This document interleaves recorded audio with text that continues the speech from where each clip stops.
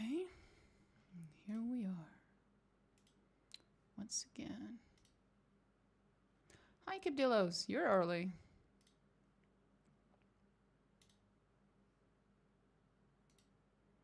I already thought that next stream was tomorrow. Nah, I'm just a little late today. I do supposedly stream every day. It's just sometimes I'm either sick or my work is too much and I have to use my stream time for work to catch up.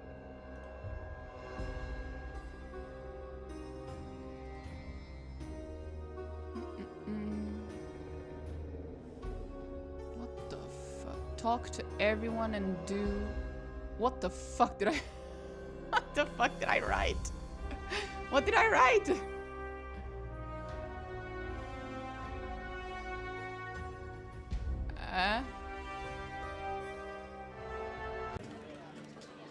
What did I write?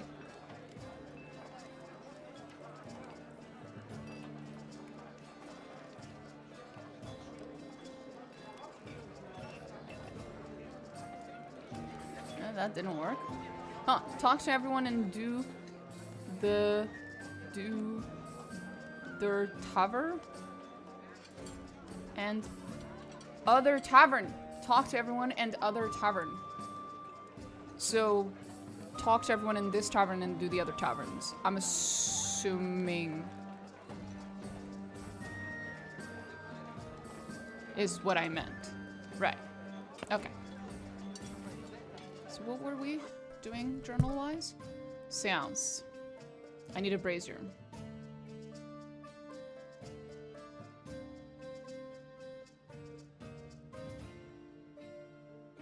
I also have a funeral tomorrow morning. I mean, tomorrow evening.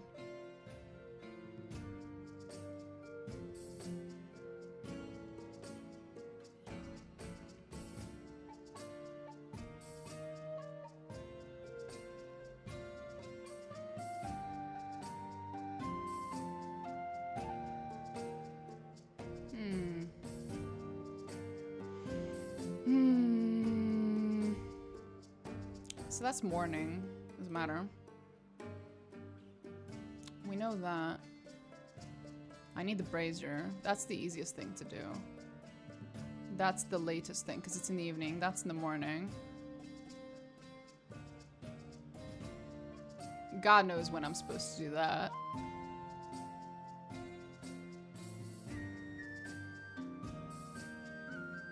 I need protection.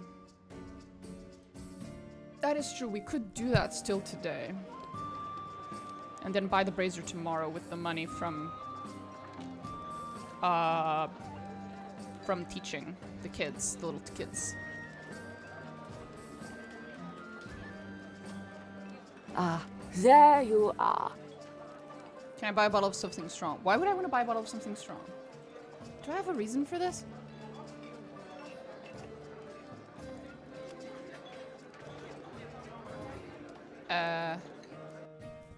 Is there a reason, or am I just...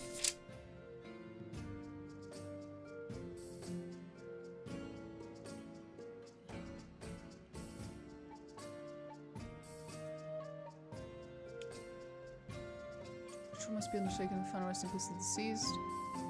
Witness should tell the spirits to go in peace. I ain't seeing it, bruh. I'm not seeing it.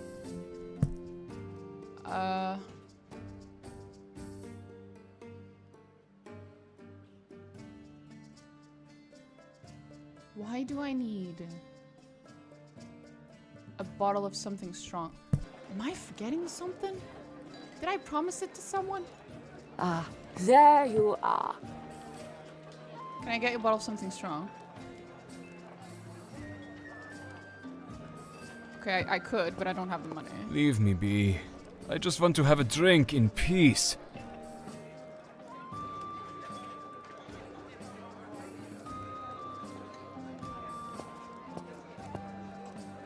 Victoria. You're in the wrong tavern, Victoria. Well, hello there. How do you like this place? Garnet's place is alright, not my first choice, but the ale's not as watered down. Not the same as Weimer's. Someone may have been playing cards and lost a hand and 20 crowns to a lying, no-good cheater. And that someone might have grabbed the nearest chair and smashed it against the cheater's backside. He had it coming. Somehow he got 4 kings, but I know I dealt at least 1 king to the dead pile. So you were cheating too? Of course I was, but that's not the point. What happened with the docks? Ah, okay, yeah.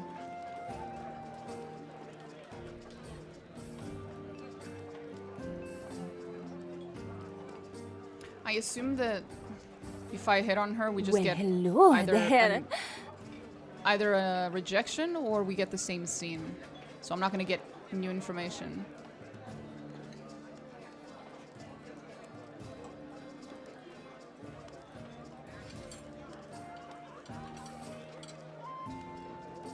Is it the same information? Or is it new information? Ah, right. This time it's a different room.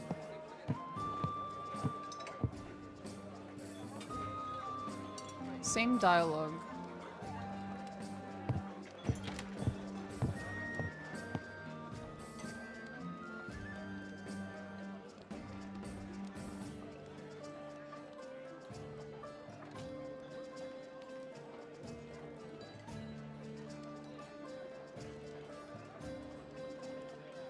After some time we were both spent, I heard her slowly dip into it. She's feeling of being kissed all over. Okay, no difference. No new dialogue, no nothing. Hey there, what's up, dog?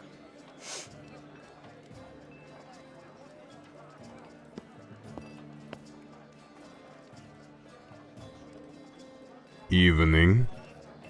Evening. Assalamu alaikum. Is it just me or is this game suddenly really loud? Assalamu alaikum. Is it just her? A fine day to you. No, it's everyone else too.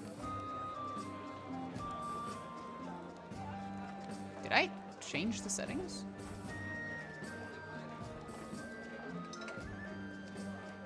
No.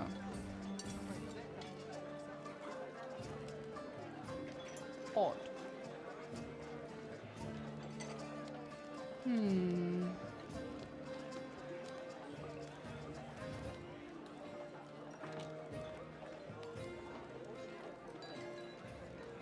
Assalamu alaikum.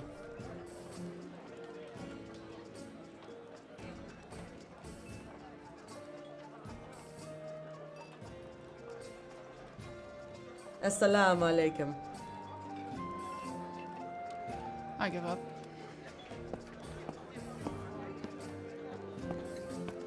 Leave me be. I just want to have a drink in peace. Right.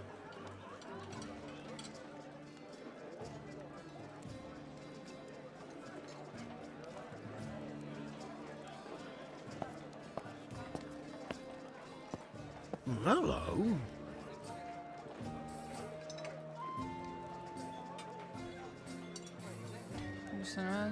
Okay, nothing new, really.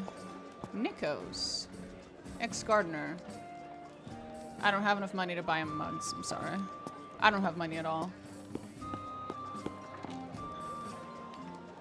I don't think I can sell. There you are.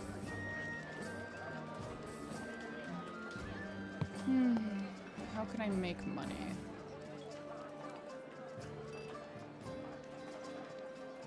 The thing is, I already have fucking ale on me. Can I just give him the beer I have in my Join me inventory? for a drink.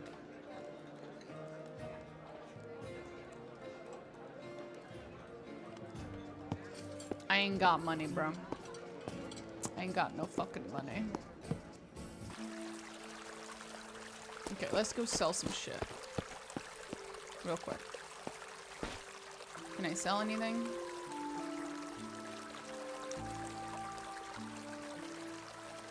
I'm terrified of selling something and then deeply regretting it later. again.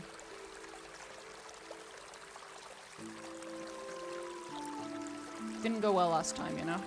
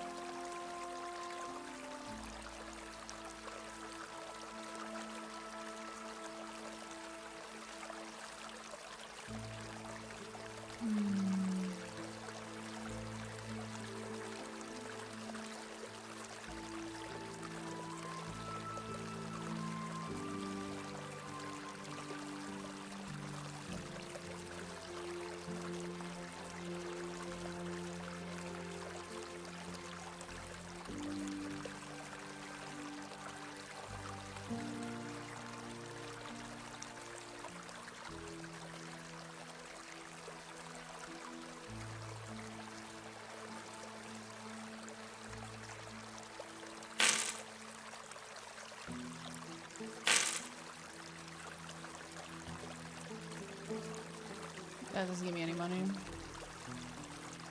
I ain't selling that pot. I know better. I probably don't need the compass. I shouldn't have bought it in the first place. I was silly.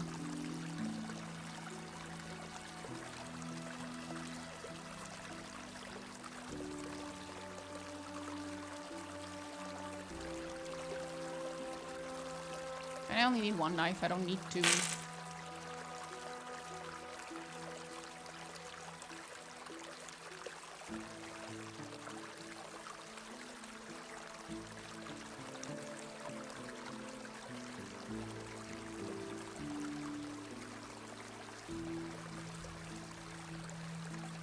Okay, I have 9 coins. Surely that's enough. Right? Oh my fucking god. Eris, out. Out. I have my food here. Cat does not go where food is. No. Just because you curl up into a little ball over there doesn't mean you get to be on top of the desk. Jesus Christ. Wee little kitty. Thinks she's smart.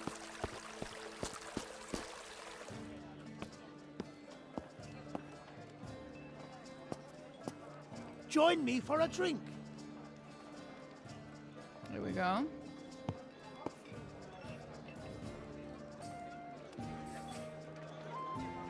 Here we go. We're gonna play cards with them.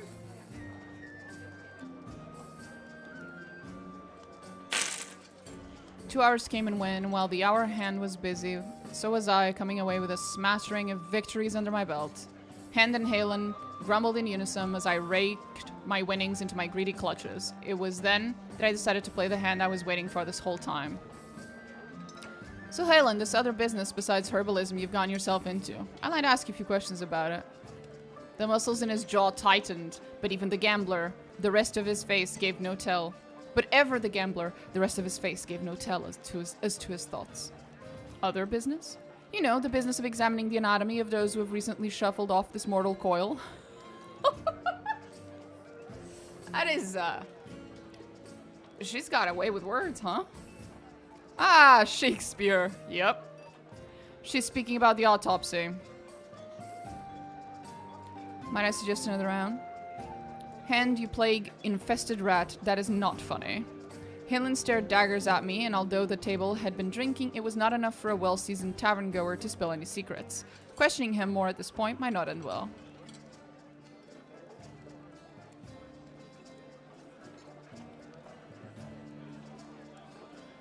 Another round. The table erupted into cheers, and the merrymaking began anew, the comforting sounds and smells of the tavern wrapping around us like a familiar blanket. Halen played along well enough, but his eyes continued to regard me coldly. Much drinking and carousing proceeded as the night wore on. Sophia's pile dwindled and was soon exhausted, leaving her to sigh dramatically and wander off towards home.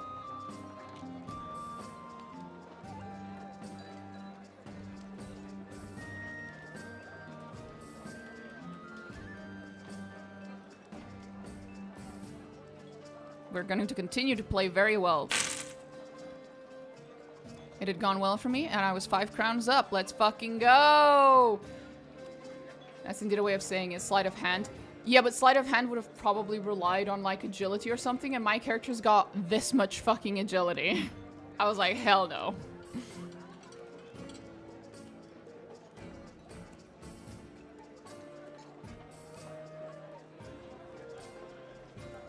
Okay, so the other dude left. He left with an acceptable heavy coin purse and a belly full of ale.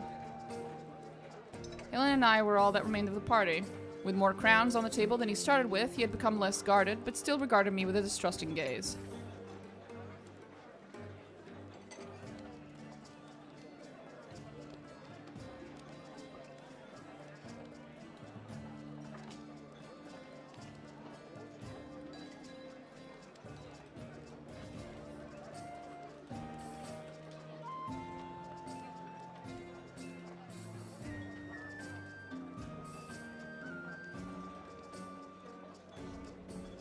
So he's just straight up lying. He just admitted he was lying.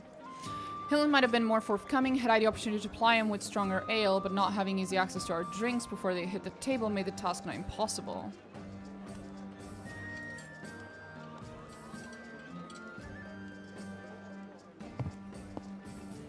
Oh, well, look. Zedek's kid likes a drink, just like the great man himself. Okay, hold up.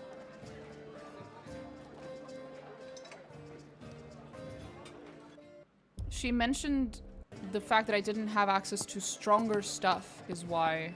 Ah, there you are.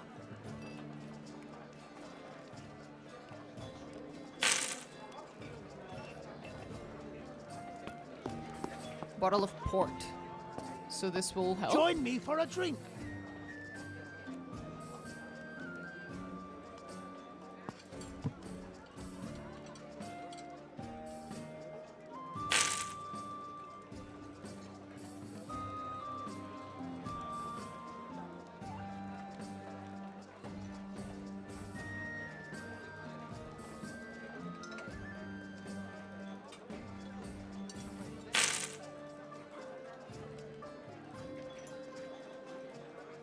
No. How?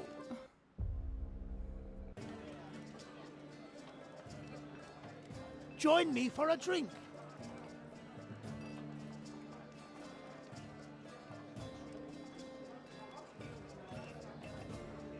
Join me for a drink. Join me for a drink. Is it because I need more of them? Ah, there you are.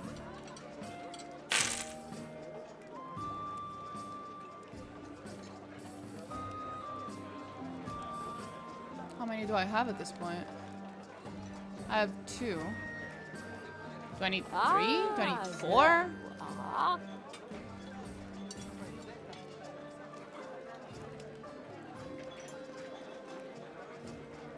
Ah, fuck me. I paid the sum. I think now I don't have enough money, though. Join me for a drink. Yeah, I don't have enough money to join them. So that can't be it.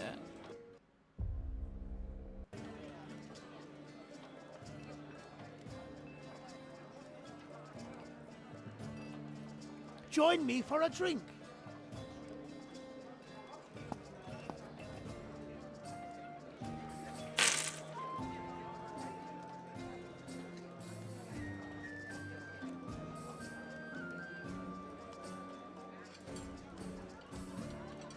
Okay, so that just gets them to leave. Yes, what?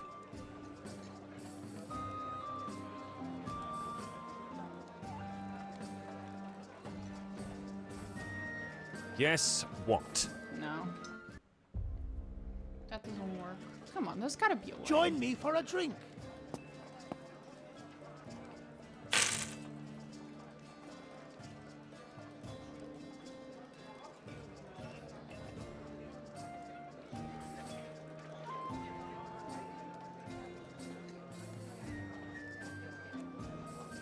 What if I just fail?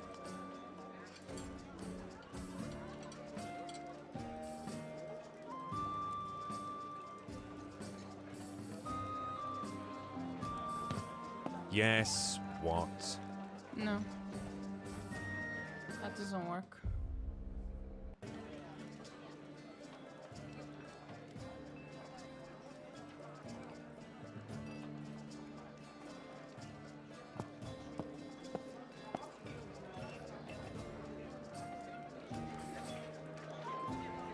Is it because I need 4 bottles? Because there's 4 people counting with me? I can't tell. I can't tell what I'm supposed to do. Join me for a drink. Well, then I might as...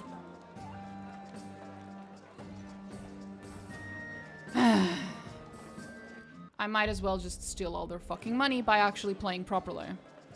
Join me for a drink.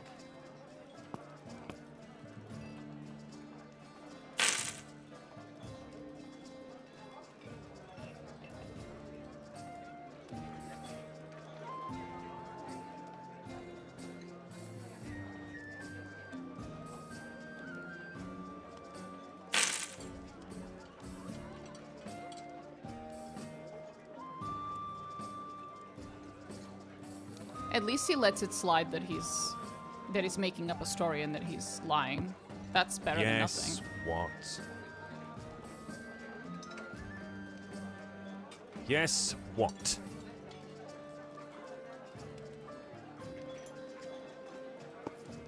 I.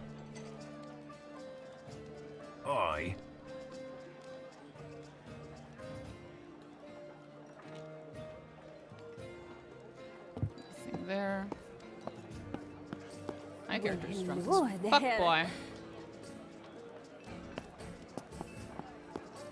Ah, there you are. Oh, my boy's not here. We drunk as fuck, boy. We drunk as fuck, boy. It's night. Oh, it's not evening anymore. Oh, shit.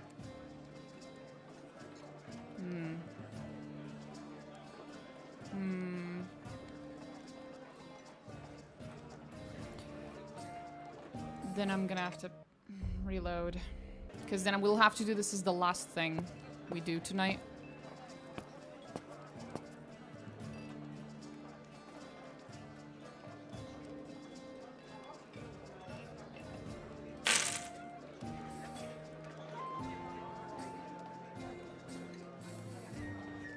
You were with family for a long time, didn't you?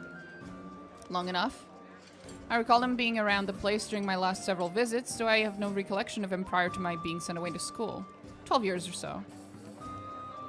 I was hoping you could tell something about my father. He was cold, clever, always looking for the angle that put him on top. If he needed you, you mattered. If he didn't, you were nothing.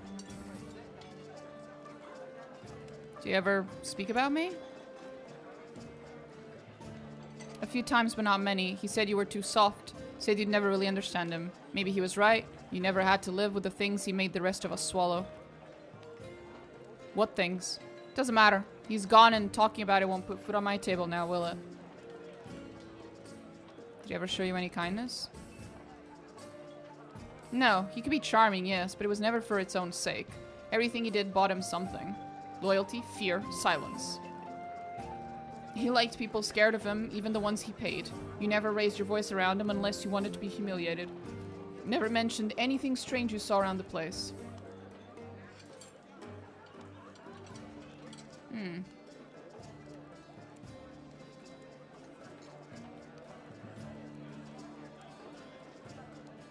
Good lad, this Nico is not talking ill. Unless it would bring money. Yeah. Why are you telling me this? Because you asked. Besides, someone should. Everyone pretends he was respectable. A hero, yes. Saved the kingdom, won medals. People still speak of it. Me? I wasn't there. I don't care much for parades or medals. I saw what came after. People celebrate a man for bravery in the field, but they don't care. They don't see what he carries home. Sadness, shadows, especially after a war like that. What strange things. Strange voices, strange visitors. He'd arrived with piles of old maps and books and stayed up all night in his study. The light would still be in the window when I arrived next morning. Strange voices? I heard him at night, talking to himself, sometimes crying, sometimes laughing. And other voices, threatening, simpering, unnatural. Sometimes many voices, growling sometimes, chanting once or twice. So he wasn't always in control. I think not. No.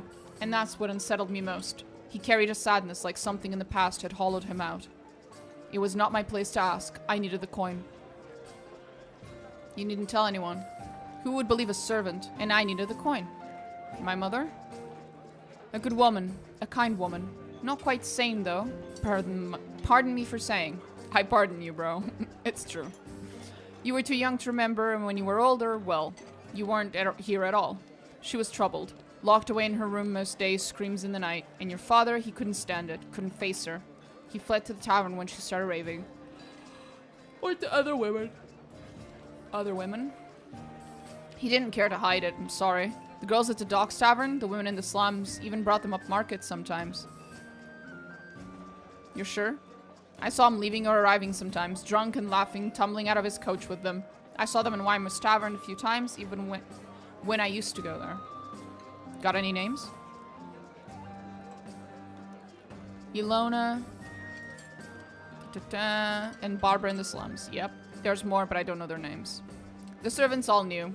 And who would speak up against a man like that? Rich men do what they want, and the rest of us swallow it. We did our jobs, we got our wages. End of story. What kind of visitors? I saw them coming and going sometimes. Shadowy figures, always in heavy cloaks, faces covered by their hat. Did you see the books and maps up close? Never went into the house. You're hiding something. I did once, just a few weeks ago it was. I found Zelig unconscious in the garden when I arrived for the morning. A big old book lay open beside him. I didn't touch it, but the pages showed a zombie, I think, and horrible writing that hurt my eyes.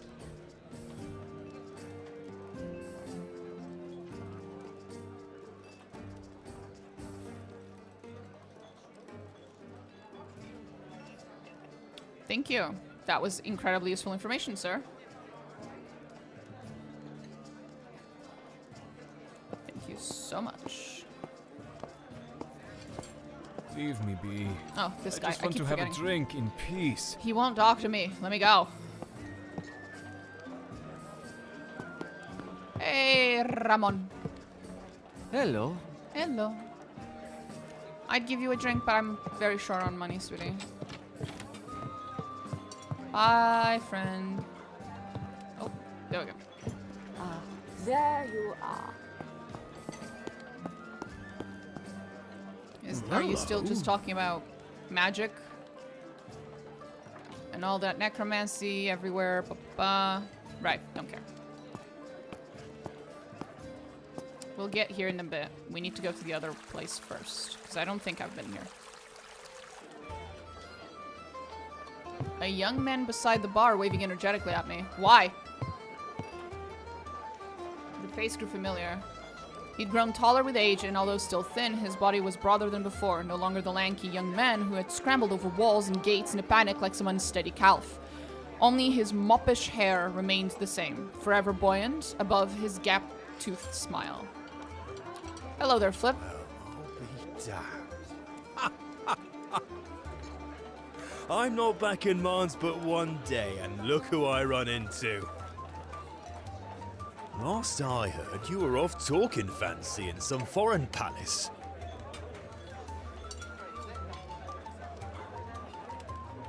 You must be having a laugh. Seen a bit of the world myself by now. Mons has its charms, but it's a bit light on excitement. Who would have guessed we'd have a reunion so soon?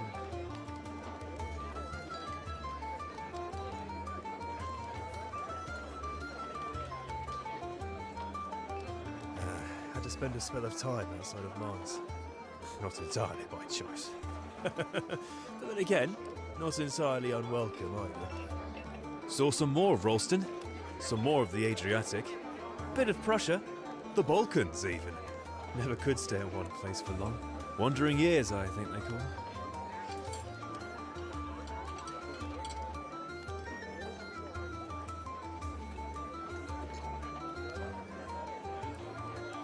Sounds like he insulted the wrong person.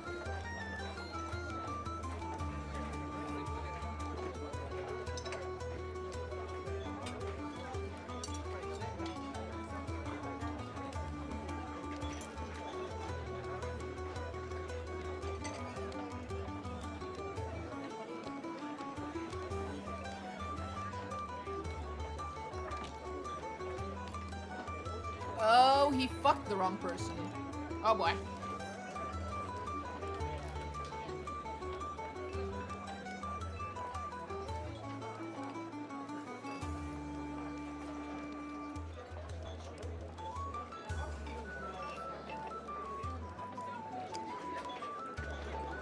Okay.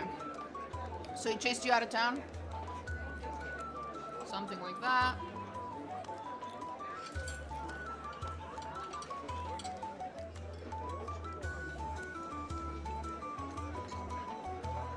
Oh! He fucked the daughter of that one dude who runs the fucking docks. Oh shit.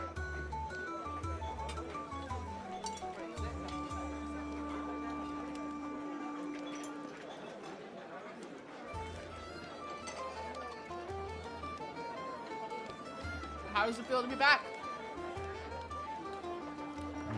Hard to say. The streets are all familiar, only they aren't. When you travel, you see things that remind you of Mars. When you're here, you see things that remind you of your travels. Huh.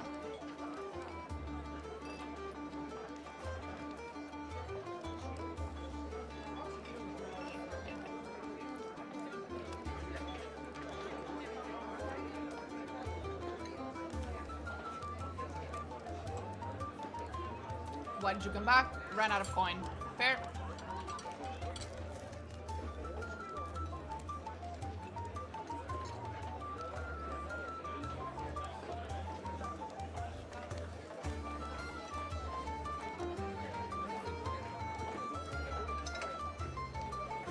Had to spend a spell of time, that's all. Saw some more wandering years, I think they call them.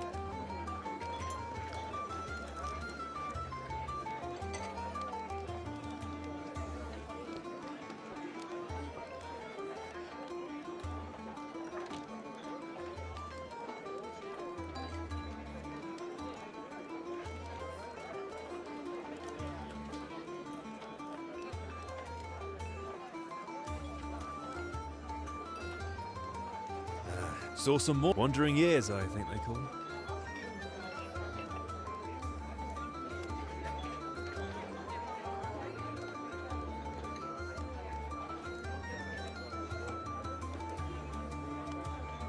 My dude. Trolling.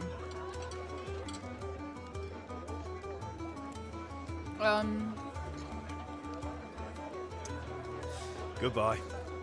Bye.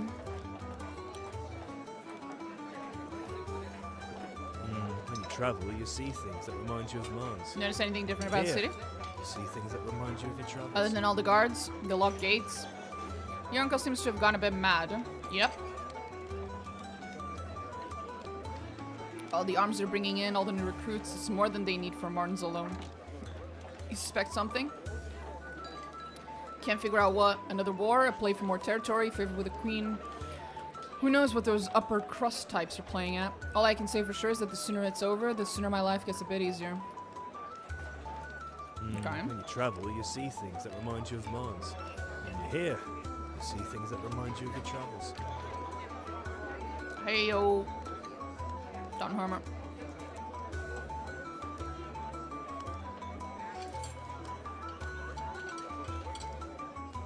I'm up in the middle of the night. That's not good. Farm labor. Okay. Golden ones are putting the screws on everyone.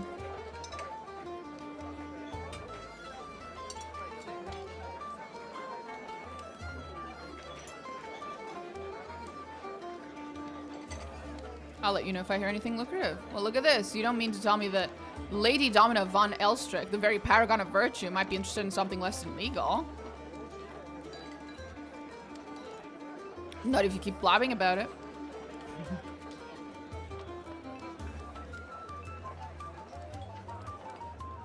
Somehow I think her might not agree. What have you been up to all this time? Does it feel like, again, same thing? When you travel, you see things that remind you of Mars. When you're here, You seen any of the old gang? remind you of your travels. Diedrich, Sophia.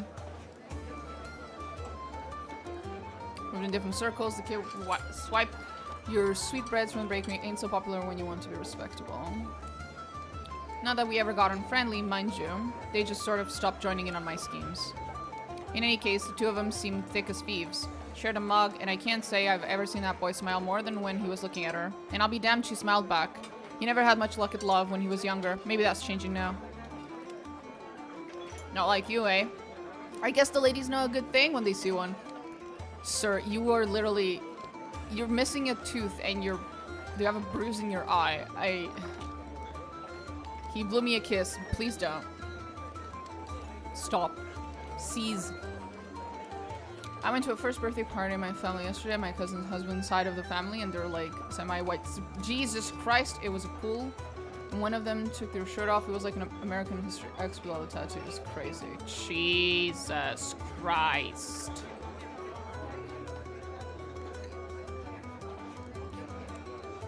That's not fun. Goodbye.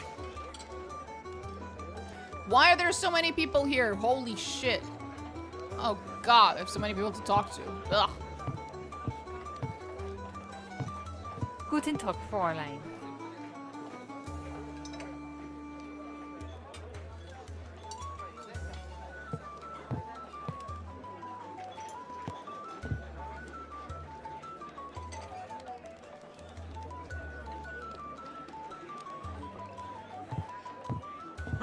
How can I help you, girl? See here. You're a tavern, are you not? You sell spirits of all kinds. Is this because I represent Venice?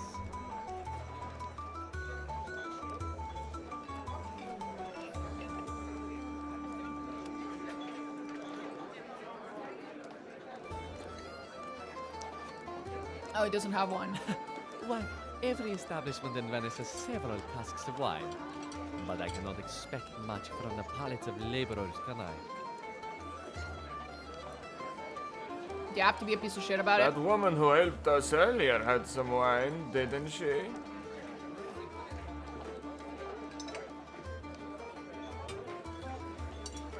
Or perhaps that man, Gustav was his name? I doubt he drinks it, but maybe he can get some. You have just named the two shadiest smugglers in this entire bar. Maybe they get it from the fish guard? Those two arrange. Quiet, you two. Wine is not contraband in this country. Just in this tavern, it seems. I am an ambassador. That is Salvador's job, not mine. As an ambassador, I demand to know where I can acquire some wine while I stay in town.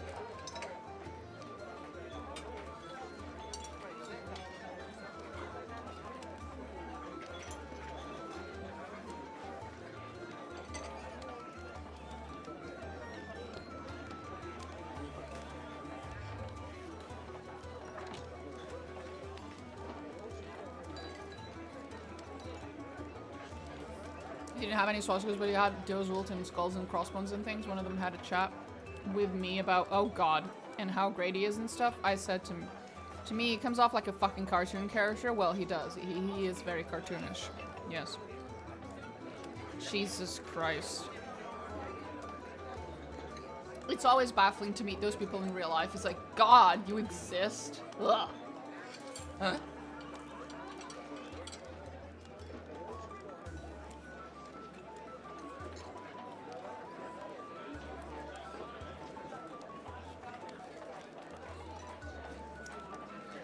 Well. Sure, some place in this town does actually carry wine. Thank you for the information.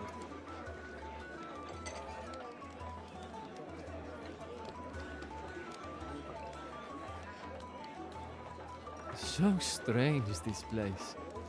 These peoples, they work hard but have no time for mirth. It'll be better in Canning. Port towns are all the same. You'll see. Enjoy this small town while you can, Claudio. Marco can tell you that the cities inland are prosperous, but we... Yes, I see.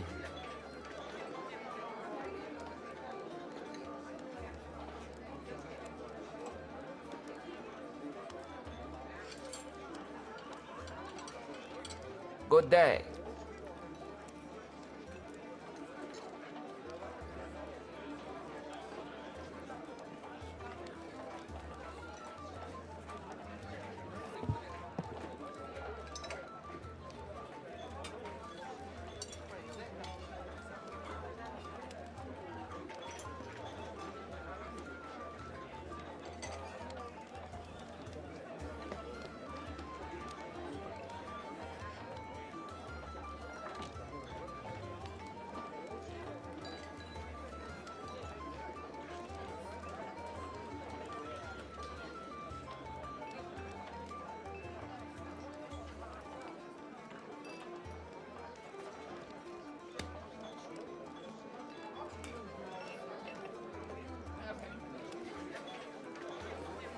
We're done having dinner.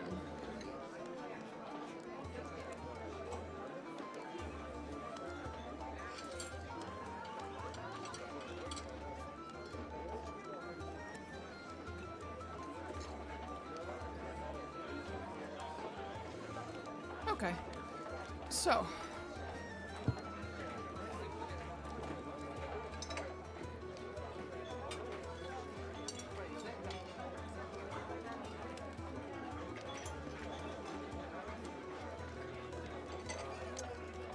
Goodbye. I did not mean to do that.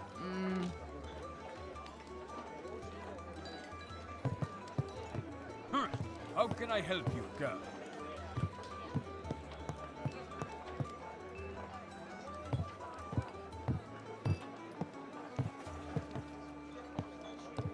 Okay.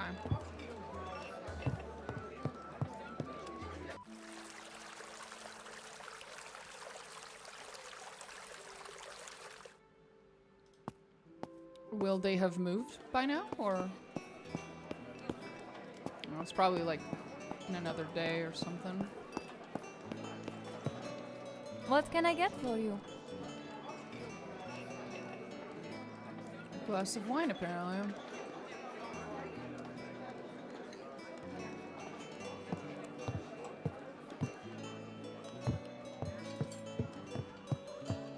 Hello again. God is so annoying. I shall see you later.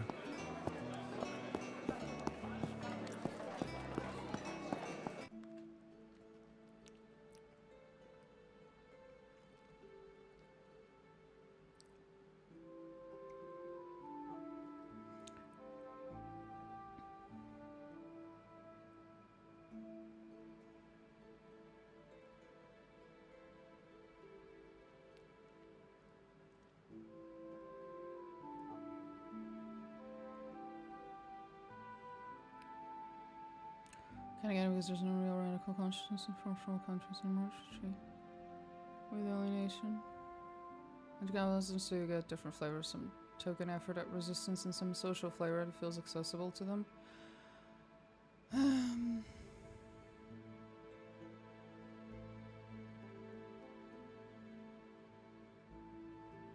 I don't think there's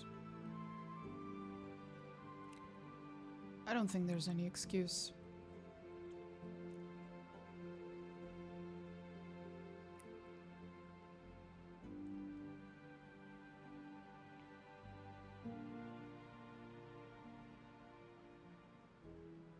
It's just people.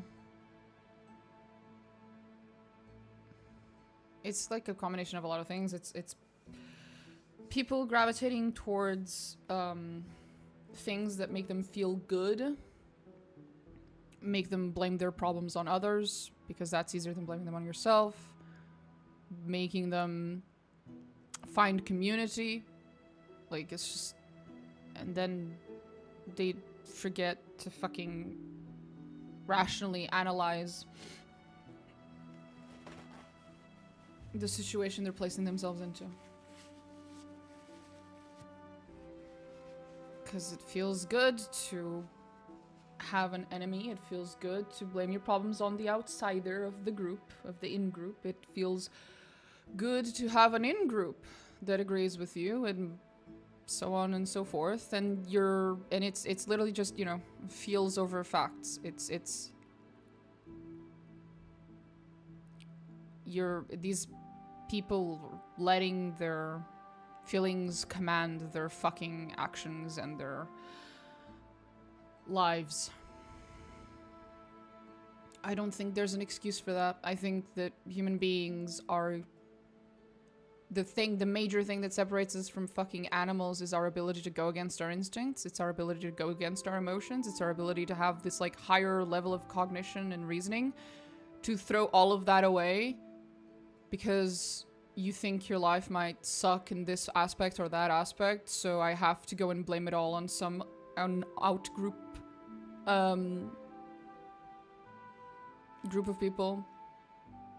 And then as a way as well to find your own in-group so you can get some fucking good feelings. It's all fucking pathetic. It's pathetic. All of it. It's pathetic.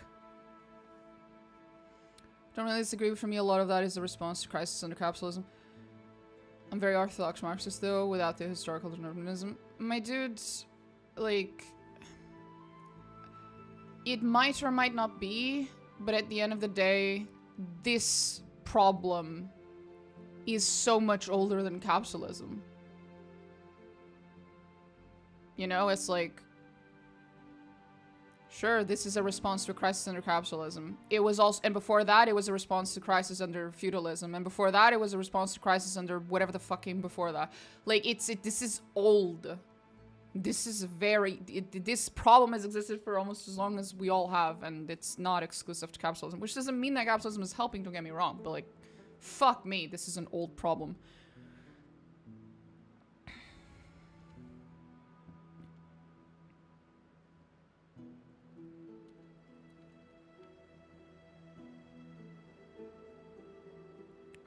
Anyway.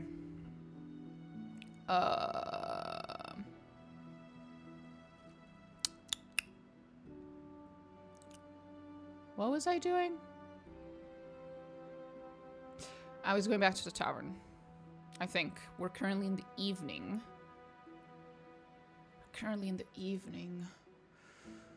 What can I do in the evening? It's mostly taverns, yeah. I could try the slums one. I haven't been there in a while. Don't disagree with that. It's a way to negotiate against social domination and alienation, which has existed in different forms forever. Right now, it's taking the form of chaos, so that's kind of the angle I approach it from. Sure. Right, I wanted to talk to Barbara. Wait, you're not Barbara, but we'll talk to you first. Hello, madam. Hello, madam.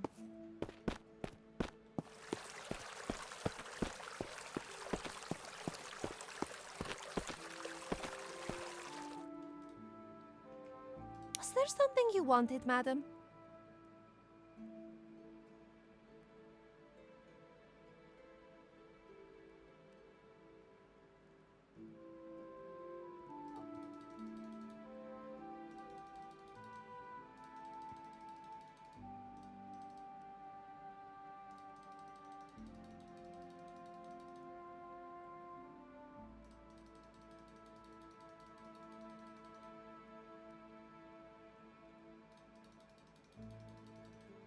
Nothing new.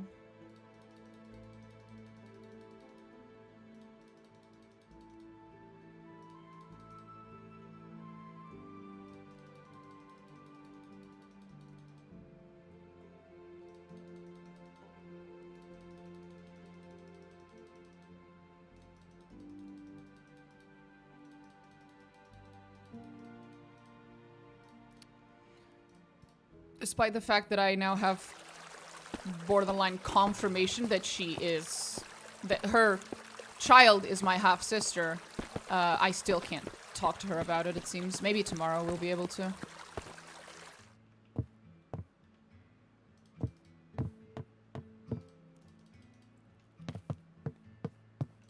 I don't understand why I can't fucking talk to these people yet, but okay.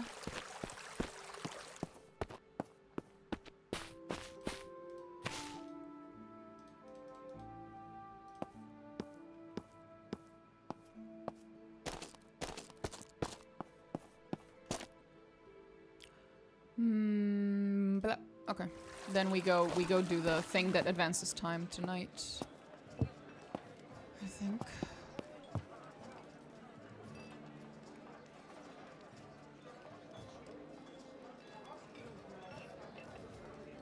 Nope, nothing there.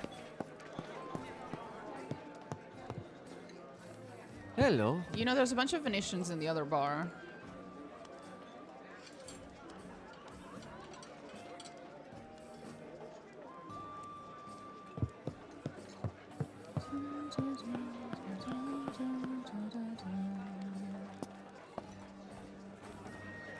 Join me for a drink.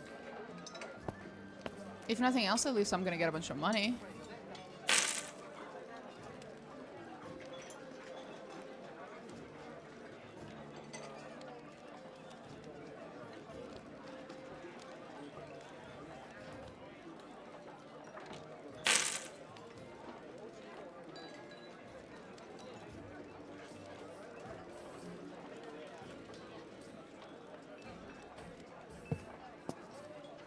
Did I make money off of that? I did! Nice. Oh, well, look. Zedek's kid likes a drink, just like the great man himself. Oh, well, look.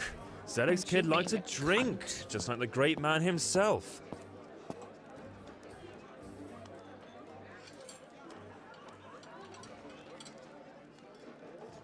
Well, hello there. Well, hello there. The ones upstairs are gone. Yeah, we might as well go. Go home.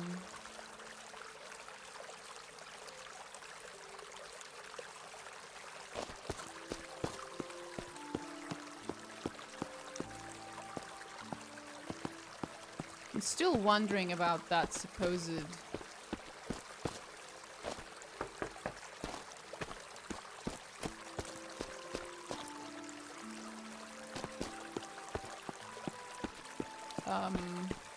spirit that shows up on the... whatchamacallit?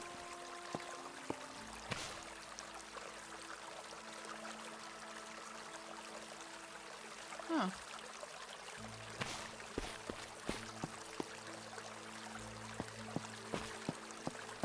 Interesting. Anyway, supposedly there's like a evil spirit or something that shows up.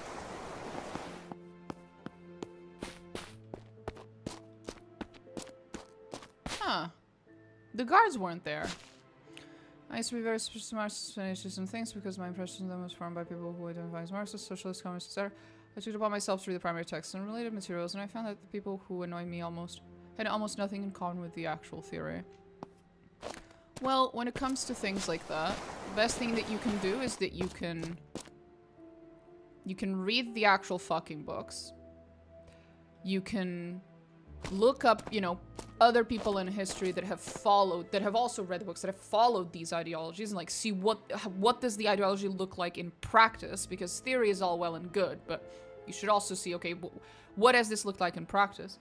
And then you should probably talk to some of those people that you know, that you feel like aren't, you know, sticking to the theory as well enough, and ask them why. Why don't you stick to the theory on these things? And eventually, at the end of it all, you will come to your own version of your own beliefs that are hopefully better informed than the average person's. And then if you still want to call yourself a Marxist, socialist, whatever, like if you still want to use the label, or if you want to use another label, or if you don't want to use any label whatsoever, that's up to you. What's important is that you study your goddamn shit, and you research your shit, and you talk to people, and you get as much information as possible. And you make up your mind, and labels come later. I ended up doing that quite a bit, asking around. My discovery was that they simply never really read any of the texts. Yeah, they're working backwards. They pick up the label, and then they pick up the things that people who have that label already believe, and they pick and choose the ones that they like, which is fine. It's just, it's not very serious. It's like you're not taking politics very seriously. You're taking it as it's like you're taking it like, you know, like in Portugal, I support the Benfica football team. Why? Because my dad supports the Benfica football team, and as his daughter, I support the same team as my dad. Do I know anything about that fucking team? No. Do I give a shit? No. It's like, it's that level of fucks given. It's like, all my friends have this particular label, therefore they belong to that team, so I belong to that team, and there isn't a whole lot of thought behind it. An unfortunate reality of politics in general is that for some fucking reason, despite the fact that it's an incredibly complex, a very serious, how do you say, area of research, area of knowledge, it's not taken so. It is taken with about the same level of seriousness as fucking football, which isn't a lot. Which sucks, because other areas in the areas of like other areas of research in those types of like human sciences, like I mean like sociology, psychology, even if you will. Those are, you know, you wouldn't go around giving fucking sociological and psychological advice to people without having a fucking degree, or well maybe you would, but mostly, for the most part, people understand that, you know, an expert is required with a fucking degree to do this, you know? But with politics, it's like anyone at the fucking pub could give you great political advice. It's like, okay, no. Your uncle at the fucking dinner table can totally have a perfectly well-informed opinion on politics. It's like, no, he can't. Where's your years of research? Where's your expertise? Where's your experience? Where's your degree? Where's your, like, anything? Qualifications? Nah? Okay. Great. Fuck me. The cat is sleeping. Well, you know, that's good. That's nice. I am once again seeing the ghosts of the people that my parent probably killed or something. I don't know why there's so many ghosts in this fucking house. The ghosts of sins past or something. Past, present, and future. I shall be committing many sins too.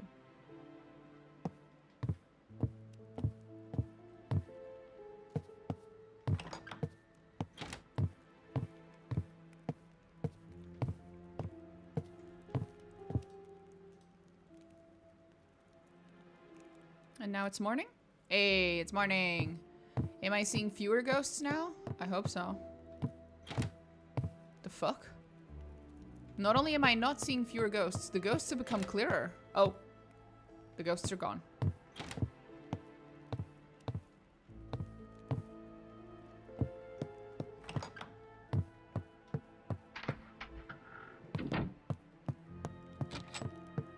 Is it a good thing or a bad thing? Is the ghosts are becoming clearer? I'm not sure. I'm inclined to say it's probably not great. Oh, hello.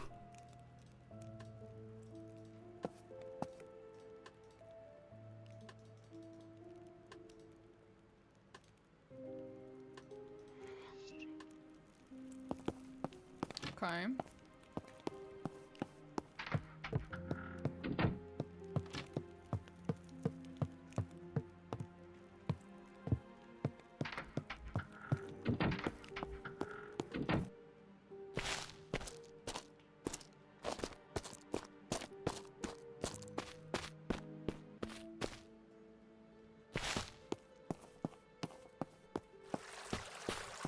There's people in the graveyard. It's usually so empty. Okay, maybe we can go to the hospital today. Sorry, hospital is closed to visitors.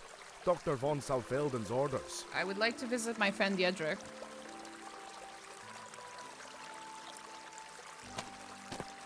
I see. You see, sir, that sounds like some fucking bullshit. Can you spare a coin for a poor old woman?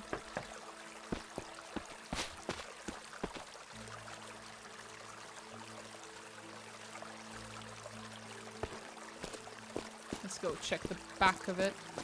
See if we can sneak in or some bullshit like that.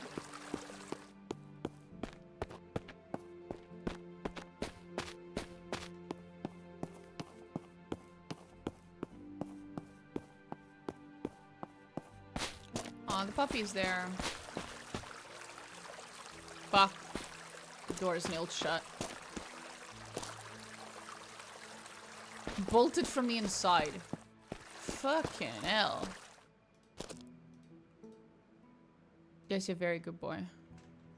There's a very good fucking boy. There we go. Very good boy. Okay.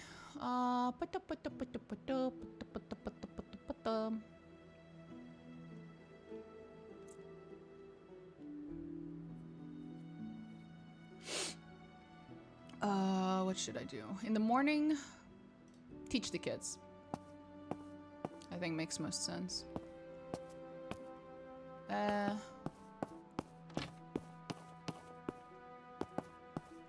Hello, dear cousin.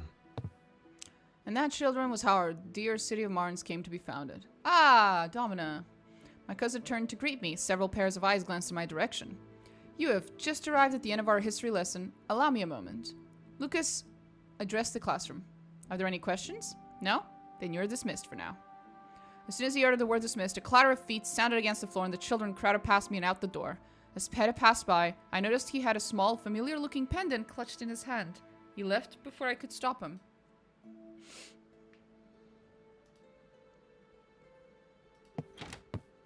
No, he fucking didn't. Come here, you little shit. What's that in your hand? I've got nothing, missus. You're a terrible liar. I can see it right there. I just want to see.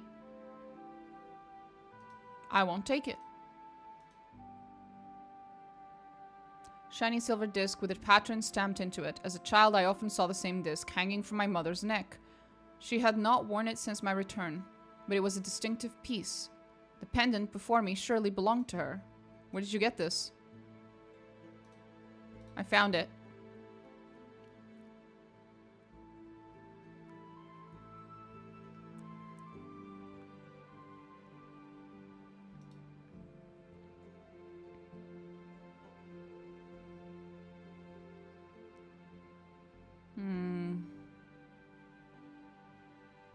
I beat it out of him. Jesus Christ. Let's try the tactful approach first. You're not in trouble. Just tell me where you found it. He looked around at his friends and then back at me and studying my eyes. I guess I found it in a pile of junk. That's the big secret? I thought I'd get in trouble. Why would you think that? It was real dirty. Blood. Someone got knifed, I think. Didn't want us getting blamed. Their resistance suddenly made sense. I believed them. It felt a bit foolish to think that these children had anything to do with the attack on my house, but these days I did not have the luxury to assume innocence. I doubted that they even knew I had manipulated the conversation to get my answers. It was a difficult approach. Children were so quick to scare. The kindness and promises were good tactics.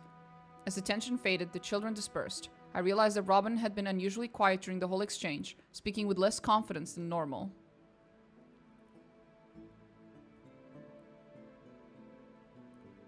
Where was the pile of junk? Bushes behind a bench at the end of the academy building. Why did you take it?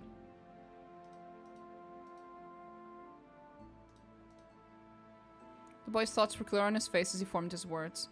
Used to have one, but I lost it. I think it's from my mom.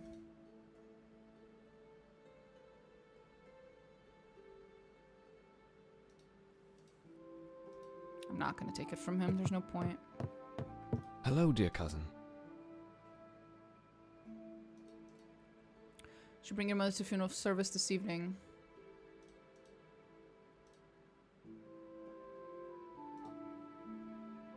I'm ready for my shift. The children are not here. Please return when class is on. Okay, so not in the morning, I guess? Is that it?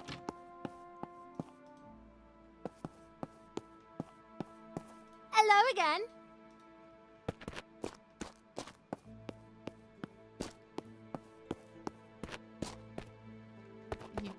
He talked about a bush. He said behind, right? Or next to, or... Aha! Drunken refuse. Rats skittered away as I pulled the bush aside. Someone had certainly been sleeping here and may have met the terrible end. Among the debris, I discovered a knife stained with blood, but no body. I was no closer to understanding who had defiled my home. I took the knife.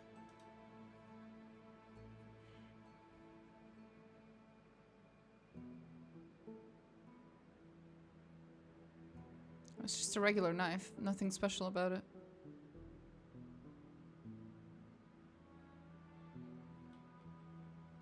No.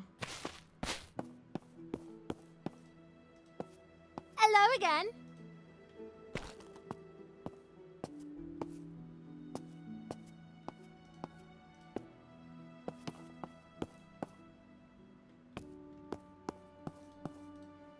Okay then. I guess we'll have to come back in the afternoon or something.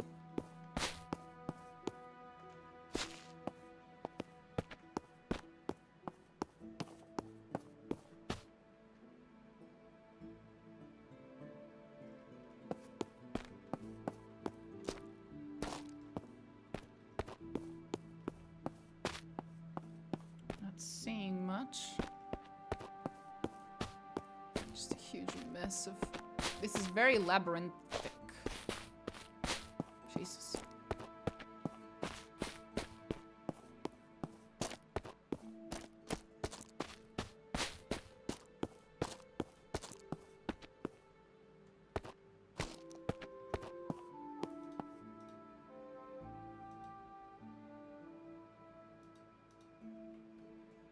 Dead Man's Gate, right. I think the dockyard has people in the morning as well.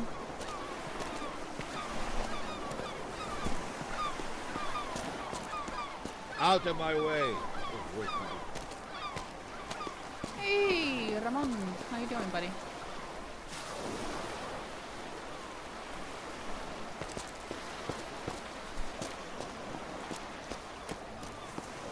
Whoa, watch out. Heavy crates being stacked. What troubles you? Suppose you seem alright. A docker's life isn't an easy one. Low pay, long hours, do some shady deals just to make ends meet. Lately, though, it's getting dangerous. Like with Drago. Got me thinking about a change. Mission Drago? Big fight on the docks. Got knifed. Those doctors are working on him. He'll be out for a while. He got knifed, did he?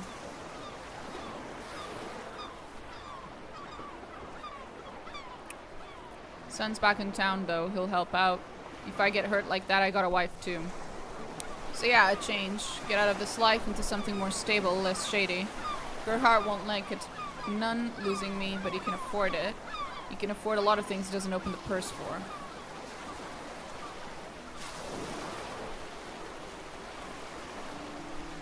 What other work can you do?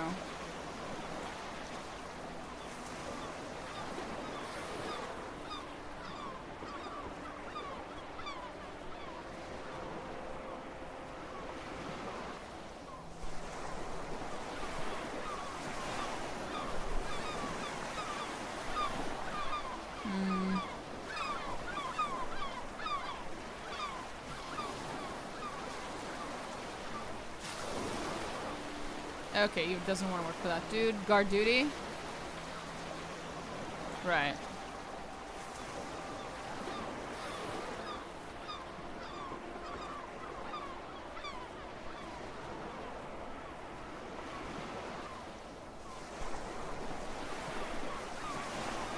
What is that metal there? Fell off a cart in front of the blacksmith near my home near there. They sound calms me down on bad days.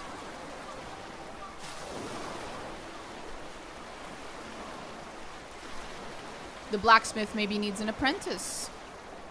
Let's go talk to the blacksmith.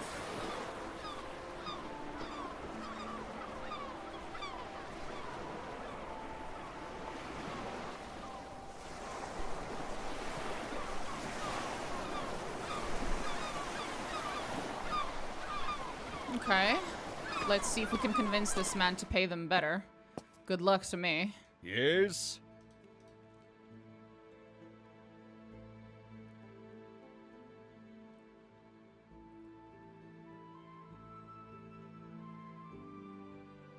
How's Emily doing? She's doing well, just completed her studies. What's it to you?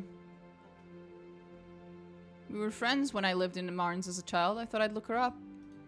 Not that I approve, mind you, but she is due to return home for a time this winter. Yes?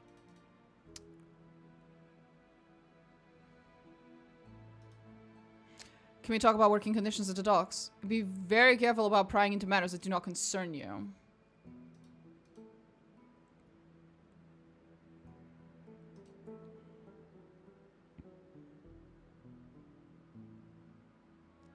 I explained the logic of a temperamental workforce in a busy season.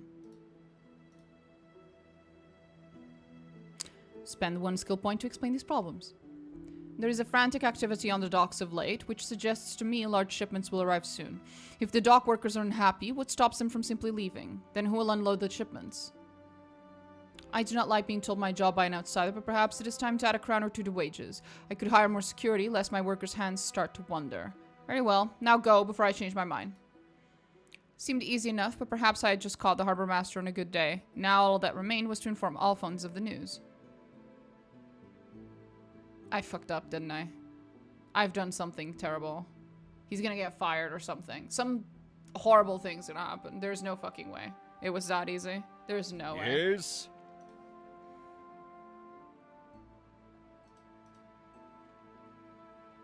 Yes?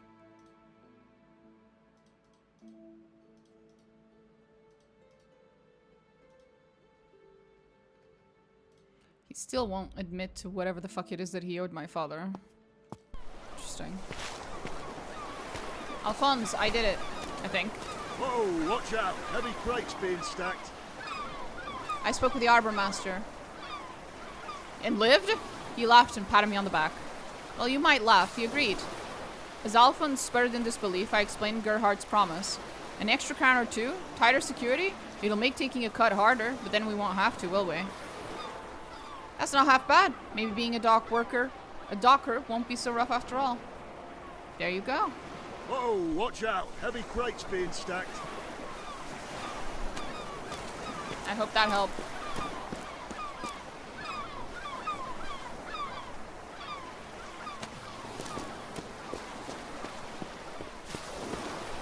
Out of my way. Yay, Ramon.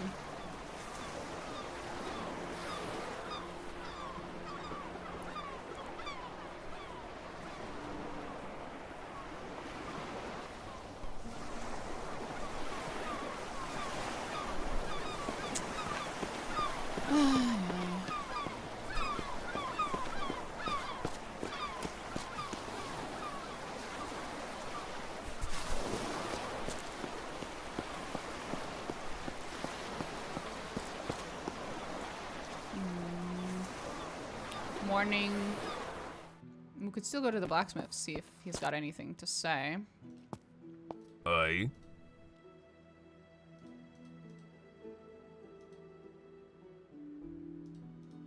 No, it's not for myself. A friend works the docks and he's looking for a change.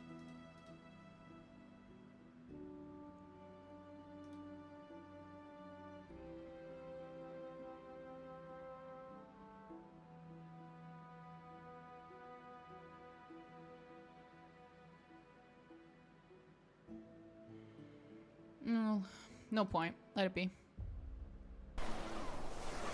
Whoa, watch out. Heavy crates being stacked.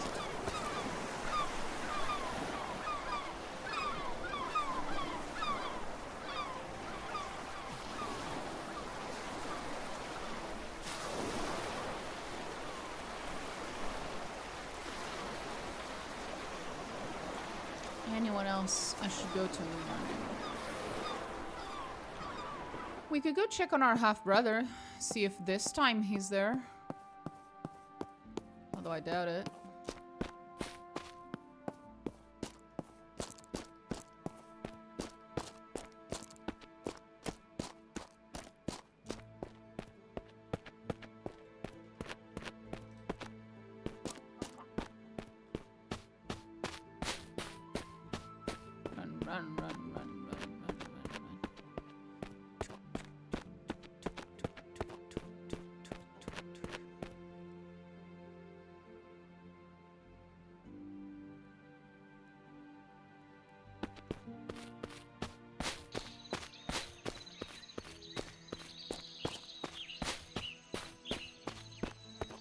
Oh, that's where the bear is.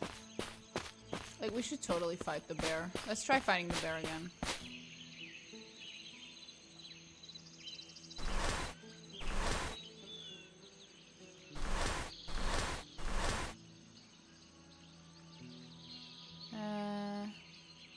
Let's try a different weapon, maybe.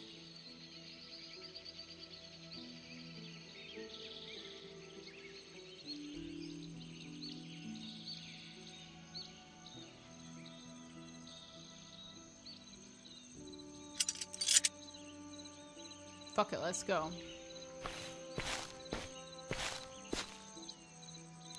We're gonna start shooting.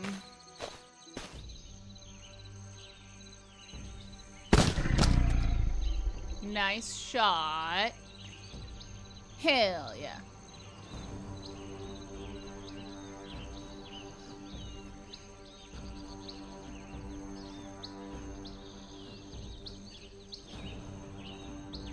Death focus. Commune with the realm of the dead. Gain magic points. Oh, it's for regenning mana, I guess.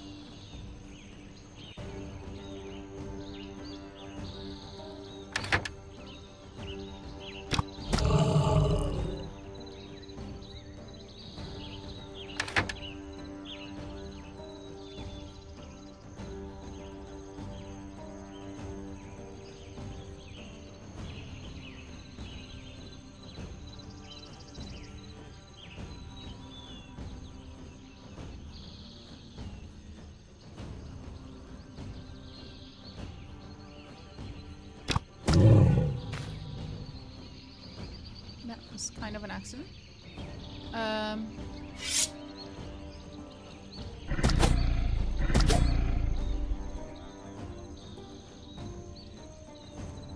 you gain level and do more damage? That's what I was hoping, but now that I think about it, I don't think that's an option.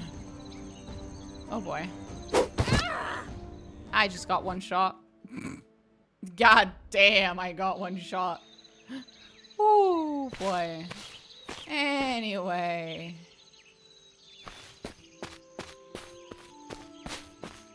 Maybe we don't do that again, hmm?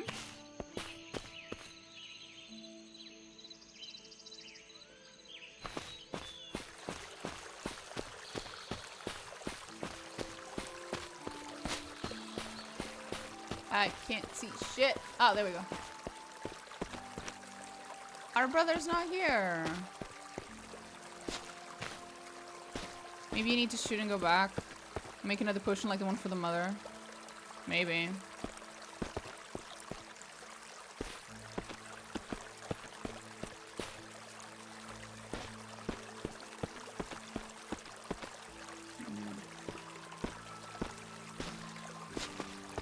I am annoyed. We cannot go say hi to our brother. But also he's not anywhere in the forest that I can see during the day, like at all. Despite the fact that this is supposedly his job.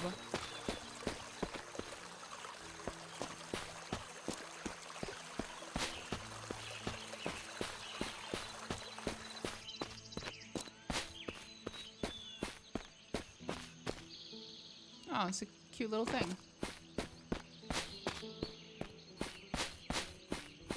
Another cute little thing. I haven't seen this one. Huh.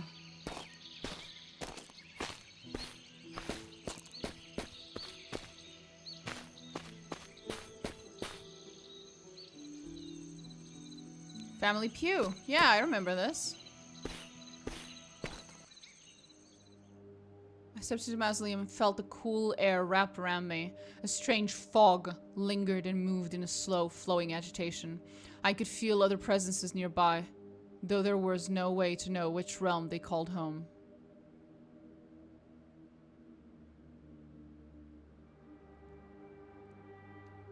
I recited the name of the deceased. Recalling the strange note I had found inside a book of incantations on the floor of a crypt, I spoke the name written on it. Clarence Pugh. The fog, moving until then in a slow clockwise motion, abruptly changed direction. From somewhere within the deep, dank miasma, a humming began to emanate, though the direction was unclear. It seemed to come from the walls, sounding more and more like a dirge and growing closer. The fog billowed, and then at once I felt an icy grip crawl its way across my arm and sink into my skin like a vice. A whisper wavered near my ear. A wanderer, here after so long, but not the one who put me here, not the one, and smelling of death, not the one to help.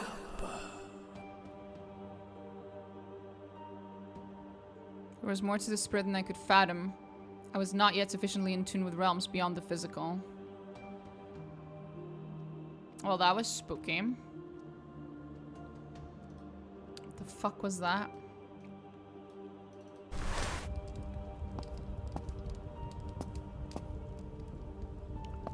Extremely spooky, I guess, and that's about it.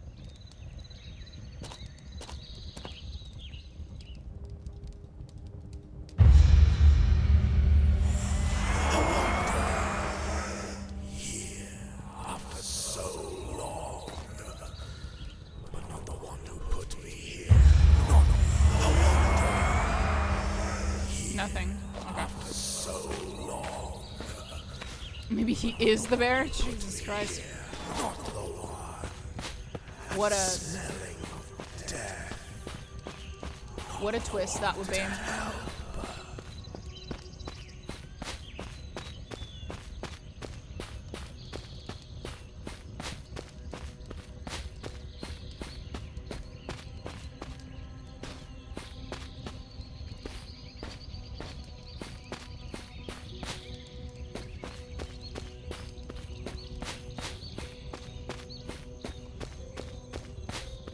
Trying to see if I can find my brother. Oh, a cave. I don't think I've seen a cave. Is my brother here? Are you here, bro? Bro?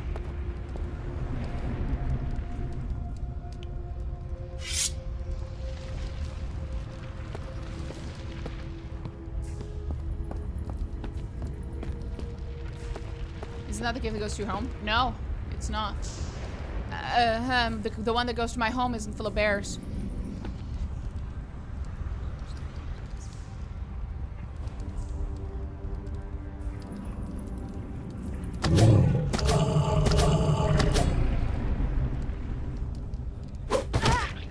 Shit.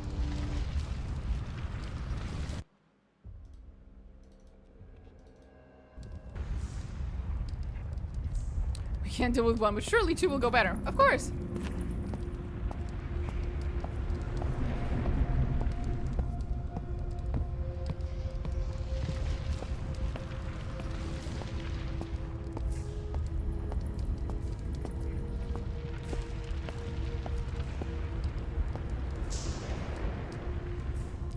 Mushrooms.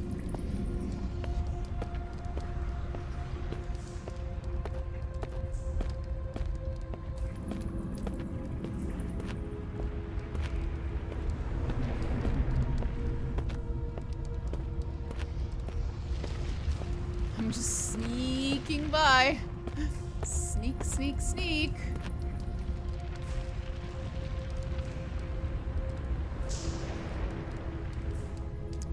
We could do the smoke thing onto bears. I'm not sure about that. Lizard. There are a lot of them.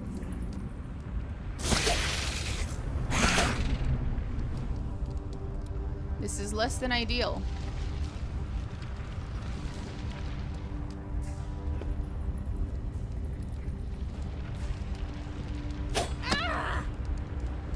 Ow. These lizards have spears in their hands. They know how to use weapons. The fucking lizards have evolved. Fuck. Those are lizard men. Yeah, they are. 100% they are. Well, there's mushrooms here, it seems.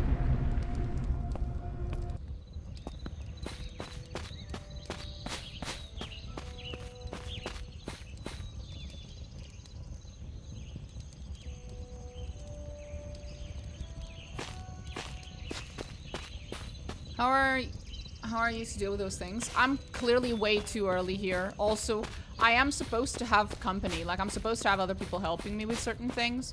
And I haven't figured out how to get help. Per se.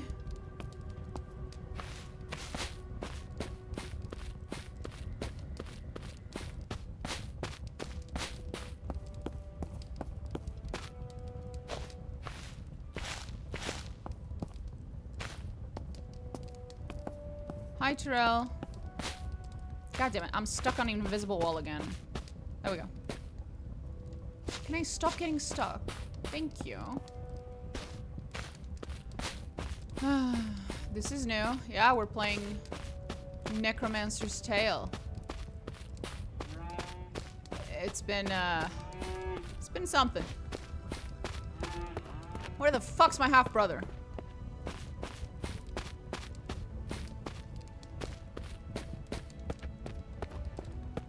I'm pretty sure we've been through every inch of this fucking forest.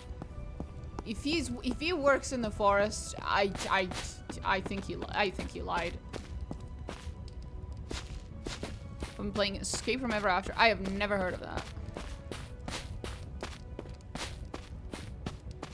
But then again, the game I'm currently playing is so unknown that I can barely find anything about it on the internet. So this is like a true blind playthrough because I can't find shit. Other than the occasional Reddit post. It's a Paper Mario-like parody. Oh, cool. Fuck's my brother. Brother! Brother! Brother, I require assistance. Brother! Brother, I am stuck, brother.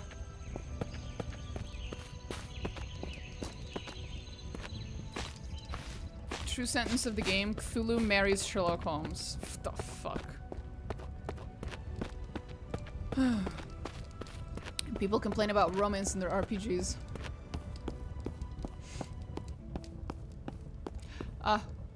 I put away my weapon. Oh, thank God she remembered, because I didn't.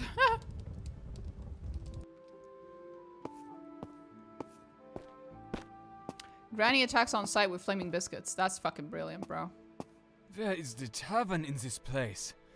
I'm on the verge of murdering somebody for a drink.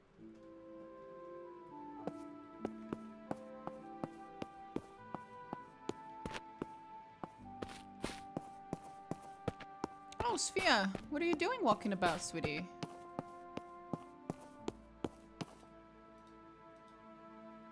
He had a dizzy spell, nothing serious, I'm told.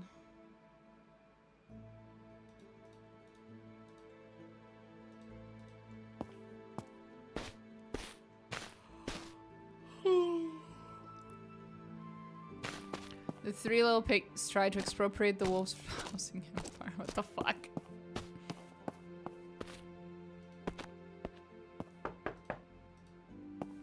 Sophia, do you know why the bakery is always... Garnet's Tavern later? Do you know why the bakery is always fucking closed?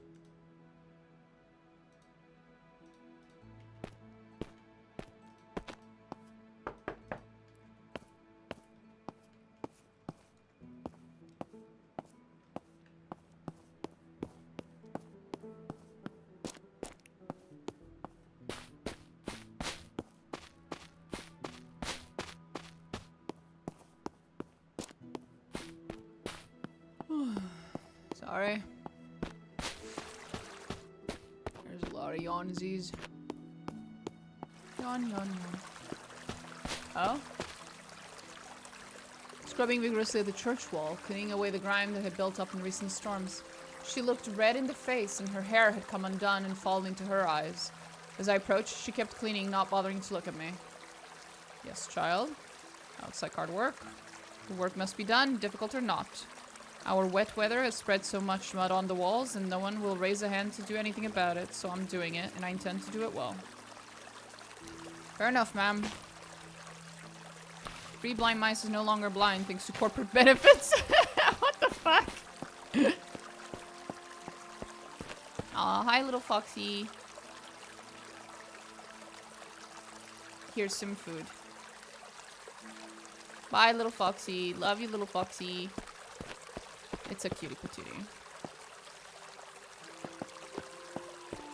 Oh, there, goodly madam. Certainly. See here.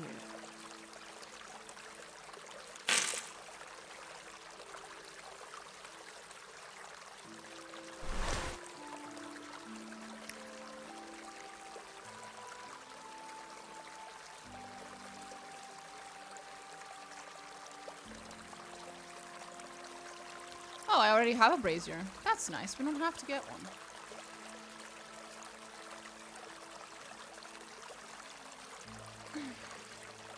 The big bad wolf is named the wolf bard named Wolfgang. That's cute. That's cute. Oh, oops. The fuck did I just do? Game? Oh, there we go.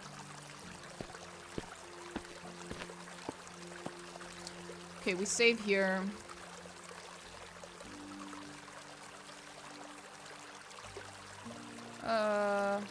Time skip to afternoon.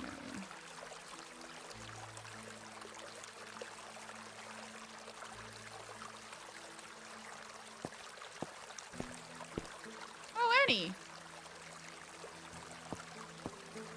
Sorry, hospital is closed to visitors. Dr. von Salfelden's orders. Can you spare a coin for a poodle? Thank you kindly.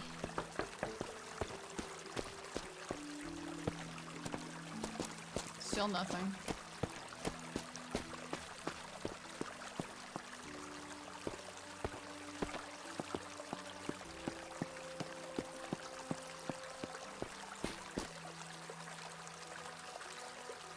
Well, we should go teach the kids. I'm guessing they're inside now. Oh, I should put on some more appropriate clothing to teach children. There we go.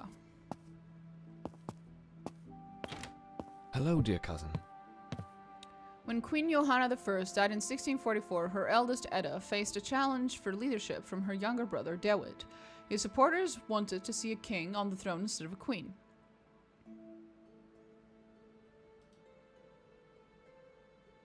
Did you bring him, Peter? Huh? The nails, Peter. Oh, right, the nails. The nails for the prank.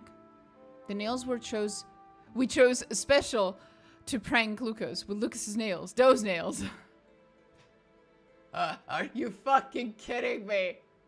An Emperor's New Groove fucking reference in my necromancy video game? More likely than you think.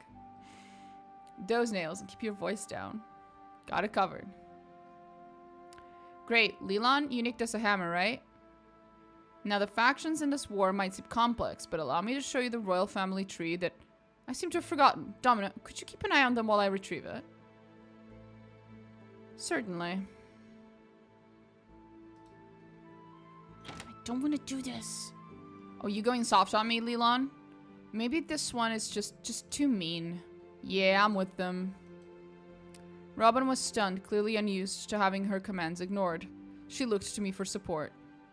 It's just a prank. Come on, tell him it's fine.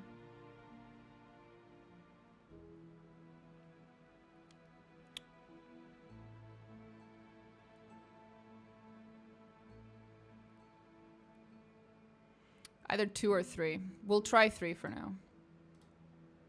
I leaned in conspirationally, hooking their attention immediately. Wouldn't his reaction be even better if he came into school and found 3 sheep wandering the classroom? Maybe. Then imagine how much of the day will get eaten up when you paint the numbers 1, 2, and 4 on them. It took the children a moment to process that one. He'll be running around all day looking for number 3! Exactly. And we could spend the whole day having fun. I like sheep. I chose not to mention that this particular idea had been Lucas's when we were younger, or that trying to herd sheep should be educational, or that Lucas would probably make them clean up afterwards. As the children considered their next steps, Lucas returned.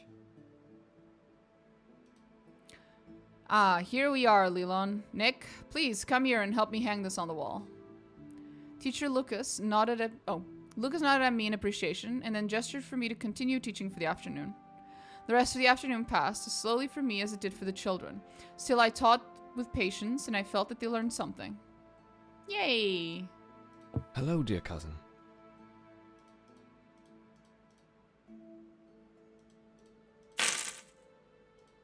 Four crowns. Hello, dear cousin. I feel like it's getting worse.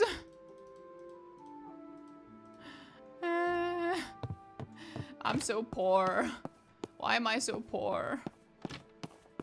I wonder if the other jobs would have made me any more money. Feels bad.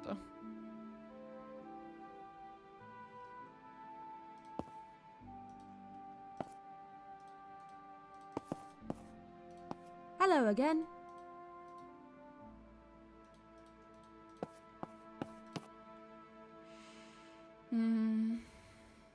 It's afternoon, right? Right.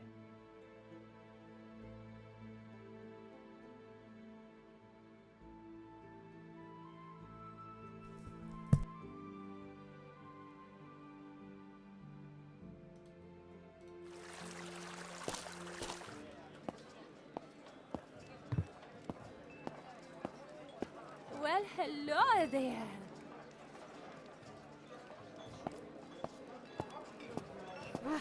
You should hear the lies out of this fool. There's not a lie.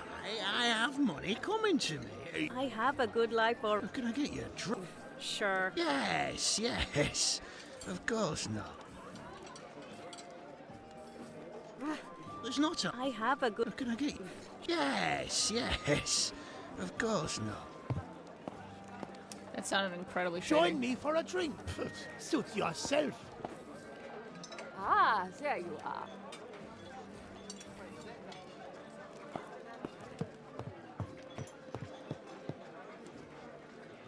He's still trying to convince her to get in on his crypto scheme. Fair enough. You keep at it, buddy. Good luck with that.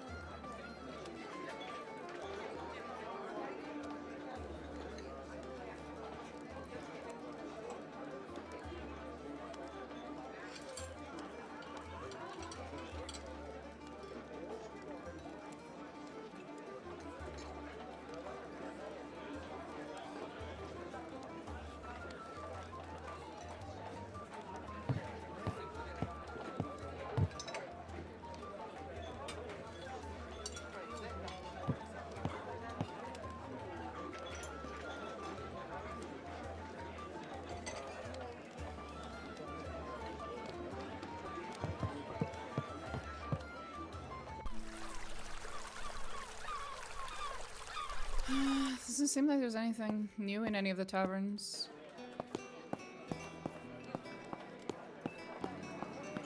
What can I get for you?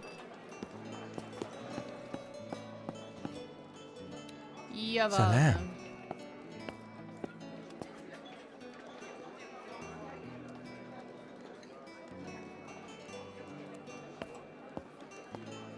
He mentions how there's another tailor, and I'm pretty sure it's Sophia's dad, but I haven't met him and I haven't seen his shop, if it exists. Hello again. No. Why do I have to sit down every time? I don't wanna. Stop making me sleepier than I already am, sir. That's annoying, sir. Fuck you, sir.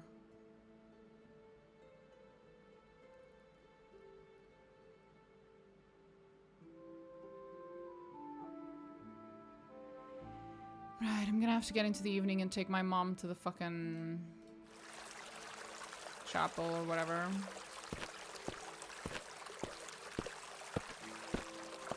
Fresh bread. Please.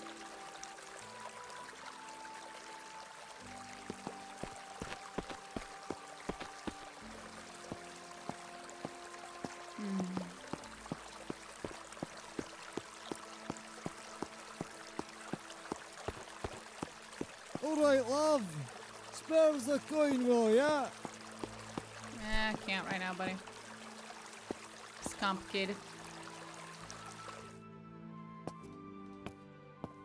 My lady, The Baron is still keeping his own counsel.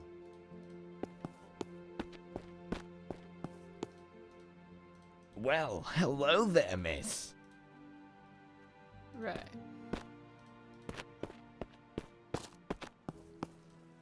The barracks are close to civilians. Of course they are. Yes? What? Apothecary? Oh wait, Barbara. Just realized I forgot about Barbara. Because now it's been a full day, maybe she will talk to me about the fact that I know for a fact she slept with my dad. Barbara. Barbara, why did you sleep with my dad, Barbara? Barbara, what the fuck's wrong with you? Is there something you wanted, madam?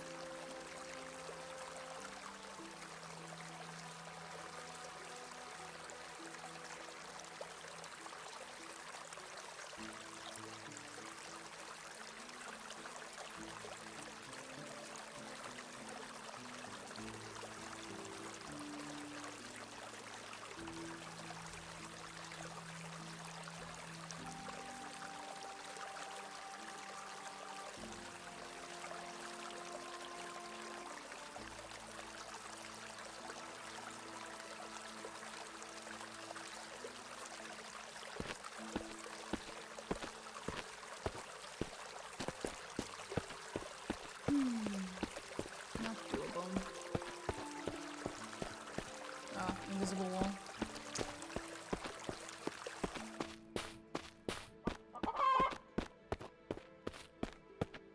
No one here?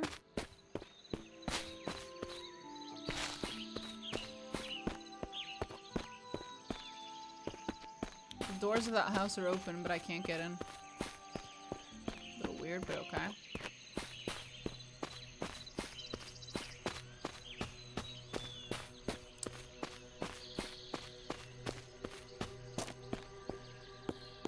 Brother ain't here either.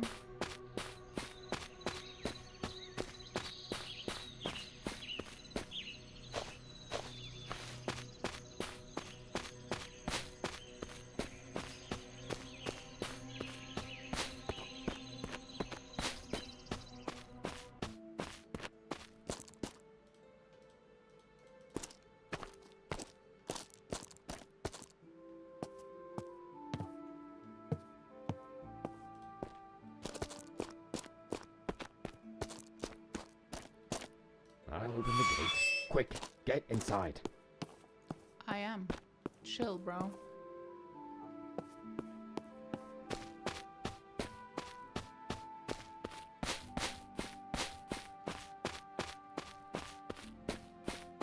Really nothing here. Well, then I guess we move time forward again.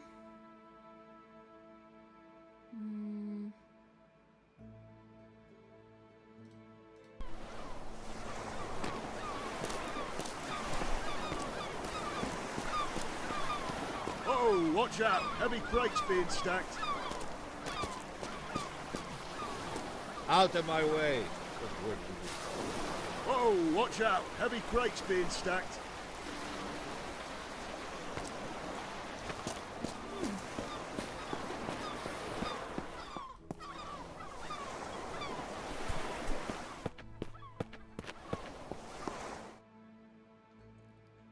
Right, this continues to be very dark in here.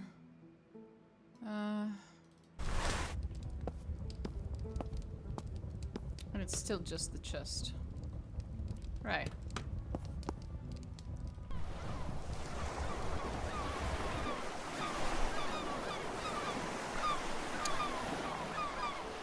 And I don't think there's anything else for me to do.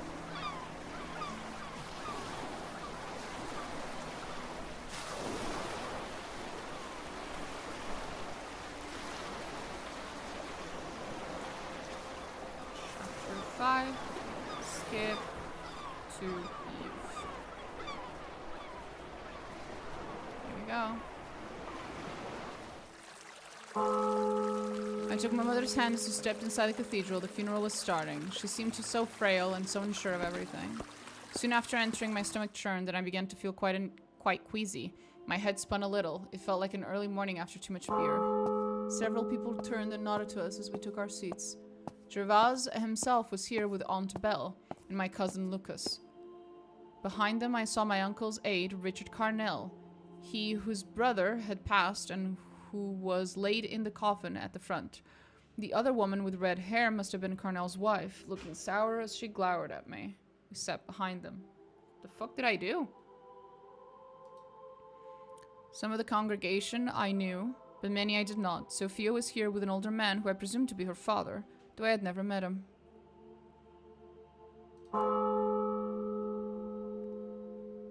We gather here, mañana.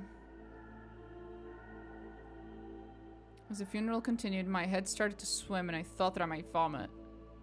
Better the little that the righteous have than the wealth of the wicked, for the power of the wicked will be broken, but the Lord upholds the righteous.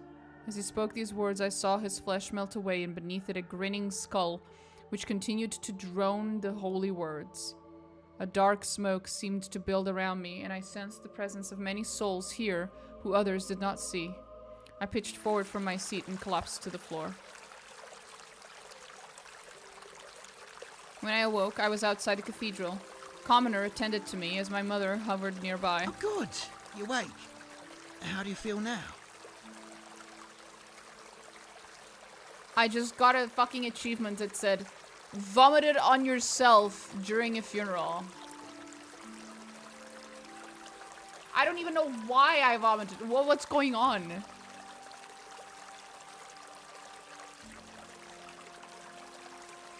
A little better now, thank you. You were shouting a whole lot of things I don't rightly follow. About dead faces and evil spirits gathering around you. My poor baby, she is not well. And who are you, sir? Just a humble candle maker. I run a stall near the east gate. As my head continued to clear, the cathedral bell called out again.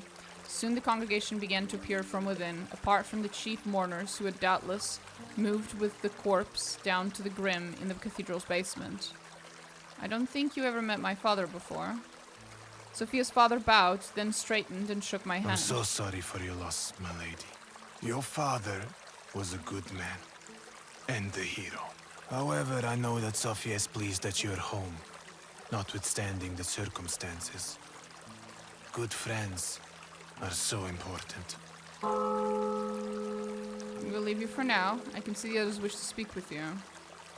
Sorry for your loss. Lady Juliana, this is a difficult time. I hope you're feeling improved since last we spoke.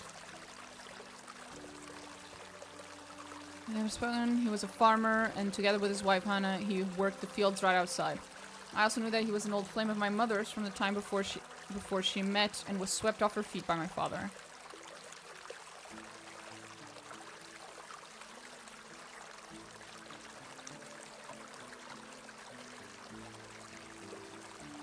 If you need anything at all, do not hesitate. Though of humble means, I'm here for you. And of course, my wife Hannah too. Isaac, it's you. So lovely to see you again. Thank you. I do get lonely when Zelig is away. Hello. What happened? Were you fighting a beast? They exchanged a private glance, words unspoken, but deep feelings it seemed. We were fighting a beast. The little girl bounced around in front of me, hopping from foot to foot, brandishing a wooden sword. Seeing my bemused state, she stopped and glared at I me. am Kala, an adventurer! Fair enough. Yes, I was in a fight to the death with a wicked beast, but I won. You are a hero then. Like Zelly. She raised her weapon to the sky in a triumphant pose. Then she stood still again, a little deflated. But Daddy don't let me play that game.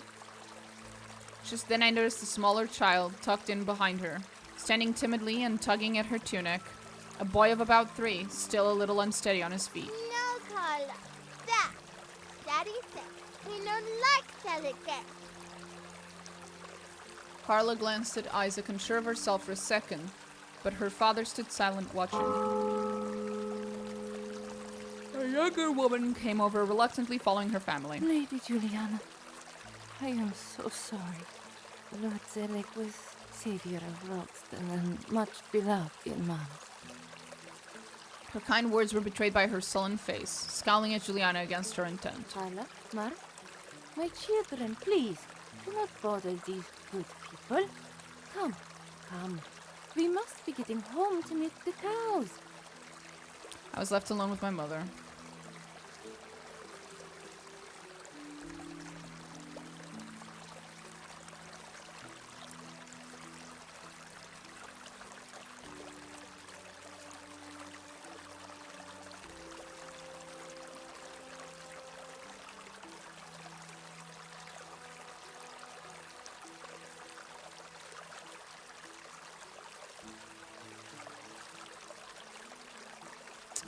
Couldn't get my goddamn mother to admit Domine is many things. Good isn't among them.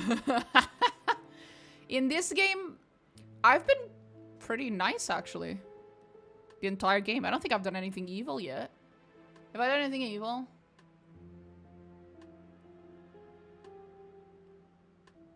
Not yet. Keyword yet. Don't get me wrong, but still. Not on purpose. There you go. I lay my head against the crisp, starched fabric, and a long-awaited slumber enveloped me. The exertions of the last few days melted away, like fat rendered from bone. I felt the sinews of my psyche break and repair themselves into something stronger. And from within this chamber of regrowth, a soft light began to emerge, first blue, and then a dappled green, hued at the edges by the warm tones of brickwork. Around me, the scene began to form, accompanied by the strange discordant singing of creatures that were not quite birds. I found myself near the front of my family's home, facing the docks where I had whiled away my rueful mornings. Ahead of me, a boy sat at the edge of the water. He stared at his own feet, dangling them over the planks, teasing the swimming fish below, which in fact were not quite fish.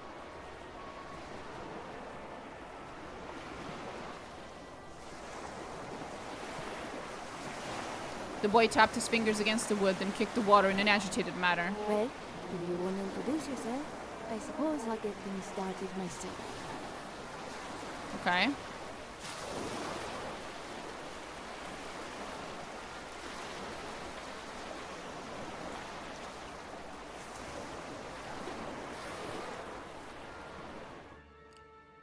The boy placed his hands against the coarse wood of the docks and began to raise his body. And I found myself suddenly in a place like my father's study, surrounded by books with titles I had never heard, or which made little sense. Far ahead of me, as if through a mist, stood a man, bearing a strange resemblance to the boy at the docks. Okay. Hello?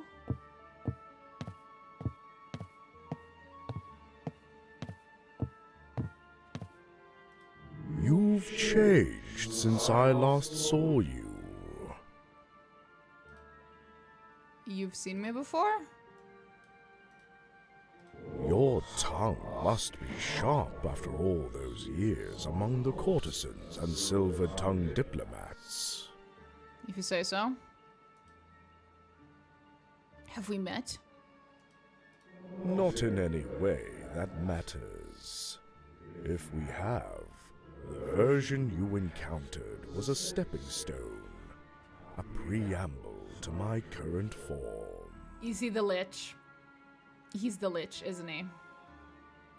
I know you carry with you a tome of hidden knowledge.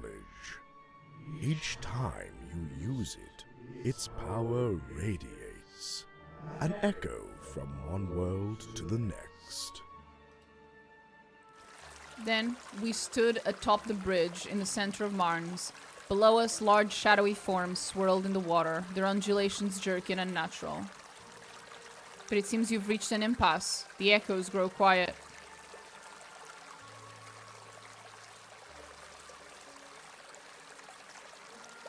lich is supposed to have a physical body. Yes, but the lich got defeated in a fight. So my theory here is that this dude is whatever's left of it, and he's trying to come back.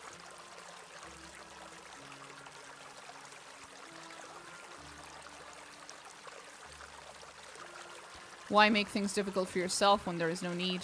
Freely offered help is a rare and valuable thing. Freely offered help is suspicious as fuck when coming from ghosts.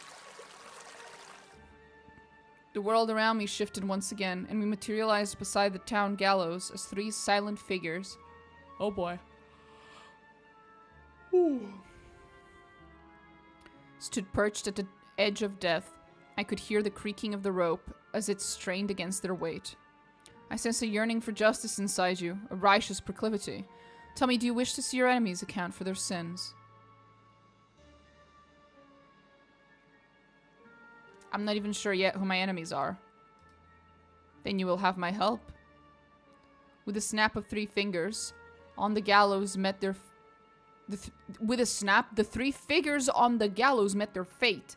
Their bodies jerked and writhed against the ropes until all three fell silent and swayed gently, the creaking of the rope growing ever louder.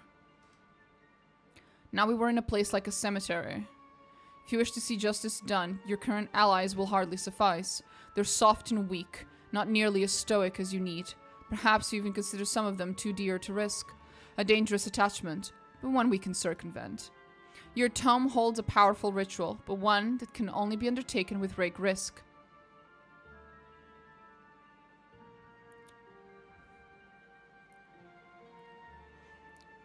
How do you know about the ritual? We spirits are idle things with ample time, and this realm is full of murmurs and whispers. This invocation has many names, in many tongues. Lifga, Iya, Yasad, Animate. It brings the dead to life. At this, my heart lurched forward and an eager expression washed across my face. Ah, no, young lady, not like that. It creates thralls to serve your needs. Mindless husks that obey your every command, but do not undervalue the worth of a perfectly loyal soldier. Of course, raising the dead is no simple matter. First, you must procure a witch's knife.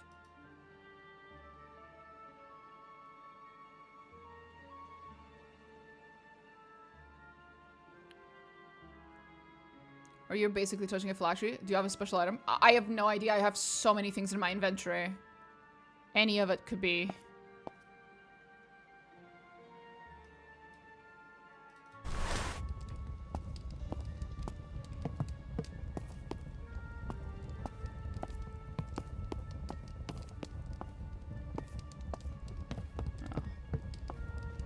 Looks like I'm stuck here. Whatever here is.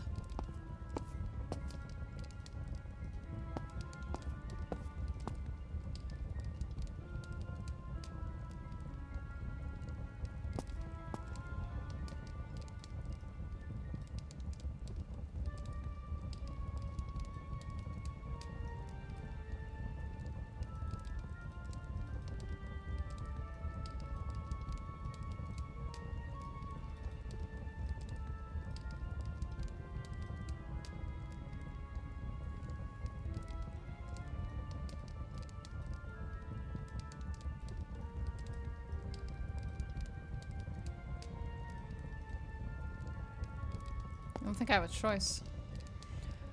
Athame, an enchanted witch's black-handled knife.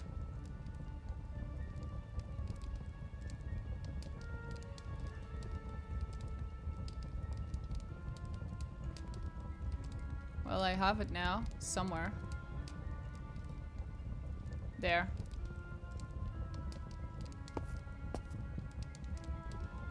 Three mana, I saw. The knife is in the ornamental box. Oh, I must wield it in my hand. I'm sorry.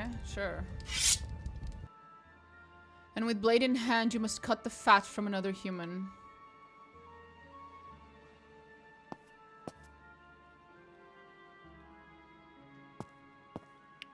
Can I just cut you?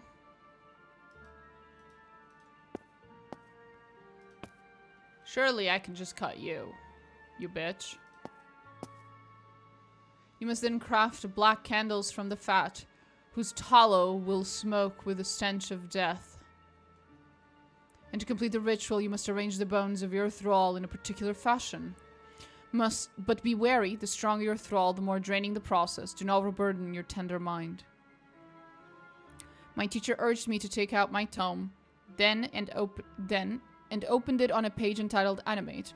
This ritual was now clear to me, just as I had been shown. I looked to the bones arrayed in front of me.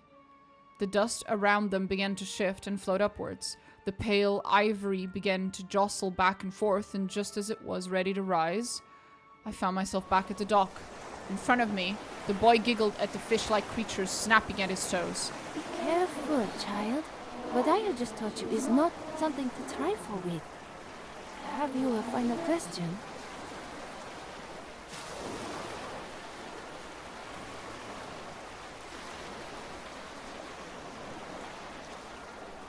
Will it hurt me? Of course. But not enough to kill you. At least I do not think so. As I opened my mouth to ask more, the boy let out a final giggle and splashed the water with his toes. The sound reverberated strangely until I felt I could see the waves moving through the air.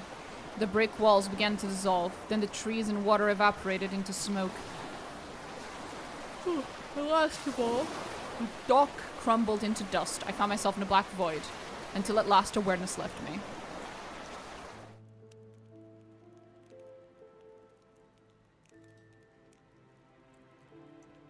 Speaking of jostle, we should do a playthrough of Cryptomaster. I have no idea what that is.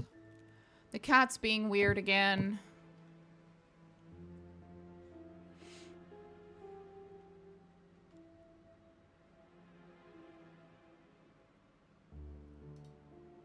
Ah. I don't have the weird knife anymore. I lost it. That's fair, I guess. It wasn't real, I guess. There's a fucked up weird ghost again.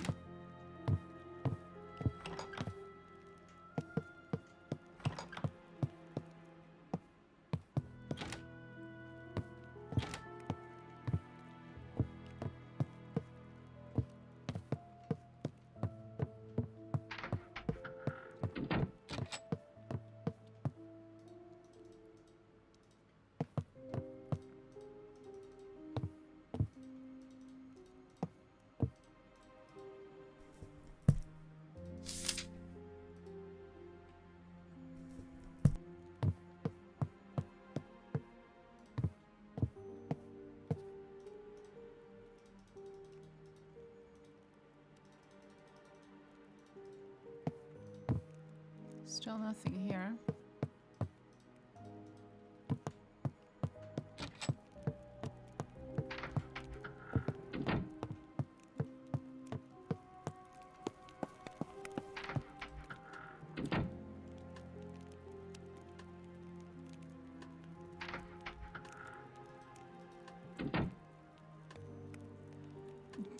I need a witch's knife to continue my investigations. Can you help? He nodded solemnly. If he was shocked in any way by my question, he did not show it. Albrecht's fucking based. You could ask the priest, perhaps. He is knowledgeable about such matters. Be careful with your line of questioning, though. Witchcraft is forbidden in Marnes, you must understand.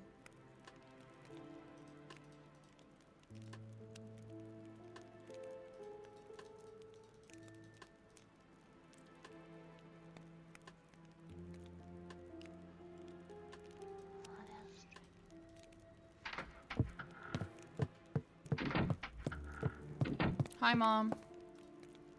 Where is that damn cook? Zelig will be back soon and there's nothing to eat.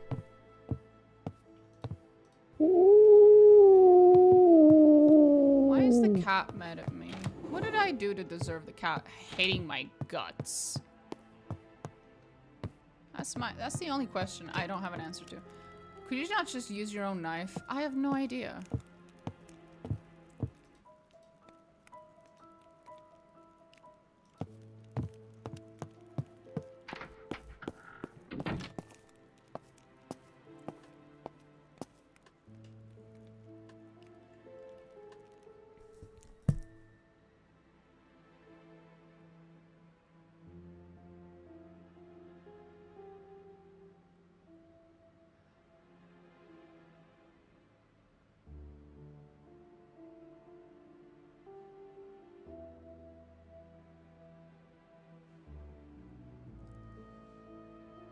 3 black candles crafted from human flesh. Ah. I remember you could ask the fishwife for a dead body. But I'm sure I'd have to pay her. It would be cheaper to just acquire my own.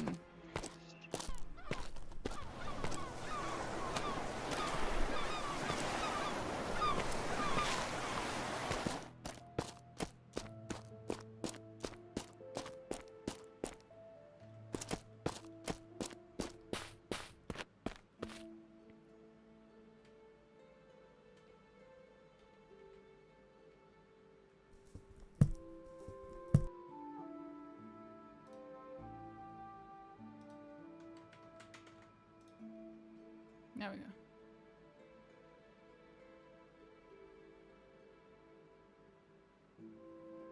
There are more kinds than people remember.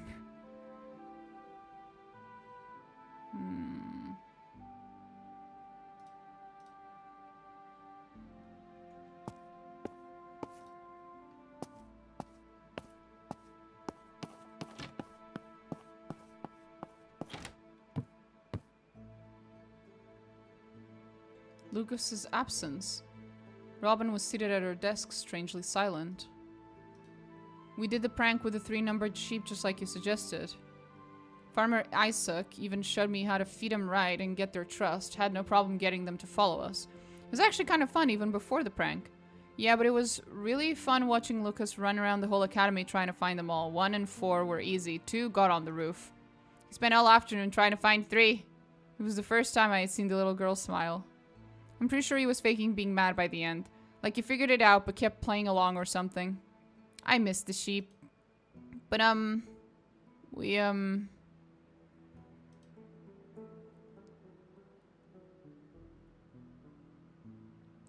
here to help you. What's wrong? We messed up. We steal stuff, but we went too far this time. Robin made us do it. We found out the Baron had confiscated some fancy science thing just after it arrived in town. There was a bunch of folks wanting to buy it before he took it away. So she got the idea to steal it. And we did. Now it's just waiting so we can sell it off ourselves. But the Baron's man is on to us. Well, on to Robin. He showed up before you did and is talking to the headmaster right now. Oh, God. She tried to make us all lie for her, but we're done listening to Robin. She just bosses us around and gets us in trouble. But we don't want her to get in trouble either. Please, we need your help. She was on the verge of tears. Her pride was wounded not just by the weight of her mistakes and the loss of her position as leader, but also the pity of the others. She was a girl on the verge of breaking apart. Just then I heard heavy boots outside the room. Oh, this is a surprise. Property of the Baron has been stolen. The guards caught a man they believe did it, but cannot find the item. My own investigation suggests a different culprit. Willard approached Robin and grabbed her upper arm, clearly determined to take her away. What will happen to the thief? They will be hanged. I will protect Robin and the other orphans. Willard, really?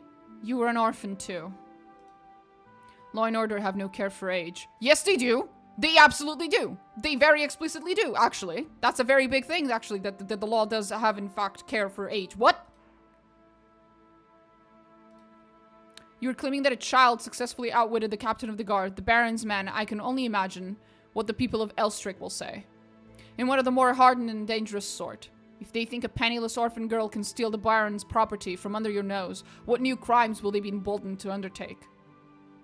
I see your point, but unless I catch the true thief, an innocent man will hang. An example must be set after all.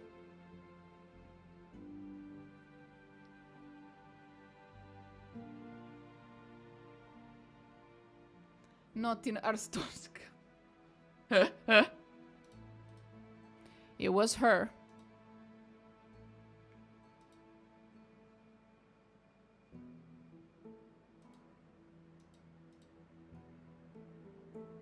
I was hoping I could still argue with him.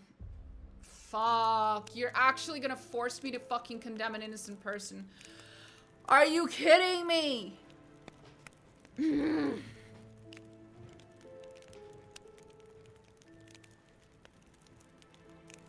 You gotta be fucking with me.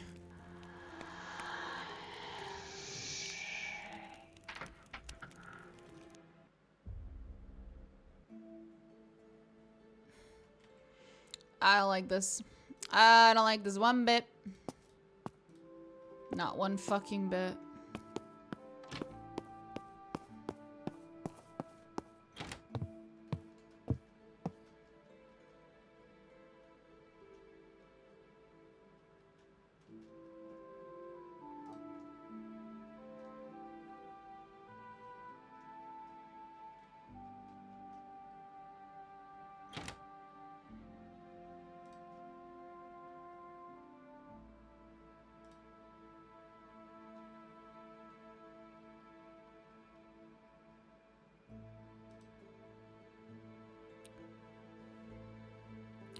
Captain of the guard will do as he must to ensure law and order prevail in Elstrick. Willard sighed and let Robin go. The weight of his duty made his every step out of the room sound twice as loud. Thank you. An innocent man is going to die because of us?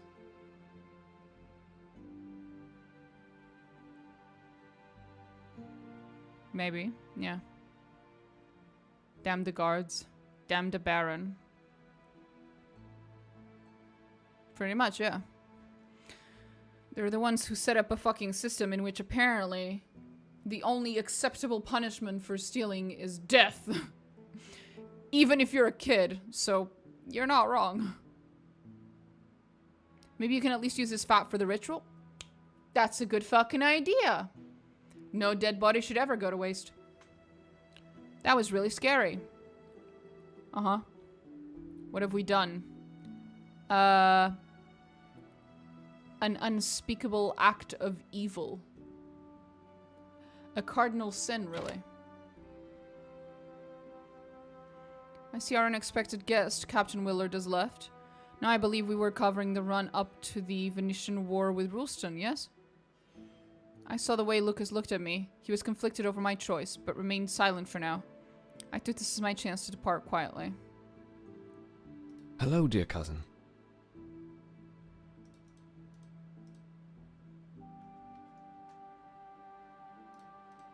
Right.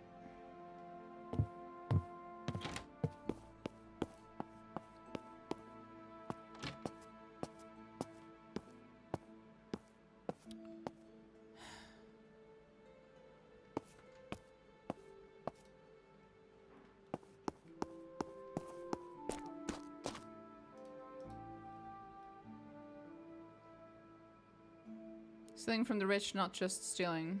Mm-hmm.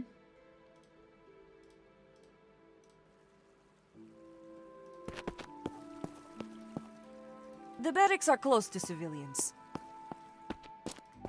Well, hello there, miss. God, I hate your voice. Fuck me, man. My lady, the Baron is still keeping his own counsel. I don't know where Willard is, otherwise then there's nothing I can do to stop this. Yes? What?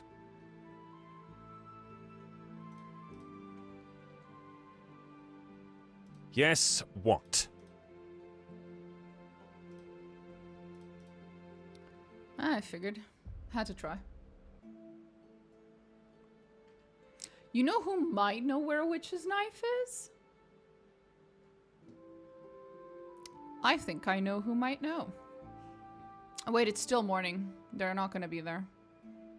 The tavern's not open yet. Fuck. Maybe the lady at the market? She knows a bunch of occult stuff. Do you know any occult stuff?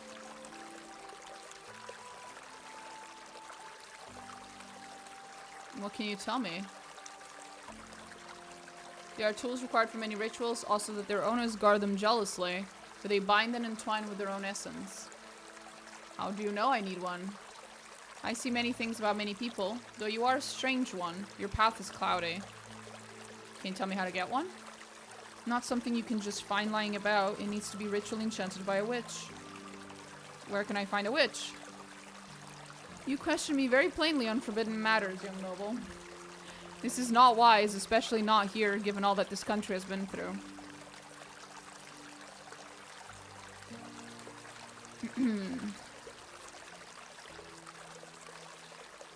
Spend 1 skill point to pretend that you look up to her as a mentor and potential ally.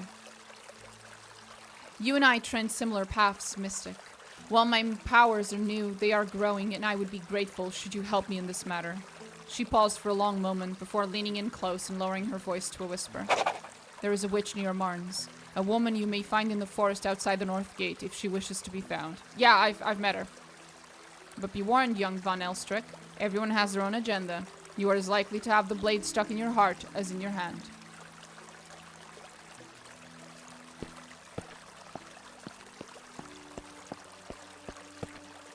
Maybe that cat is the witch. Maybe.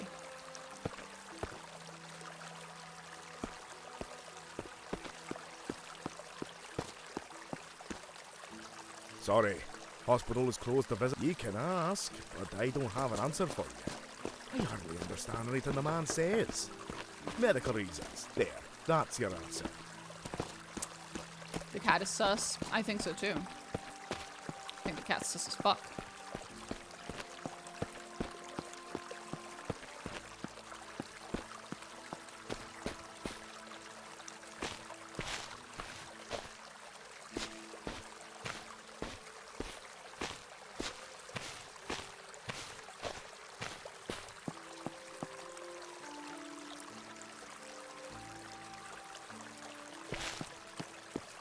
I have enough points to unlock any sub-emote I want.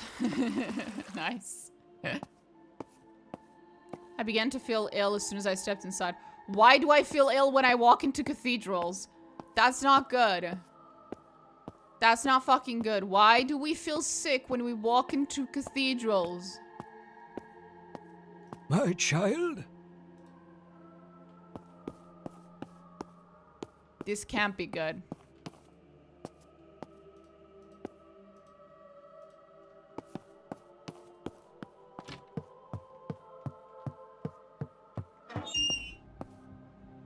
As I approached, a guardsman on my right spun around to face me. From my left, a guardsman shouted. Halt! Who goes there? Someone get this PC a priest stat. I am telling you, your own knife is a witch's knife by now. 30 cc's of holy water. Do you have permission to enter Fritz Carnell's Grim? Do I need one? Do I need it?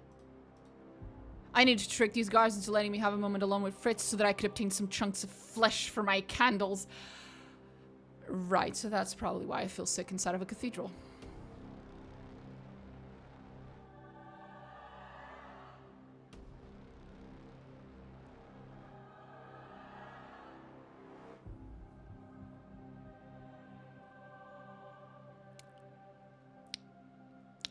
Right. So. I'm just gonna read my necromancy tome right in front of you guys real quick. Don't worry about it. Necromantic ritual, reanimate the dead using a witch's blade, handled knife, inscribe circles in the consecrated ground. The inner circle should be 4 paces. Okay, so we don't need the knife to actually take out the human fat.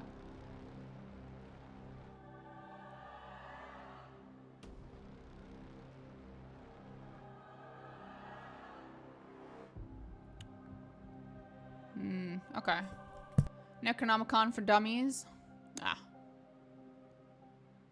Was in a less arcane language than the others. It was. Oh, one of the pages I pursued, bearing the title Sano. Sanity? Sane? Health? This was Latin. Yeah. What was? Whoa.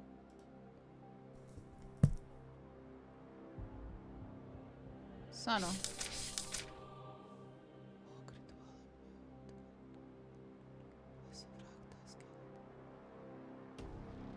Yeah, it's a healing potion. Although I think it might be a healing potion for skeletons. Not for me.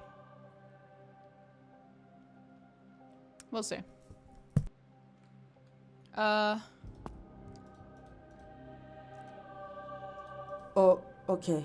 Don't try anything funny, mind. We're right here. Okay. I pulled out a knife and I swiftly cut 3 chunks of flesh from the sizable buttocks of the nobleman, 1 for each candle. They didn't notice it? Really? I just took out a chunk of the man's ass. I just took out a chunk of his ass.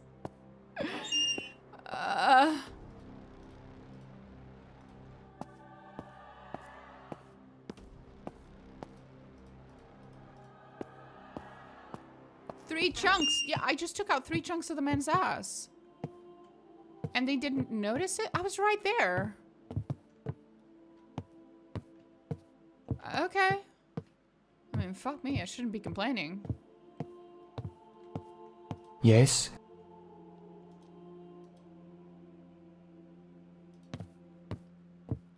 Worst guards ever? Yeah. 100 fucking %, bro. Can you go back and take another real quick? I need something for dinner. Look, you get your own recently deceased chunk of ass. Thank you. Father Olivier, what does the Bible say about stealing chunks of the ass of the recently deceased inside a church? Father Olivier, don't fucking walk away, sir. I have a biblical question. My child? Fuck me, man. So do you have the items in the inventory now? I don't have everything. We still need the knife. Well, the witch's knife.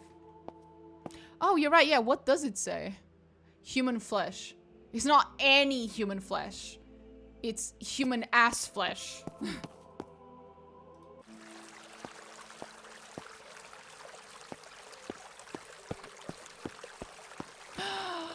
We can feed the fox! Not the human flesh, hopefully. Do I have anything you might like? It would probably like eggs. Okay, here, have some eggs. Have some eggsies. Bye, little foxy. Bye. I was a little worried it was gonna tell me to feed it the fucking human flesh, not gonna lie. I was genuinely worried for a second there. Okay, it's still morning. Oh. Oh. I understand why Automod modded me this time. Eating ass straight to hell. Oh. That was a good one. Good one, Automod. Good job, buddy.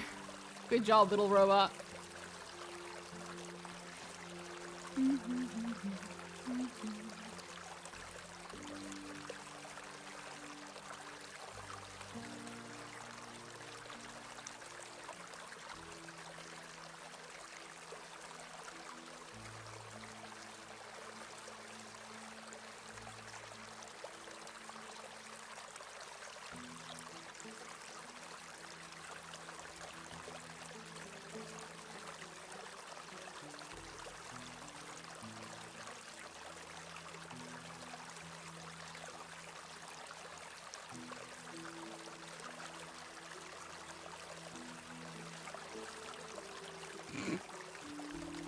That's a nice fucking clip.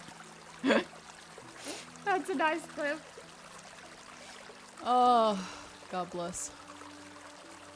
What was I doing? I have an eye for comedy. Hell yeah. So we got the chunks of flesh. Do I make and then ask for dinner? Do I make a candle out of it, or do you make a candle out of it, Sir Mr. Candle How may I Maker? assist you? Might I speak with you about making candles? I have all the candles you need here. One such as you need not dirty your hands.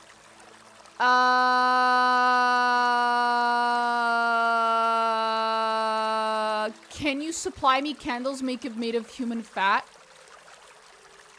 This sounds like a terrible thing for me to ask. This does not sound like a good idea.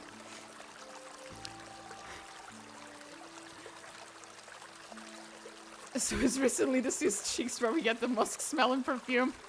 Maybe.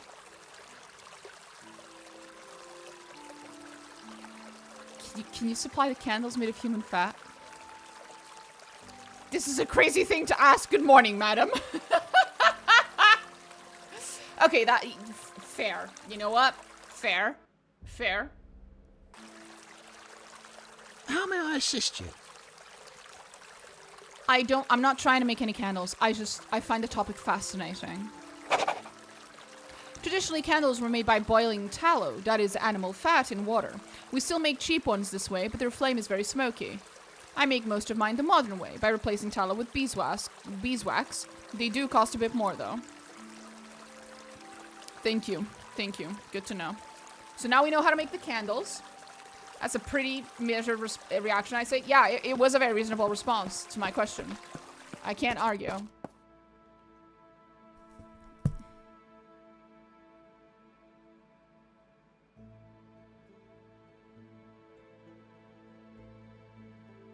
I've learned that a witch may be found in the northern forest. I need to find or make 3-back candles. Require a witch's black handled knife.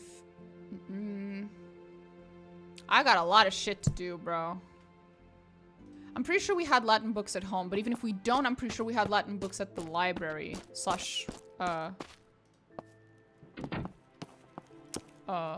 school academy.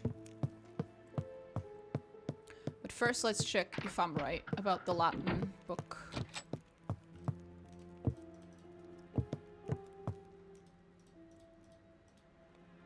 Really?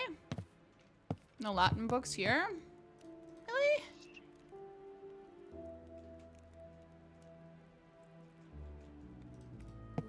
Really? Could have sworn. Maybe I have another. Do I have a book on me right now?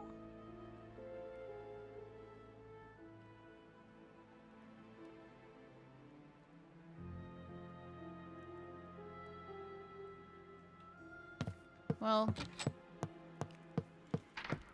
I do remember one at school.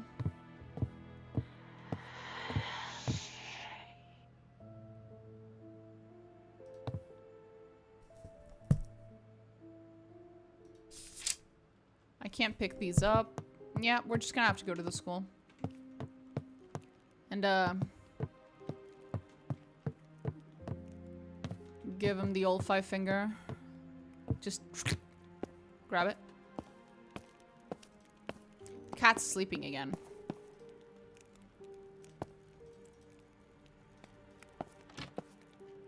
That cat is so fucking suspicious, bro.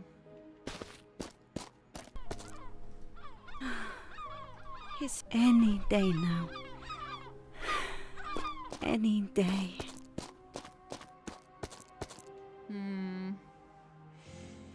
Okay. This way.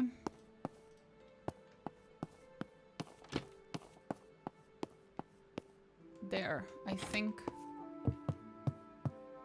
No? Yeah, Latin. Repair, which would apparently render some kind of magical healing effect on broken bones. Yep. Repair my skeletal minions. Let's fucking go. Let's repair our skeletal minions. By my understanding, this ritual seems to repair the broken bones of a skeleton. I'd even read a 14th century account of a wholly shattered ribcage reforming through its magics. At midnight, bone meals should be sprinkled over the injured bones, and these words chanted. Fac hos ostotum sequitur ut op. I ain't reading all that. The bone meals should be from the pulverized bones of an intelligent creature. Fuck. While performing the ritual, the necromancer must wear a death shroud taken from a recently deceased body. Are you fucking kidding me?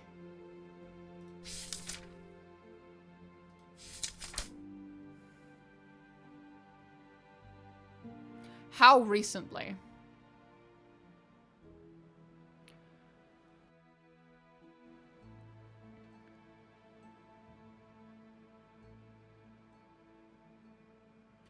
I feel like this is going to be very difficult to do ethically. Oh, not the poor fox. No, it has to be a recently deceased body of an. I'm pretty sure all of this has to be intelligent creatures. We're dealing with some.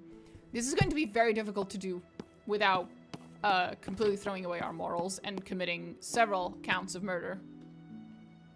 First degree.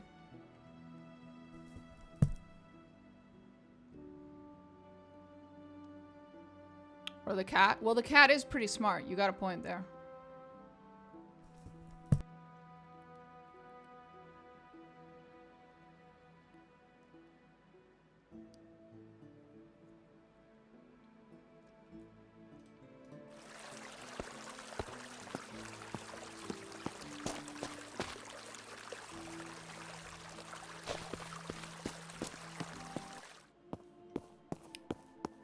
We're feeling sick again. Stop feeling sick. Stop being demonic. My child. Oops. Ah. What was that? Jesus Christ. Hey guys, I know I already kind of bullshitted my way in here, but... Oh, you don't mind me going again? Thanks.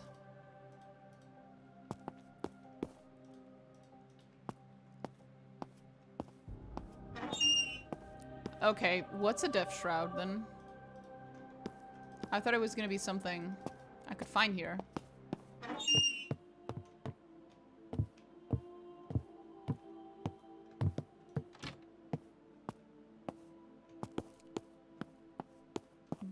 Do the cat? Well, we can try to talk to the cat, but I'm pretty sure it's just gonna say he's asleep.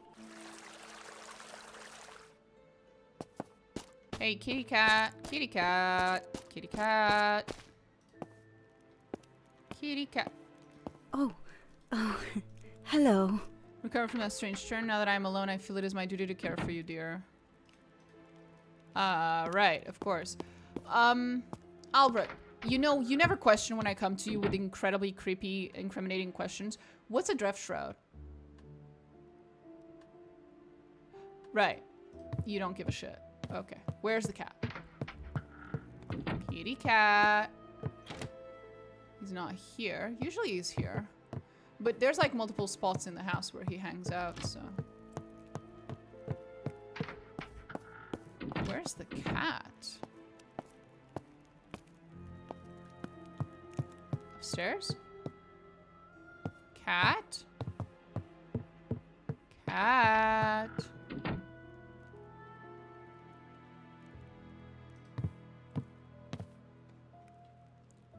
The cat is avoiding you now. It's even more sus. I know, right? Where the fuck's the cat? Ah, there you are. Do you have anything I need? No? Nothing? Okay. Okay. Nothing. Eris is probably like, gosh, mom, what the fuck do you want? Actually, where is she?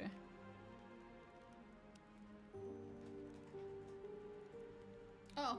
She's under the desk. If I start stretching, I'm gonna pet her with my feet. Accidentally. Albert, where can I find orphans? Large quantities of poison for no specific reasons. But Albert keeps... I keep asking him questions like that, and he's very chill about it. I have concerns. Maybe we go back to where we got the buttocks. Already been there. There wasn't anything else there. I already have bones. It's not bones that's the problem. It's a death shroud, whatever that means. Hey, Irving, do you know what a death shroud is, bro? What?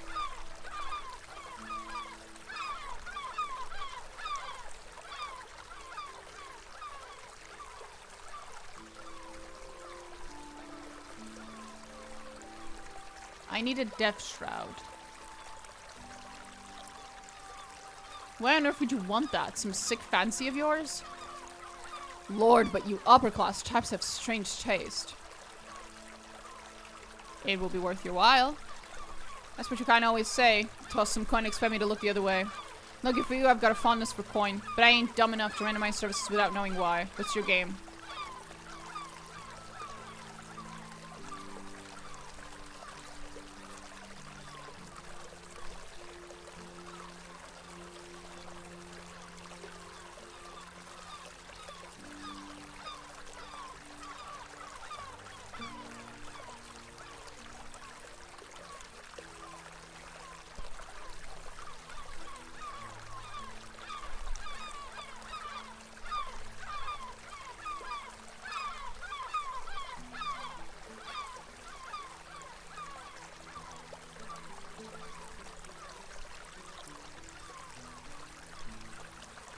Okay. Rin has to come to our family. You remember our venerable house, opulent imperial cousin. Singular unsettling tales suggested the mansion itself was a gateway to some fabulous and unnameable power. Where is that from? Okay, so we can convince him by telling him it's a prank.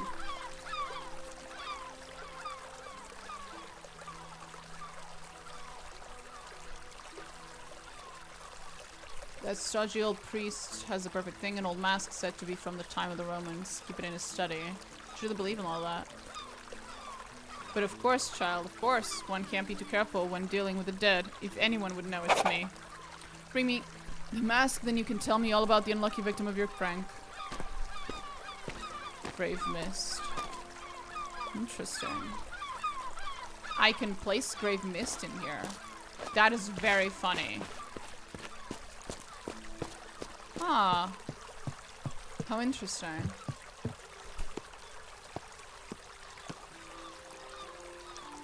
Wouldn't that just kill everyone? Wouldn't that just kill everyone that goes in there? Why would I want to do that? I mean, it's hilarious, but other than for the hilarity of it, why would I want to do that?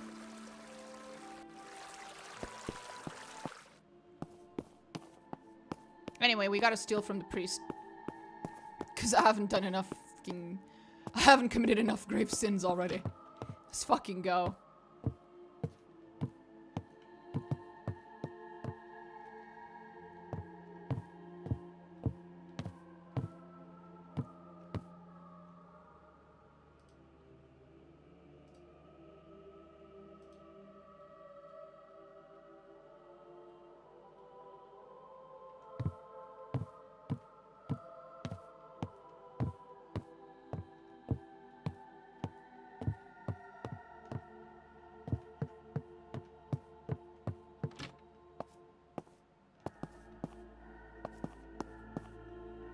I don't think anyone caught me.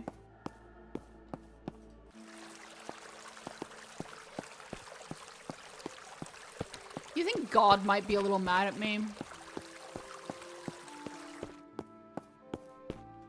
Nah. I think we're in good standing. Where the fuck did he go? Oh, Mr. Gravedigger. Where did he go?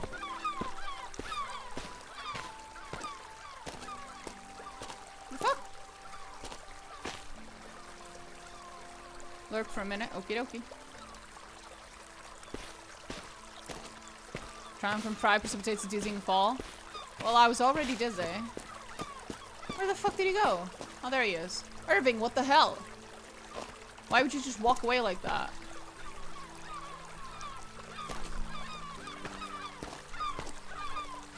What? Did you really buy all that nonsense about it being a Roman relic, some fanciful trick from the past? You said you wanted it, and I want my shroud. I suppose I can't fault you for your follow-through. Alright, you did what I asked, and gave me a good laugh besides. As I recall, you wanted a death shroud to give someone a scare. He's the unlucky victim.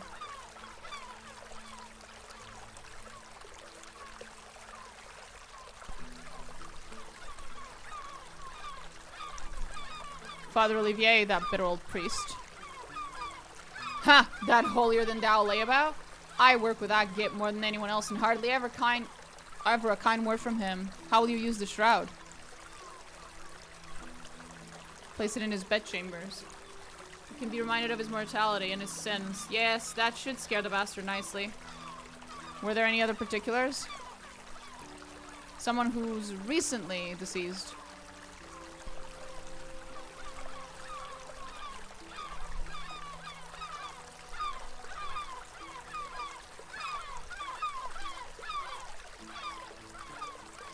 I want him to feel the stench of death.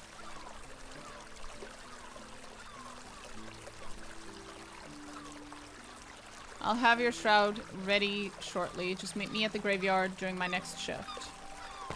I don't know what that means, but okay. Does that mean tomorrow, or does that mean in the afternoon? I don't know. We'll find out. Well, we got the death shroud.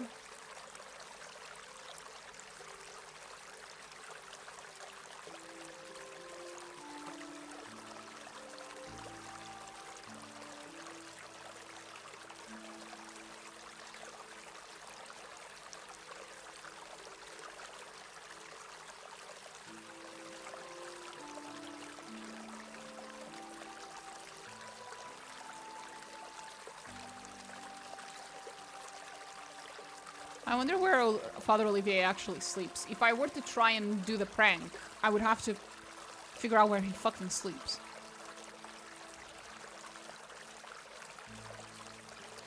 Where his bedchamber is. Oh well.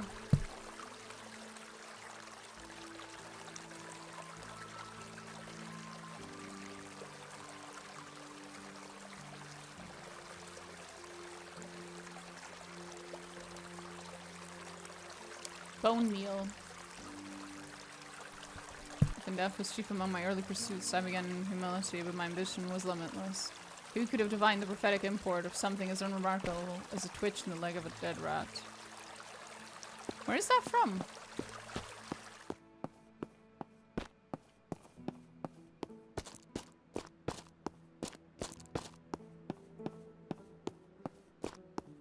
Oh, Sophia. Why is Sophia always outside the bakery? The bakery is always closed. Will we see you in Garnet's Tavern later? Sure, but like, why are you here? Why is it so fucking weird? You're to plumb the depths of their knowledge, and sure. And where was this like? Jesus Christ!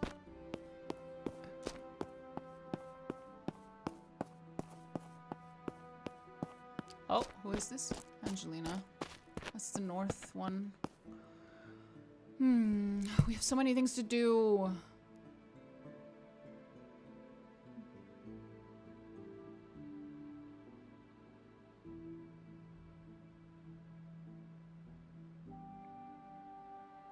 We could go make the candles. We could do that. I think we have everything we need to make the candles.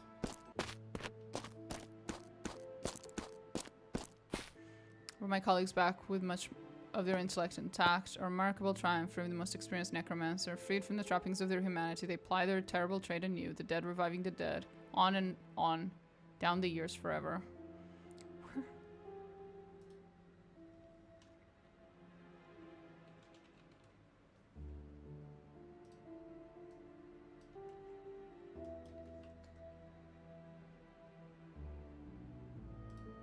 Darkest dungeon. Okay.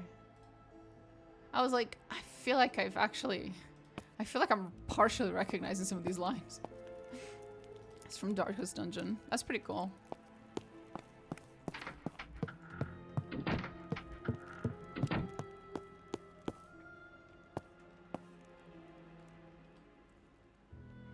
Okay, let's go do some more necromantic cooking in my kitchen.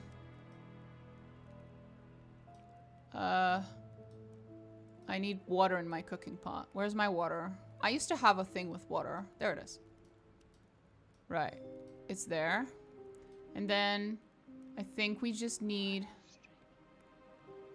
the human meat, right?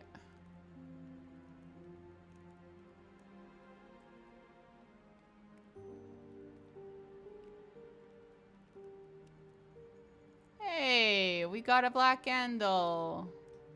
Spooky.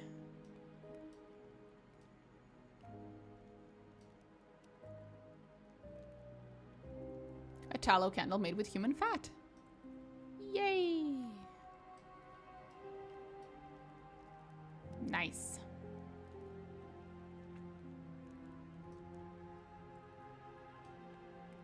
There we go.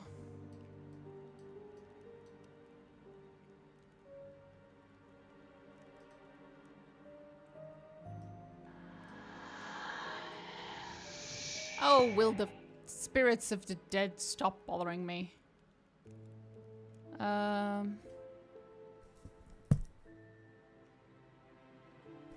Right, so we got the candles.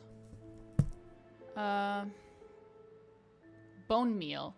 I'm guessing bone meal is just bone and the little, the thing you use on the garlic, to crush garlic.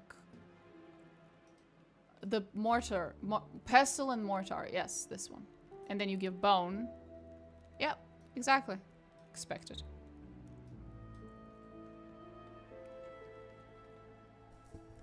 Creates candles of human buttocks. Is curious as to why she sees more ghosts in the house. Yeah.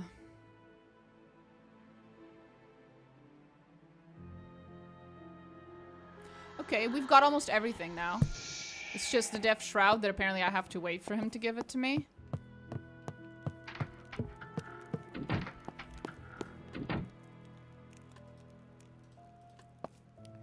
Should I put on that mask? The one we stole? Where did the mask go? I thought I had it on me. Didn't I?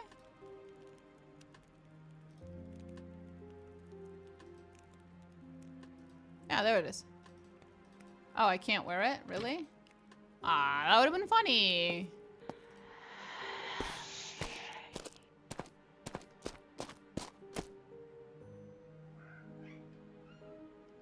Oh. What's wrong? That's a lot of meow. What's wrong? Yeah?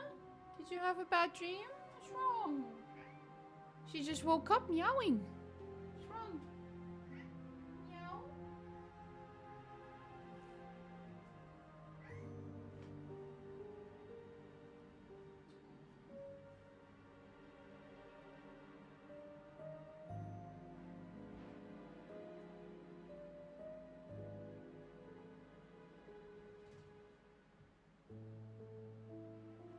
Maybe she had a good nap and is now awake. Anyway, where was I? Is it afternoon? No, it's still morning. Holy shit, we did a lot this morning. Holy fuck. You got anything else for me? Nope.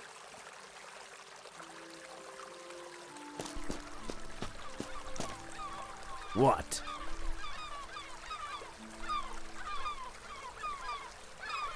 Obtained a Death Shroud. Recently worn. Nice.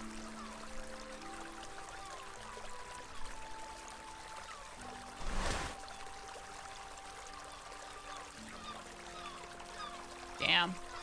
That's fucking spooky.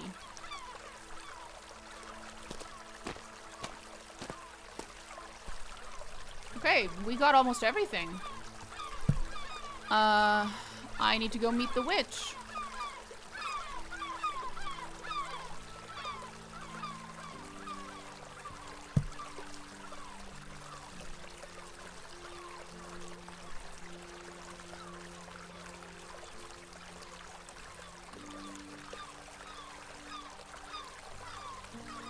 I don't know why I keep saying that I need it. Oh, there it is. Now it's the brazier is not mentioned anymore. Nice. So we have everything we need. We just need to go to the witch now.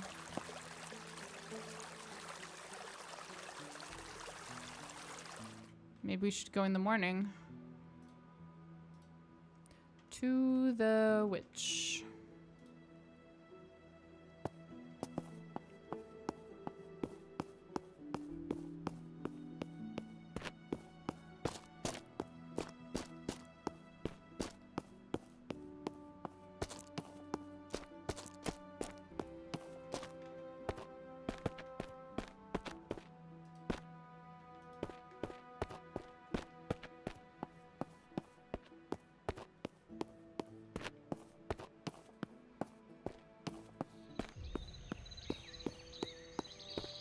She should be where we found her, along the road, right? Somewhere here.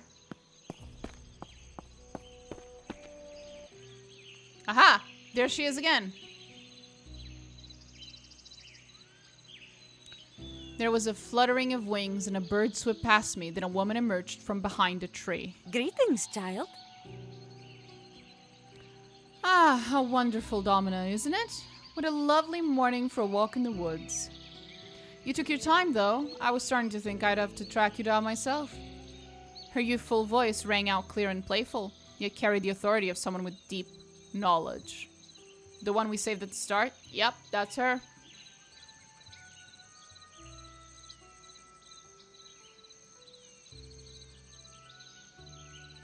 Are you the witch? She feigned a pout, one hand brushing the hem of her short dress as she tilted her head to examine me.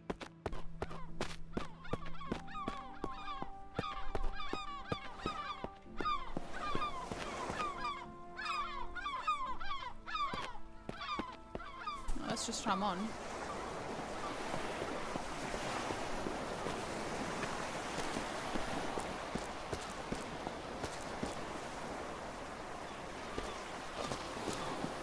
Alphonse. Okay, he's not fired. That's good. Whoa, watch out. Heavy crates being stacked.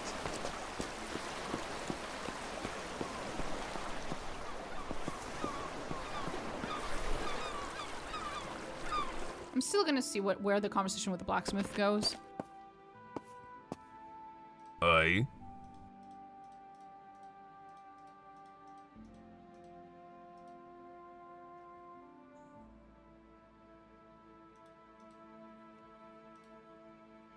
He's strong, good with his hands, enjoys the sound of the forge already. It'll be easier to teach someone who has his heart set on it.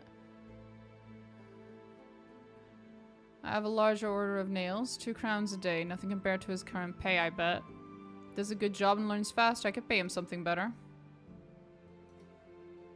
Okay. That sounds like something he might like. Alphonse?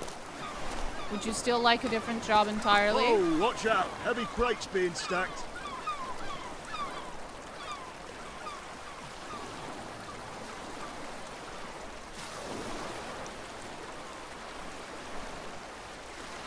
Thanks, though. You really went out there to help me. Okay, well, I still got some points. Whoa, watch out. Heavy crates being stacked. And I got the trust and stuff, and he's happy, so that's nice. Out of my way.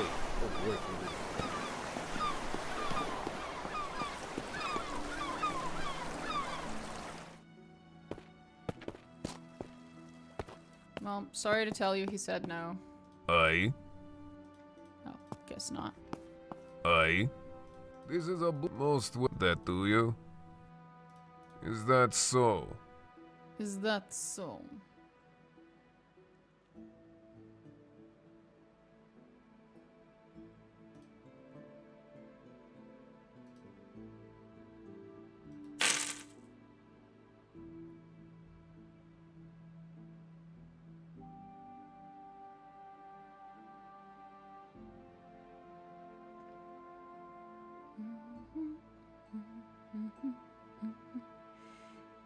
Why do I have an apple? Why am I walking around with a fucking apple?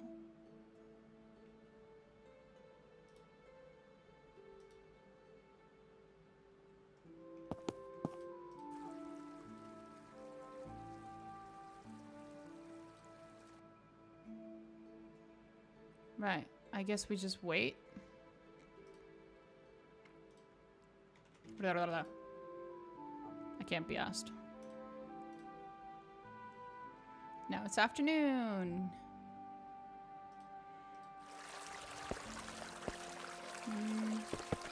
Hi, Annie. Bye, Annie.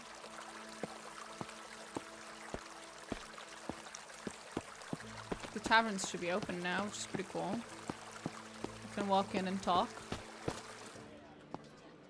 with the peeps. Hi, Victoria. Well, hello there. Hi. There's not a lot. I have a good... Can I get you? Yes, yes. Of course not. Ah, there you are.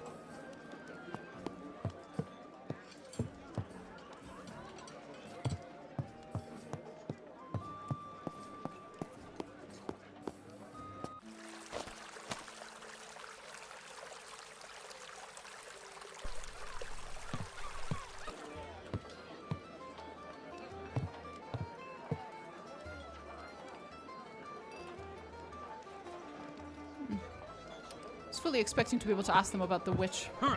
How can I help you, girl? I'm good, thanks.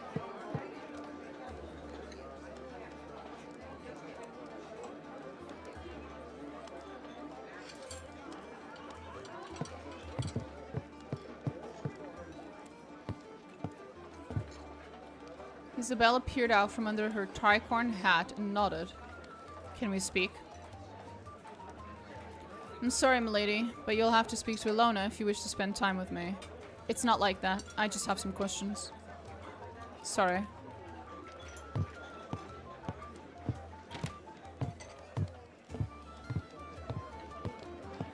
Interesting.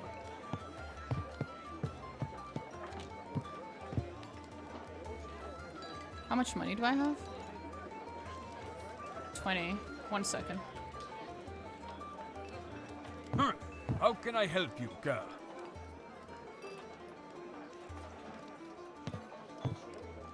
Right, I have to wait until tomorrow to talk to her.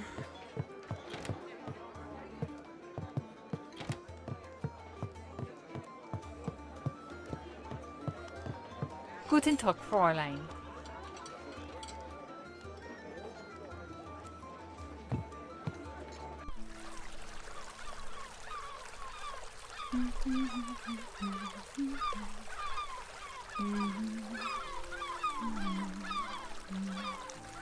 This tavern never seems to have anything, but I guess we should check.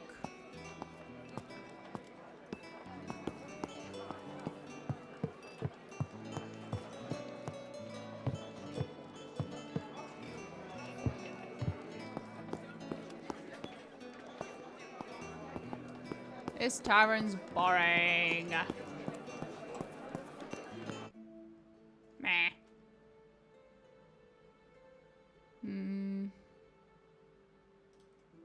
You think they hanged the innocent dude outside yet? Huh, not yet.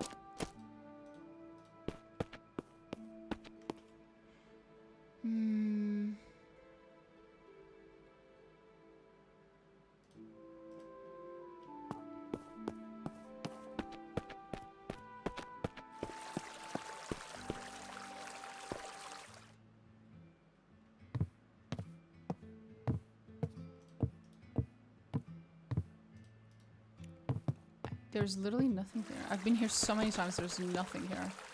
I don't get it. What's the point? Is there something you wanted, madam? Guess not.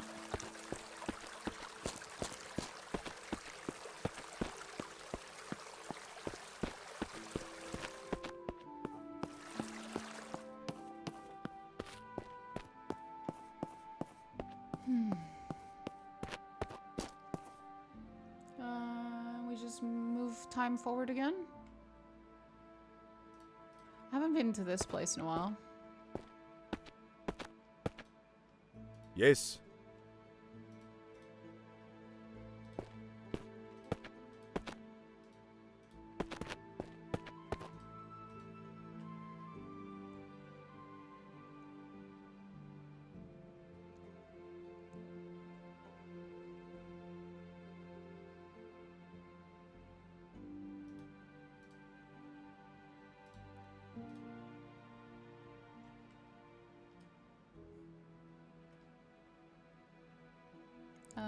Docks Tavern. We'll go to the taverns again.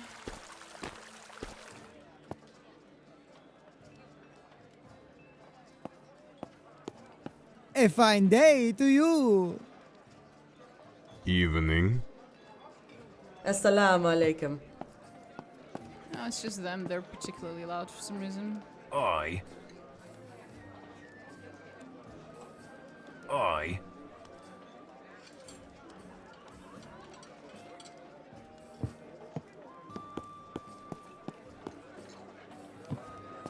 Join me for a drink. Suit yourself. Leave me be. I just want to have a drink in peace. Hi, Victoria. Well, hello there. And you're gonna be saying the same thing. It's again. not so. I have a... Can I get... Yes, yes. Of course not. Hi, Ramon. And that dude is still trying to convince her to join his crypto scam. Does Ramon say anything different? Hello.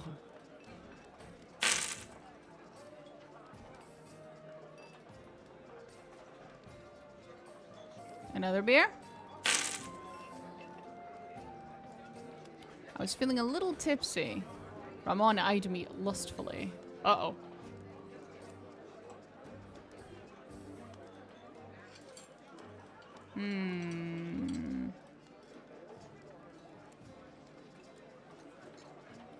My love Gianna waits for me. Yeah. Why did you leave Venice? Are you still not gonna tell me? Nah.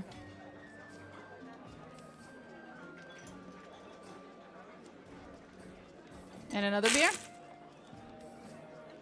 Leaned over and planted a kiss on my lips. Oh shit! We're gonna have to reload later.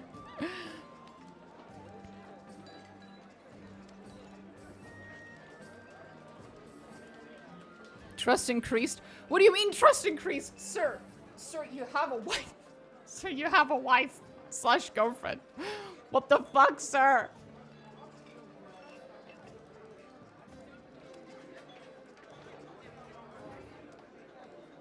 I think you know whose company I desire. You enchant me so. That doesn't answer my question. Ramon. Ramon. Ramon.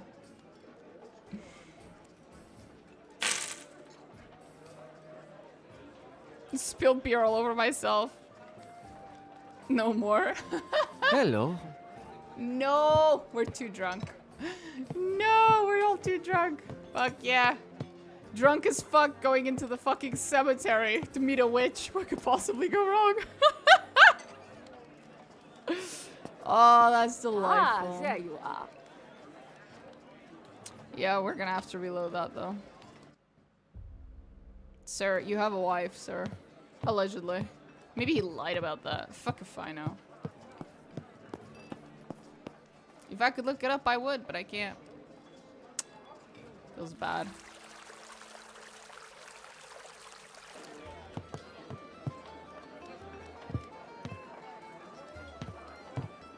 Svit, brother.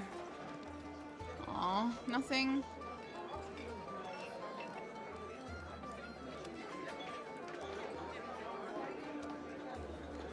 Goodbye.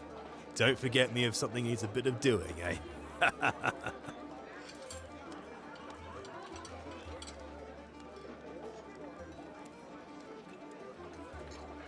I didn't, actually. That's not true.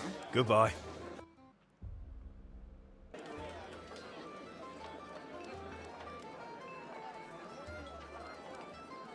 Saw some wandering ears, I think they call them.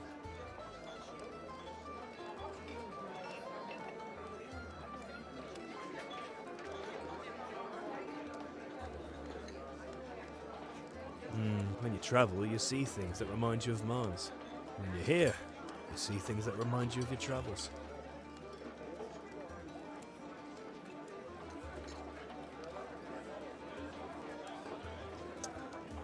Goodbye. Bye.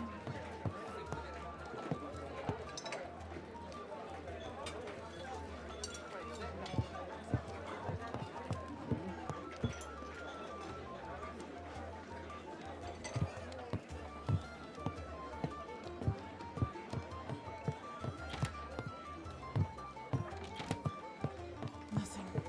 Okay. He said his love is waiting. Doesn't mean he has done something with her other than dreaming about her. Perhaps it's what the future seer told him, your love awaits you there. I know it could, there's a lot of interpretations. The problem is that, like, I don't know what is true. And I can't find anything by Googling it for some fucking reason. I can try again.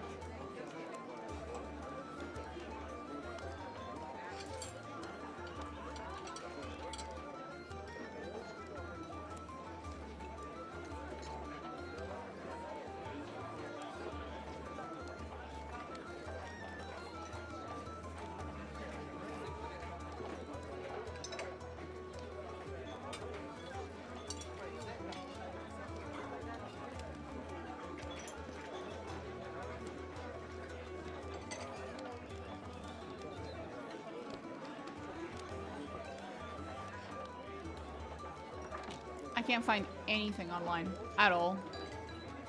We can risk it, I guess. I'm just not a fan.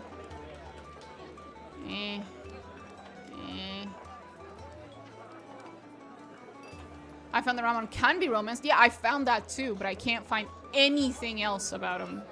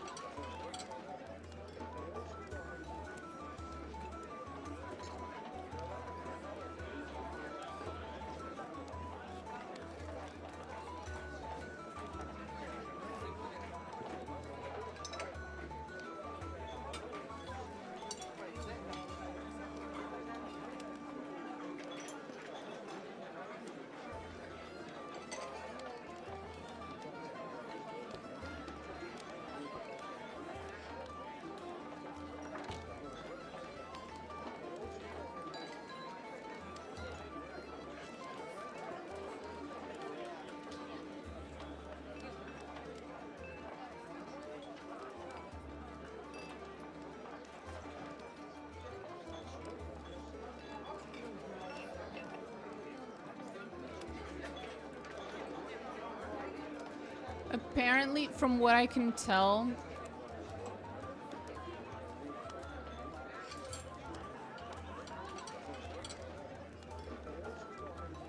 he's one of the flings. Meaning you don't get to actually romance him, it's just one night stand like Vittoria and the other ones.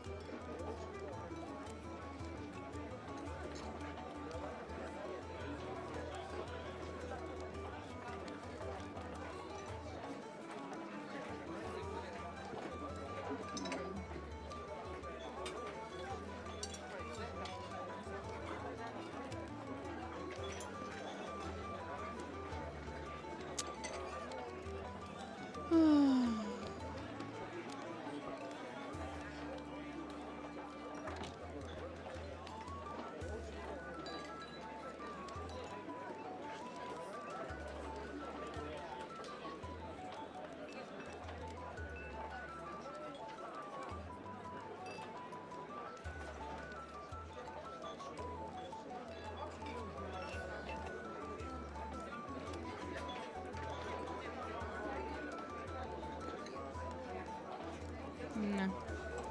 Seems like he is just a fling type of character.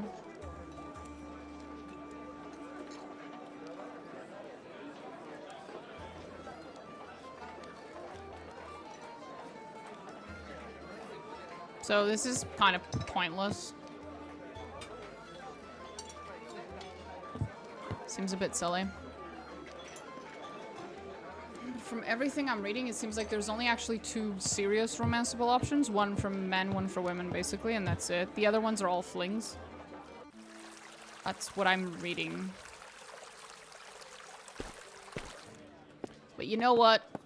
I'm going around committing sins of unspeakable fucking horror. Why do I give a shit if this man's cheating on his possible wife? Fuck it. Hello. Hi, Ramon. You want to be morally questionable together?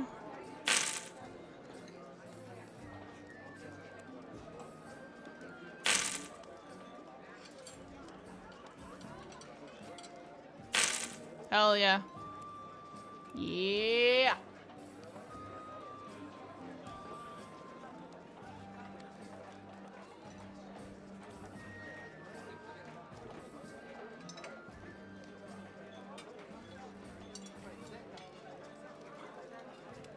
He still won't tell me the other stuff, though.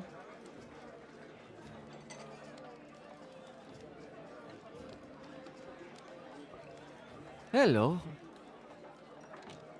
He gently touched my waist as I sat, urging me to sit close. That's changed.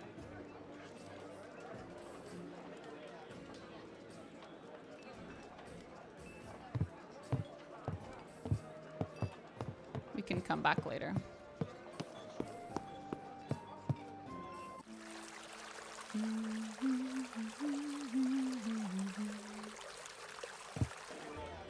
Come on, bad boy. Sit.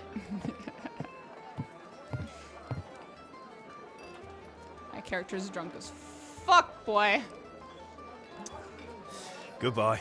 Nope, it's drunk as shit. Okay. It's gonna be fun doing the stuff with the witch later while I'm drunk as fuck. Hell yeah. Drunk AF.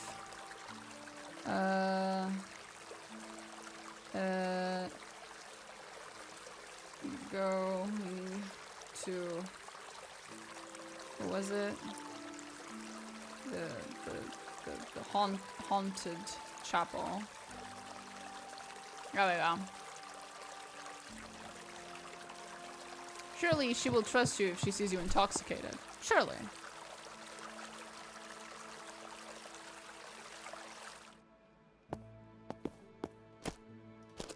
Going out? At night? Hold on while I open the gate.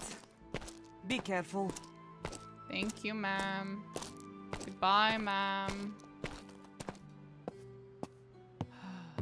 As I stepped into the chapel, I felt the cold air from the graveyard against my back until at last the solid door swung shut behind me.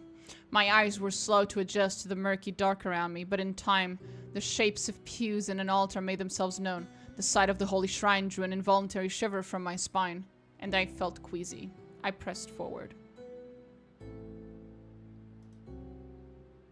I waited. The chapel remained as inert as when I had entered. Nothing moved, and even the candle flames seemed barely to flicker against their wicks. Then a gust of wind caressed me from the side. Awful quiet, aren't you? Then again, perhaps you were just biding time, huh?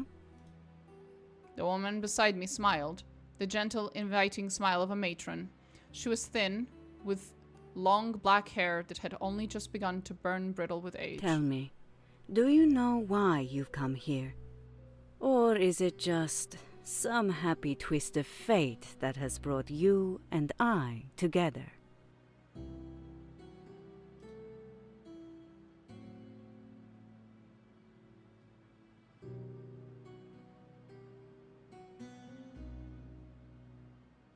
I've heard you're an expert in unconventional matters. The woman smiled, all warmth and comfort, without an ounce of condescension in it. My, that is certainly a broad description, isn't it? But you are not mistaken. There are many things I know, which those inside the city are happy to keep outside their walls. We shall see what nature my assistance takes. For now, let us talk.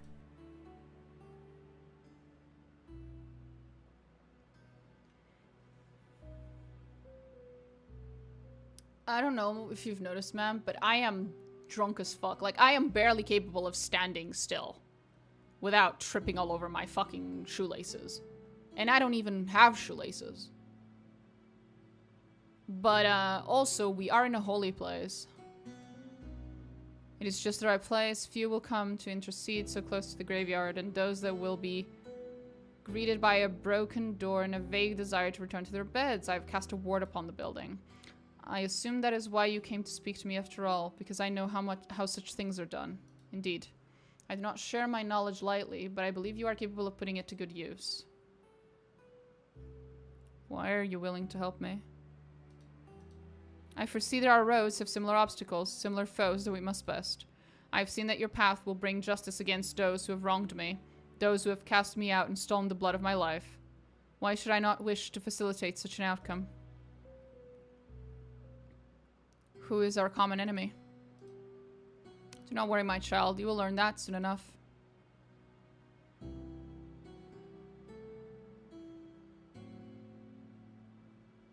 Who are you? I am different things to different people at different times. To you, I can be an ally, a friend with a mutual interest. Of course, there was a life I lived before, and one I will live hence. But we need only concern ourselves with the present. You know anything else other than that fucking cool-ass ward spell? Of course, but there are mine to cast. You shall have your own. Are you willing to help me? I've seen the waves it makes, traveling back through time. What kind of assistance can you offer? Was that woman your friend? I know of whom you speak. Yes, I know her. She asked me to meet you after all. Who is she? My sister. She is not all she appears, at least. How can I meet her again? She will find you when you need her, I suppose. I had no more to ask. Why do you ask about her? I find her intriguing.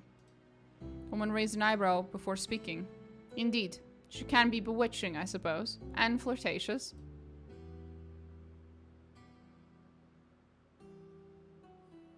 What kind of assistance can you offer? Wait, I can say something else. Oh. I will offer what you need when you need it, no more, no less. When you know your desires, you can come to me again. There is a certain matter I would like to discuss. Then let us discuss it. I require a witch's black-handled knife. How fortunate then that you are speaking to a witch. Perhaps you can consecrate this blade I carry? Indeed I can, so long as you use it to wreak havoc upon our enemies. The knife shall be enchanted to your needs. Step back. She took the simple knife from me and ran her fingers along its edge until blood began to seep from her fingertips. She muttered strange rhythmic words in a language I did not know and allowed the crimson liquid to run along the metal, where it was soon absorbed like water into thirsty earth. As she spoke, the features of her face became imprecise and hazy, as though my eyes could find no focus.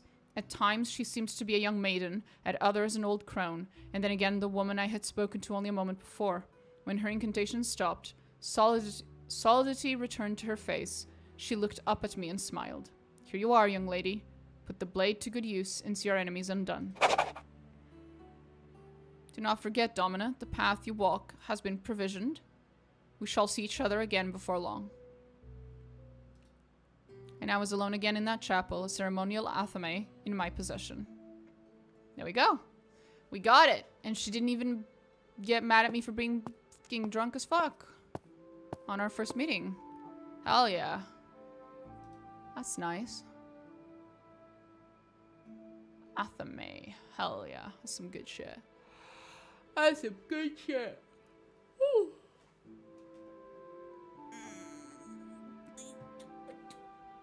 There is no cat. There is no cat under the desk. I will not hit the cat accidentally. That's nice.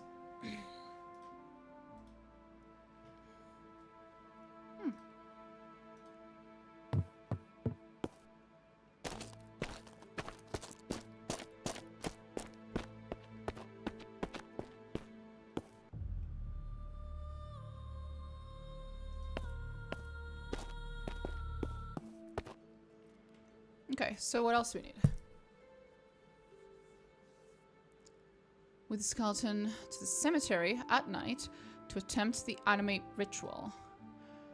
Right. Like where?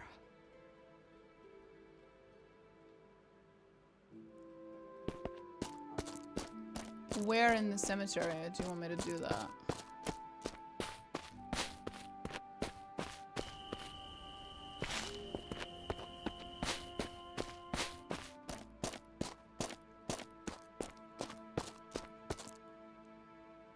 So we're gonna animate it dead for the first time. Animate a skeleton, which is black handle knife, inscribed because in the consecrated ground of a graveyard.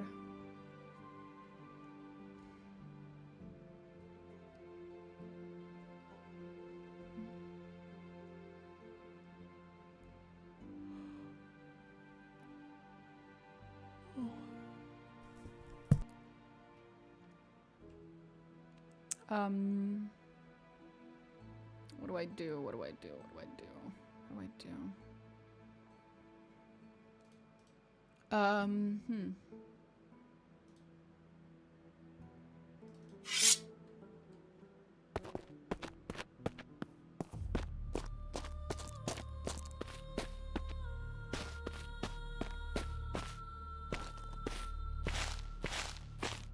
Animate. There we go. I could feel the dead calling. This was the perfect location to perform the animate ritual. However, I was not currently carrying a suitable skeleton. Well, fuck me then. Give me a second. Let me go grab a suitable skeleton.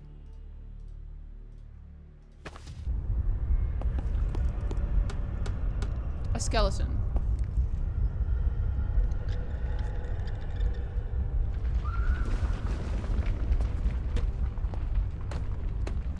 Oh, I'm just carrying it in my hands. Well, I sure hope I don't run into anyone while I'm carrying a full-ass fucking skeleton.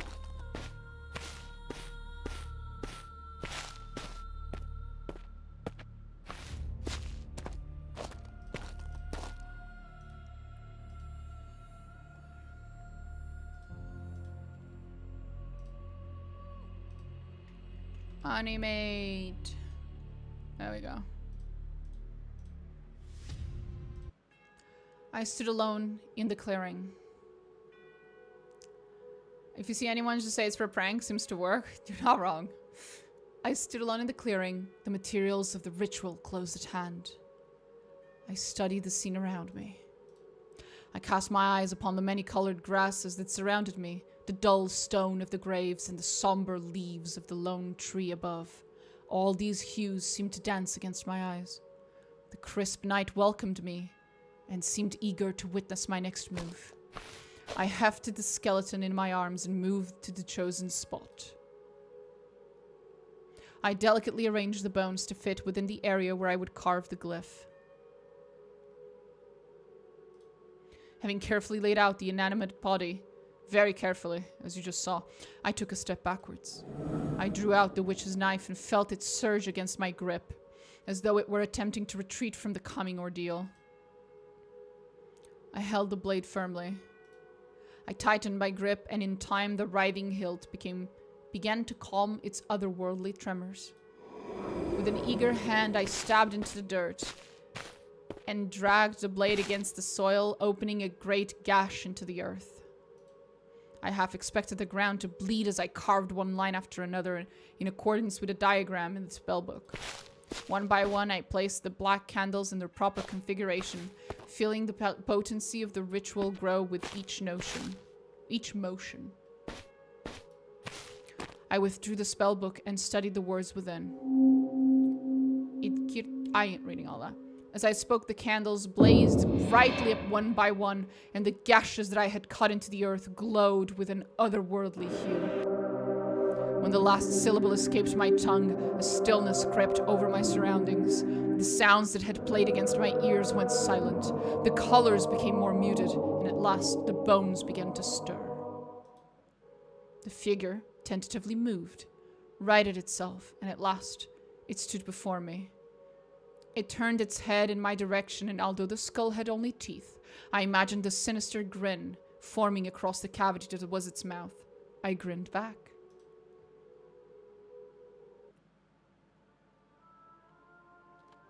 And now I plopped. Dominion of Phobos. Uh-oh. But my pleased expression lingered only for a moment. The skeleton stepped towards me, and with each crack of its bony feet, a tremendous pain spread through my body. I felt as though I had exerted myself for days, as though I had undergone a great ordeal. I became the very embodiment of exhaustion. The landscape around me swirled and spiraled and then coalesced into a single shadowy blur.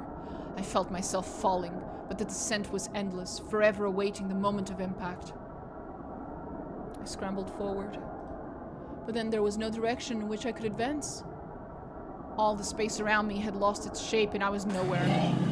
The blur became a tunnel, its walls writhing and unsteady. From behind me I heard a terrible snarling and then the crackling of bone and snapping of sinew. Strange creatures lumbered through the misshapen passage, their bodies made of shards and shadow. If they caught me, I felt that they would at once envelop my body and gash it in 1,000 different places. A shame. She is not as sturdy as we'd hoped. Be kinder to the poor lass. She's only just begun to learn the art. The voices around me had no fixed location. I looked back over my shoulder only to see the shadowy beasts in eager pursuit. When I turned forward, a young woman stood before me, wearing the clothes of a diplomat. She turned in my direction and frowned. No. That's not nearly fast enough. All those connections forged in lofty courts will hardly help me now. I'll have to run much faster than that. I pushed past the apparition, brushing its shoulder as it stood. A moment later, I heard the gnashing of teeth and a horrendous shriek uttered in my own voice. I ain't reading that. Pity that she could not help herself. The past is rarely a help to anyone. It brings only trouble and pain. But all will be okay. I know it. We must not be wasteful. Never wasteful. A new voice had joined the chorus, brittle and coarse like gravel. Who are you? You ask questions that do not matter. Ahead of me, another figure materialized within the endless tunnel. She held a phantom book in her hands and gestured towards an invisible board behind her. All this work for nothing, then. What a waste. I rushed past, feeling the shadows at my heels. Again, a cacophony of torn flesh and screams erupted from behind me. The child is nearly spent. You must stop the hunt. But what can we do? It is in her hands. We could lend the child. But too much will make her weak. She must learn for herself. A bit of hell. Yes, she must not become frail, but she's of no use if obliterated. The gravel voice was booming now, its words a clear command, an irresistible force of intent. Very well. Very well. I felt the shadows nip at my heels, and their touch was like a cold spear of ice, cutting against my flesh. The pain caused me to stumble, and I was sure that the strange forms would overtake me at any moment. But I heard a cry from the motherly woman, a word loud and clear that I did not understand, a word of power. Then the walls of the tunnel began to break, with grand thunderous cracks that spread across their surface. The shadows pitched from side to side and screeched with a glassy tenor. The rending of the walls intensified, and soon they collapsed inwards, not from above, but from all sides. I fell to my knees and...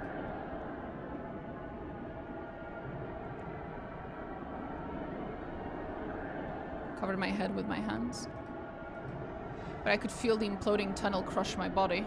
The pain was all-encompassing, but through it, I could hear the scratching and moaning of the shadows which had haunted me. We were all us trapped beneath a monumental weight. Ages passed, and I sensed the heavens circling overhead.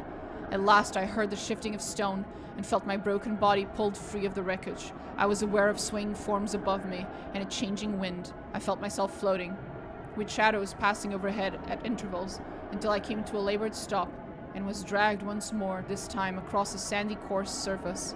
Then the motion stopped. That's enough. We cannot approach any further. This will have to do. But look how delicate she is, shielding her head just so. Such a shame we cannot tend to her ourselves. The figure lingered above me a while longer, then evaporated into the passing wind. As my mind turned black, a voice, new but distantly familiar, emerged from the void. It was faint, but even so an intense anger permeated every syllable. We just got our first point in mana. They help you now, but it is a sham. A pantomime created to beguile you. Do not trust the voices that beckon. They will undo you. I guess that's our dad.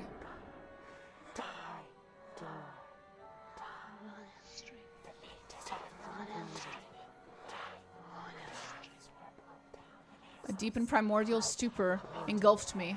I felt as though I had not yet been born, as though my being were still swirling in the unformed morass that would become the universe. My memories seemed like imagined dreams of the future, and my future was a faint echo of the past. Only briefly did existence return to me. Figures moved about me, their words muffled, the rhythm of their speech staccato. She seems more responsive. I wonder what the young lady remembers. She has been muttering in her sleep. Strange things. Strange places. Not safe. Dangerous names to speak in such a voice. Their words reached me, and I had just enough time to detect a sinister intonation before my mind dissolved into subconsciousness. When I next awoke, I found a small beetle trotting across the fjords, a fabric that ensnared me. I, at last, realized that I was in a bed, with the sheets tucked tightly around my body. The beetle continued its solitary trek, disappearing behind a fold in the fabric. When I looked up, I saw a witchly figure standing over me. Robes draped over her thin shoulders, she smiled with an uneasy grin. I think we're in the hospital. It seems our patient has awoken. Another voice taunted from beyond the corridor. Let us hope this waking puts those strange mutterings to rest. You are too optimistic, sister. Such things do not leave the mind easily. She smiled at me again as footsteps clapped against the stone floor, growing louder and louder, boring into my skull until at last they came to a halt beside me. Her condition is much improved. Good afternoon. Do you know who I am?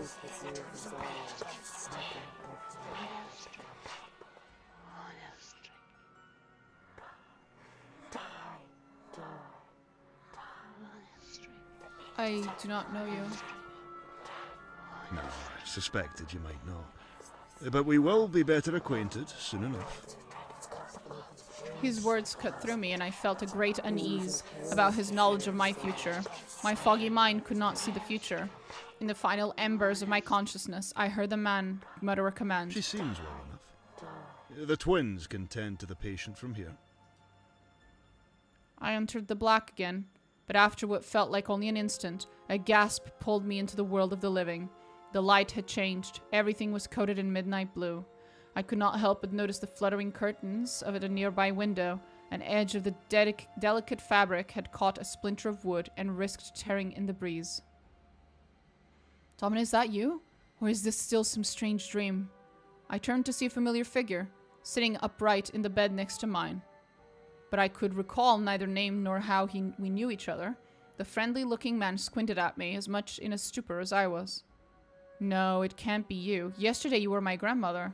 The day before that, the fish peddler from the market. By tomorrow you'll be the queen herself. Too many people at once. Words flowed from my mouth without conscious thought.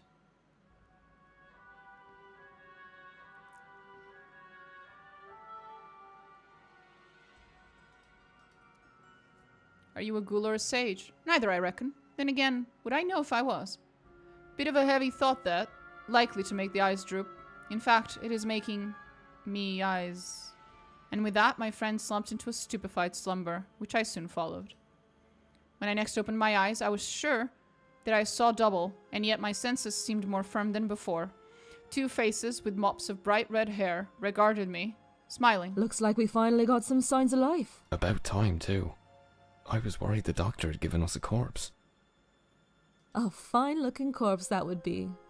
Hi, Annie. Aye, but look at her brow. It's furrowed deep. Poor thing must be having dark dreams. I'd say those dreams suit her if she wasn't running such a favour.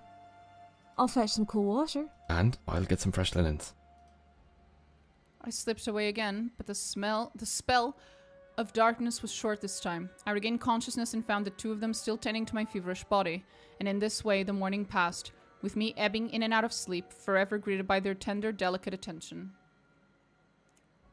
I see the twins are romanceable. Look at those portraits. Yeah, they are. The twins are the only ones that I know from my understanding, from what I've read, it seems like they're the actual romanceable characters, like long-term-ish, whatever. From what I can tell, but like there's so little information online, so yeah.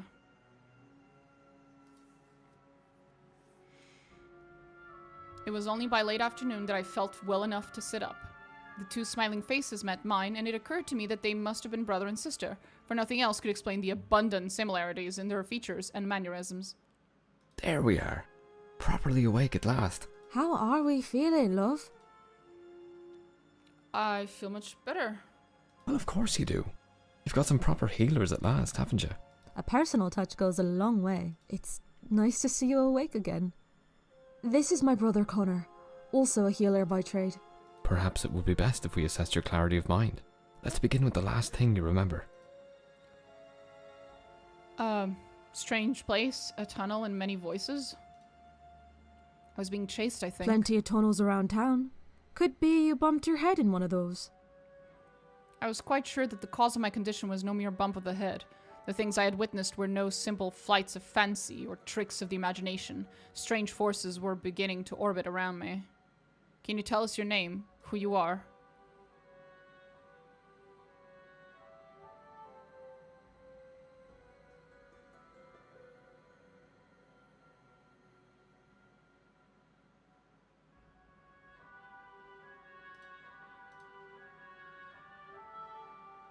Spend 0 skill points to draw on your historical knowledge. Uh-oh.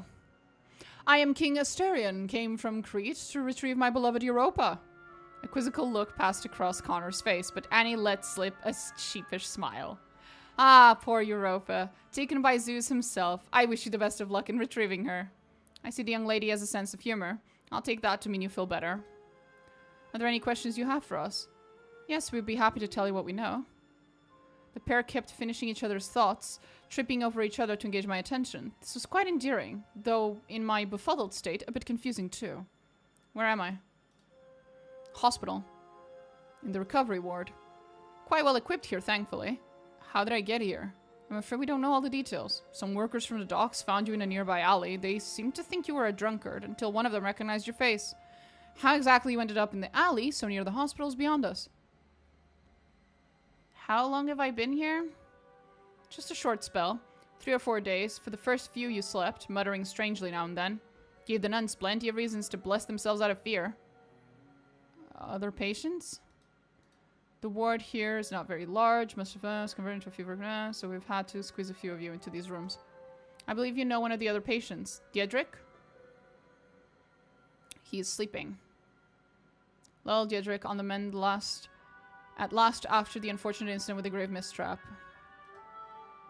Can you tell me about yourselves? Us? I suppose we've had something of an adventurous few years. My sister and I came down from Navan, far off in Ireland. We've got a bit of medical experience, but Dr. Von whatever the fuck has been training us to be surgeons. Healing keeps us busy enough. But when you lot are all tucked in and sleeping, I try to sneak in a bit of reading. And I try to sneak in a nap. Sister, see how she yawns. Well, then it's time to rest, isn't it? We can't have you getting worse now that we've learned what a chatterbox you are. Have a bit of sleep, and we'll check in tomorrow. I'm pleased to see you making a recovery. The siblings smiled and stepped away. As they left, I felt the last remaining energy drain from my body, as though it had been waiting for their departure before granting me release. I lapsed once more into that turbulent slumber which had colored my days. Astarion, you say? Not Astarion. Astarion. A clatter of sounds brought me back to the realm of the living. I heard the rustle of starched fabric, the clinking of small metal objects, and hushed murmurs that for once seemed more pleasant than conspiratorial. The stiff turning of paper at last convinced me to open my eyes. I had hoped to see my spellbook once more, but instead I was greeted by the sight of Annie, sitting in a wicker chair with a large but conventional text upon her lap. Hello again. Connor, standing on the other side of the bed, watched me attentively. He beamed a bright smile in my direction. If you're up for it, why don't you get out of bed and have a walk around the ward? A stretch and a bit of chat would do you good. Come on, off you go now. The Baron will be coming by for an inspection shortly. When a man like that comes by, you tend to stop what you're doing right away. Enjoy a bit of freedom while you can. I looked at their encouraging glances and eased myself to the side of the bed. The cold floor felt refreshing after so many days encased in linen. As I stood, I recalled in a panic the incriminating items that had been in my possession when I collapsed during the ritual. Ah! I rummaged in my bag but could not find the spellbook or the witch's knife, nor the other arcane items or weapons. Fuck!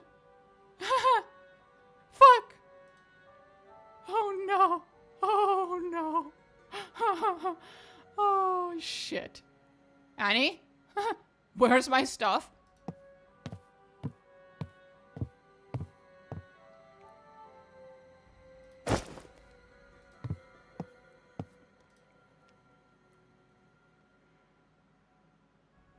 Hello. I have to admit, it was happy to see you get rolled in here. Once they told me you'd recover, of course. This place left me a bit starved for chat. He gestures across the room towards the door and presumably to the other quarters which lay beyond. But what happened to you? They won't tell me much, but I've overheard a bit of this and that. I'd rather not talk about it right now.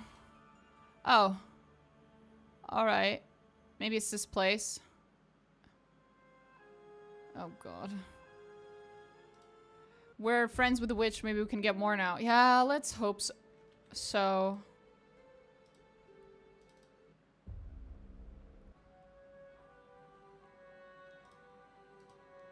The young doctor did not look up as I stepped towards her. Her eyes continued to scan the lines of the book which rested in her lap. Then at once she looked towards me, her reading evidently complete. The heavy necklace around her neck jostled gently as she smiled and raised her eyes to meet mine. Hello again. Getting to know your fellow inmates, eh? I'm more interested in getting to know the jailers. She looked pleased at this comment. Oh yes, you mean Connor and I? Well, I suppose there's no harm in that. After all, we're bound to be spending plenty of time together. I'm happy to hear it. If I'm stuck here recuperating, at least it's with fine company. She brushed a stray hair back from her brow as she smiled again. Hehe. That would be nice. Hehe. Is there anything in particular on your mind, or is it still a swishy swirl in there?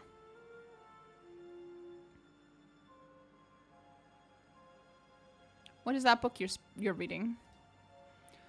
Journal of the Plague Year. Not a terribly lively read, but a right bit more detailed than some other books on the subject. I assume it's about a plague then? What gave it away? Aye, it's an account of the plague that swept London in 65. Bad bit of business, that, but plenty to learn from.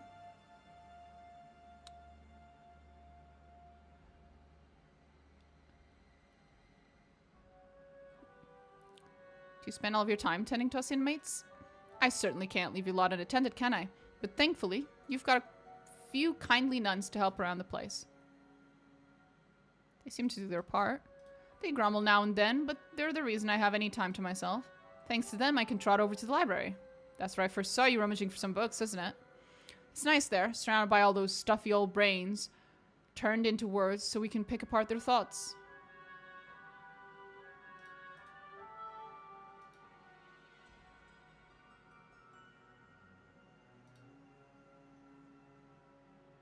Your mind is what worries me. Please do not put it under stress. Under too much strain. Avoid any undue stress if you can. So no adventures then? Absolutely not. I'm afraid you must pass your time in the dullest manner imaginable. Doctor's orders. She pulled her face into a mock serious expression, but soon broke again into a smile, and I wondered if she was so jocular with all her patients. Annie, you know you're very fucking pretty. She looked flustered and blushed bright red. Oh, thank you.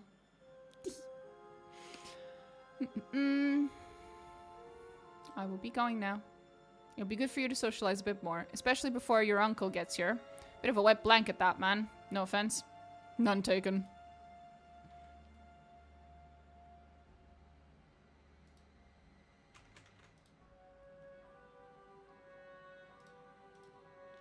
Hello again.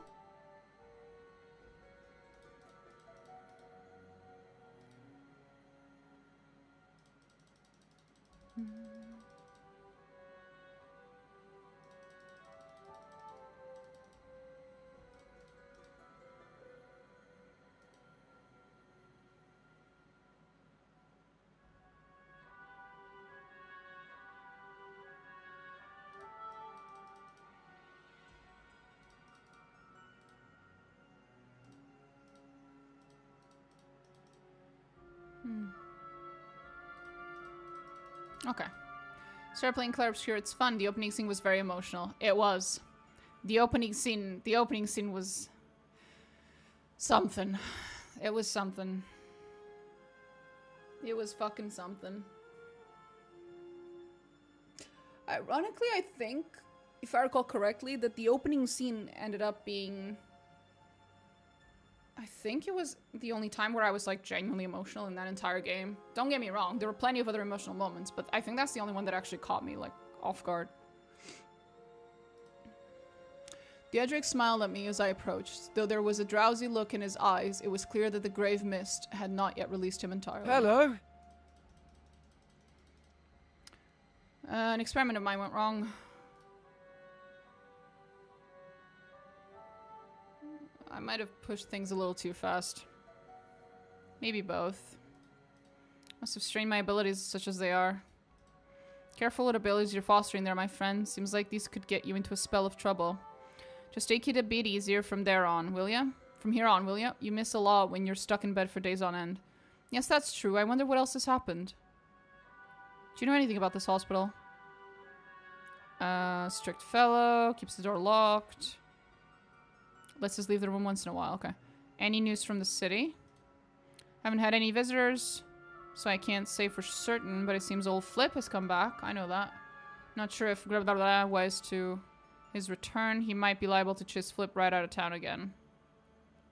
I saw the rascal around town. Seems he intends to stay.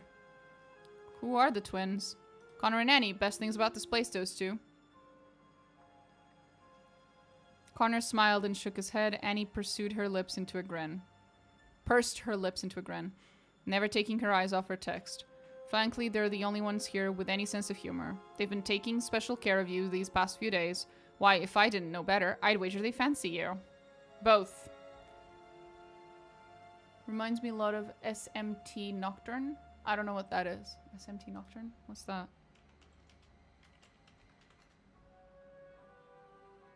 Shin Megami Tensei. Ah, Japanese games. I do not usually play Japanese games. Very rarely. Except for Fire Emblem.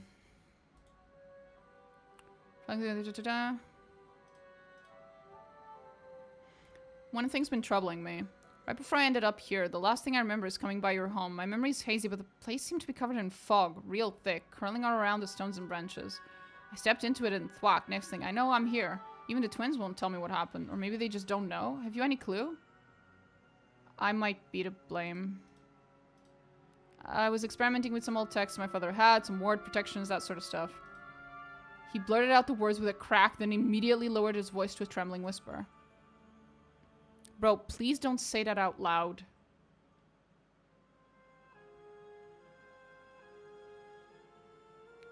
I had to protect myself. Strange secretive forces arrayed against me, Daedric. They were marshaled against my father, and now they were coming for me. Well, you nearly got me killed. I'd think twice before you dabble in this any further. I think I need to rest for a spell. Oops. Let's see how we can manage that conversation. I recommend a very good game. Pretty difficult, though. Oh,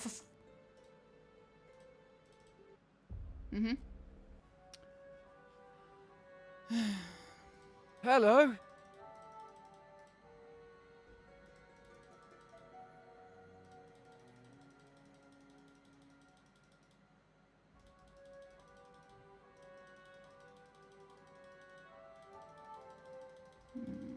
I don't want to lie to him.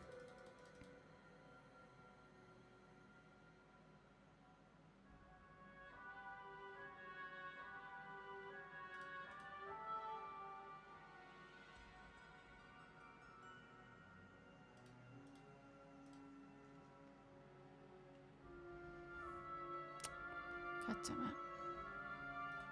Hello again.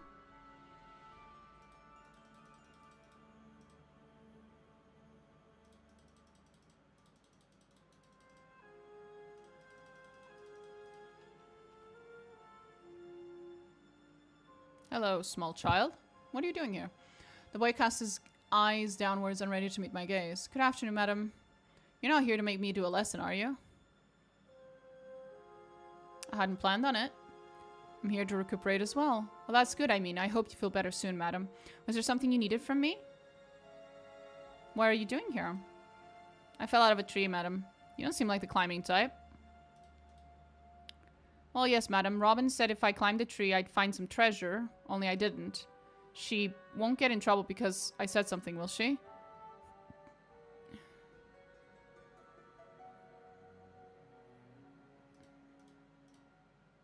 Are you the only child here?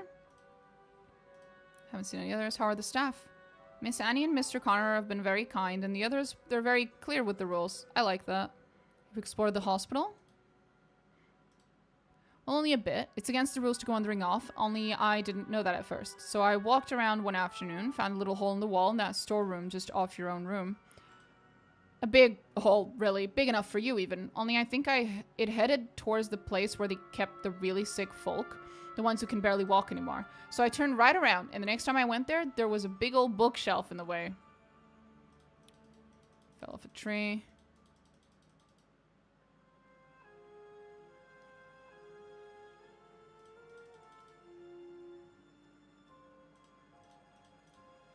Goodbye, little one. I don't like games without being able to set them to easy. No, hey, just being considerate. Its story is exceptional, though. You're wrong.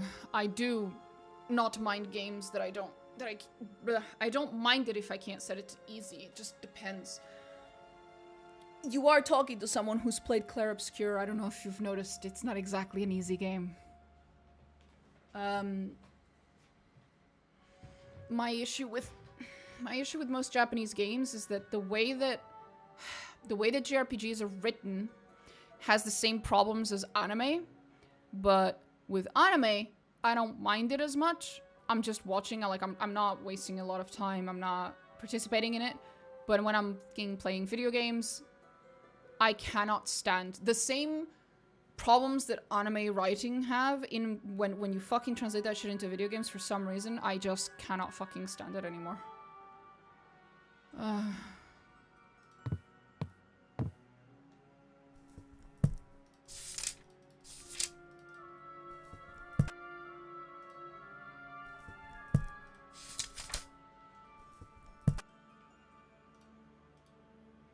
Okay, some nuns.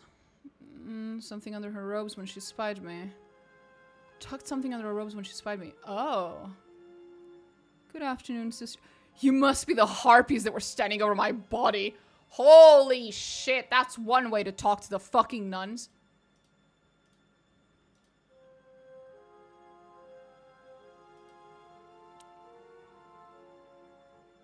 God willing.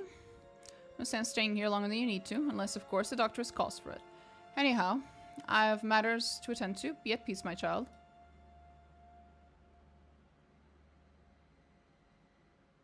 Benedicta bowed slightly and turned back to her book, while her compatriot leaned towards me and appeared to study my features. I did not know what she was assessing, but the scrutiny made my skin itch. Was she some surveyor sent to assess my state? Some spy here to uncover my recent studies? This place can get quite sparse, you know? Hard to come by amenities with so few visitors. And the doctor's not keen on letting people in, but a rich sort like you, I'm sure you've got some spare coin that you can toss around. Just make sure to toss it the right way, huh?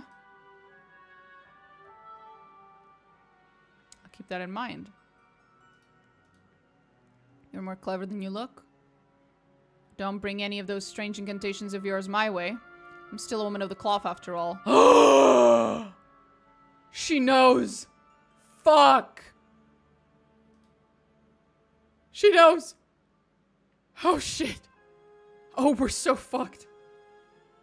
Like what? I kind of understand all the tropes, etc. This best power protagonist Nocturne is more existential. There's like almost no NPCs from what I remember, and it's more of a visual storytelling about Zanny, post-apocalyptic wasteland. Like what? A huge portion of JRPGs are based off of either slice of life type of anime or very similar to the fantasy-esque type of anime that we used to have before Frieren. Ignore Frieren for a second because it's kind of an exception. In which all the characters are like very young / like high school kids, and all the settings are very high school-esque, and there's always the same fucking tropes of like all the female characters are completely fucking useless, or they're very, very girly in a incredibly fucking misogynistic way, and I'm not gonna sugarcoat it.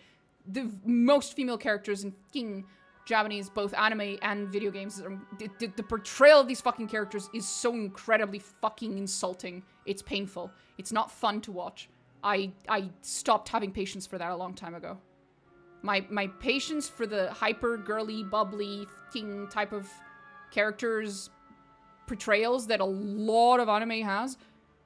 Also just that they're always fucking useless and constantly in need of saving and constantly hareming around the main characters. All that shit. I ran out of patience for that a long time ago. I cannot stand it. Most of the stories are very basic, bitch. They follow the same tropes. They follow the same arcs. Someone said anime is like Twilight for guys. It is, yeah, in a lot of ways, yes. Like, it is quite, in a lot of ways. Not all anime, because obviously anime is not a... Twilight is a singular movie, and anime is like an entire genre, right? But it's like... the types of anime that unfortunately tend to inform a lot of JRPGs are the ones that fall into these pitfalls. Plenty of anime out there that's not like this, and plenty of JRPGs out there, well, I hope, plenty of Japanese games out there that are not like this, but most JRPGs that I have seen have these problems, so I just stay away from the genre entirely. I can't stand it. I can't stand the fucking portrayal of the female characters. It's not just that, but like that is like one of the most glaring, obvious things that's really in your face the whole time. It's fucking painful to me.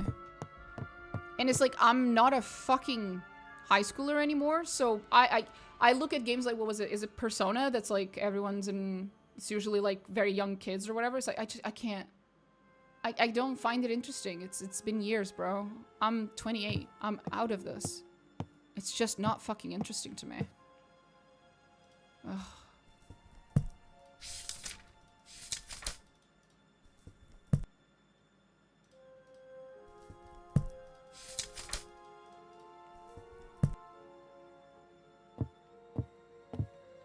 So yeah, no. I don't know. Well, there's Donald the fucking... See, I was gonna say Donald the Duck, and then I remembered, actually, now the most likely association with the name Donald is unfortunately Trump. Hello. I cannot allow you to venture on the stairs yet. You are far too feeble, and you might have a fall. Shut the fuck up, Trump. Wait, Angelina? I know your name. And Drago, you got stabbed. There's only so much teenage angst of coming-of-age stories you can stomach in one lifetime. Yeah, exactly. Like, it's just... I've had my years of that, you know, when I was younger, and I'm done with it. Like, I've seen them all. There isn't a single fucking story like that you can tell that I haven't already seen 1,000 times. Thank you very much. I'm done. Jesus Christ.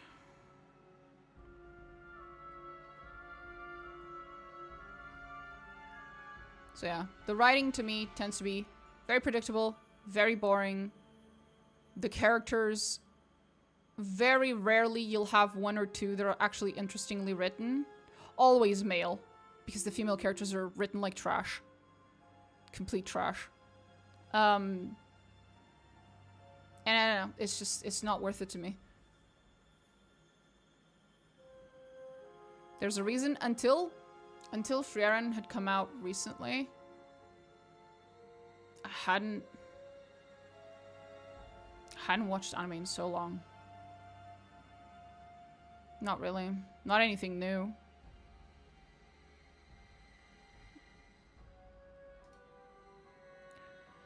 Oh well. There is a reason why I insist on playing mature games.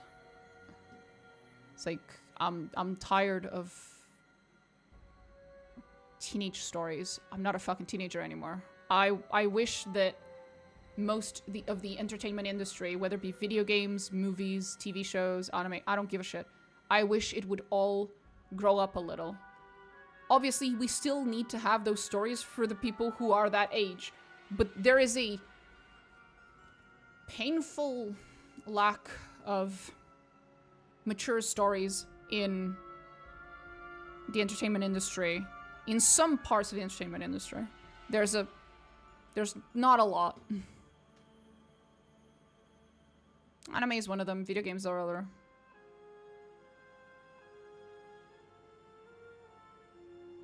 The weathered dockhand nodded towards me as I approached. Excuse me. Yo. Good day, madam. I saw you walking around at last. I was wondering how long you keep sleeping. The whole ward was starting to worry. About me? Well, to be honest, it was more things you were muttering in your sleep. Strange clouds of this, tormenting winds of that. It's enough to make a sea hand remember the stories that get traded on a creaking galleon. Hopefully that's all out of your system now.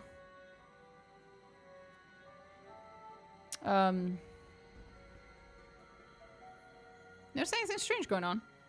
Something odd about the contagion wing in this place, but I can't bring myself to take a closer look. Whole area just seems off somehow. I knew a fellow who got taken there a few weeks back, and a swabby by the name of Yaroslav. Poor chap wasn't on land for an hour before they carted him off. Have you heard of him since? Not a word. It's like the man stopped existing. The bloke had seemed eager to get on the next boat out of Marnes. Had a wife he was rushing to marry or some such thing. You'd figure he'd at least want to send her word about this delay. Take on the hospital? Treating my wounds, can't complain. What do you make of the staff? Connor's quiet, but knows what he's doing. His sister too.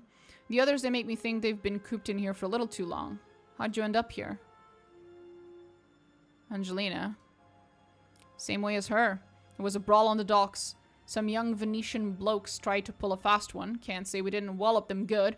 One of the rascals was quicker with a knife than I was with a club.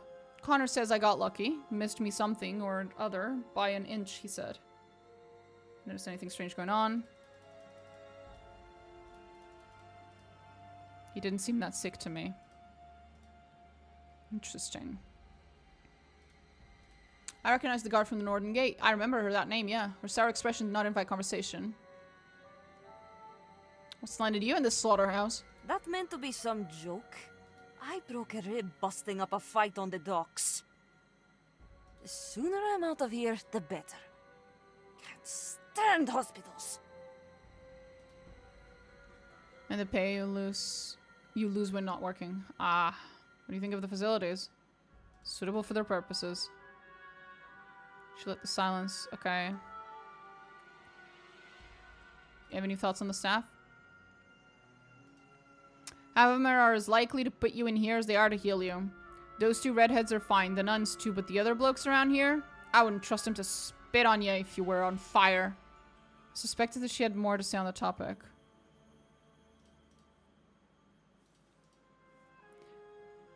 The whole lot of strange, odd men, but Giovanni is the real rat in the barrel. Guard, where you been trading stolen goods on the docks, consorting with a shroud, all manners of petty villainy. But the guard captain says I can't make a move on the doctor's little cousin. Not unless I have something proper to pin on him. But no worries there. Dunce like that is bound to slip up soon enough. Have you been injured before? Of course. Do you have any thoughts on the staff? Right, she already said that.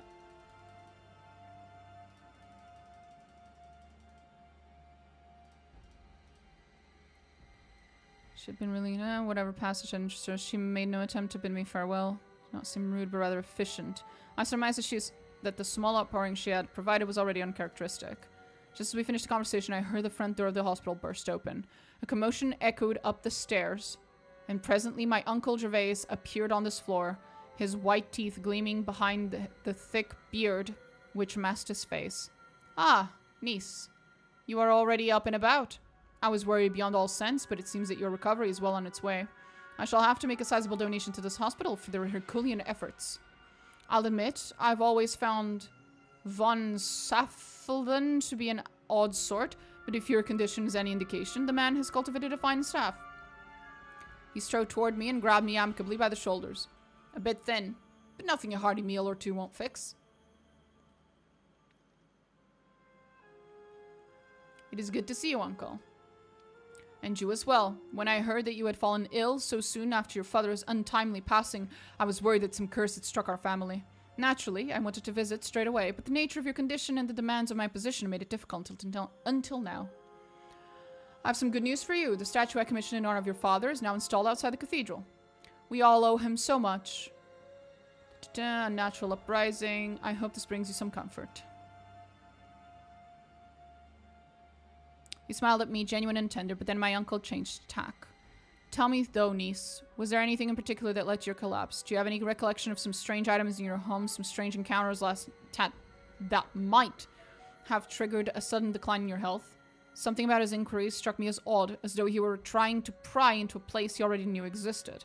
But then again, every inquiry I had fielded over the morning had struck me as similarly intrusive. Why was the world so curious about me and my doings? I could not let it in. I could not let it in.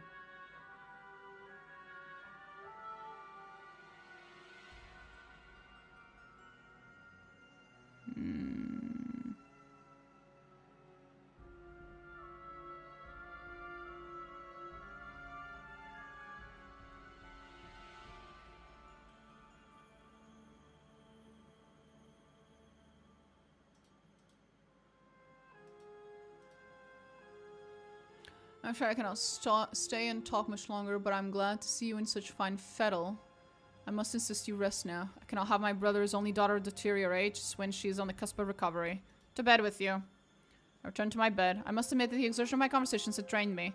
I wanted to explore beyond the confines of this room. I wanted to hunt for clues of my father's killer, to uncover what strange machinations were grinding around me. But at that moment, I was once again overcome with exhaustion. I lumbered towards the bed and slumped against the pillows.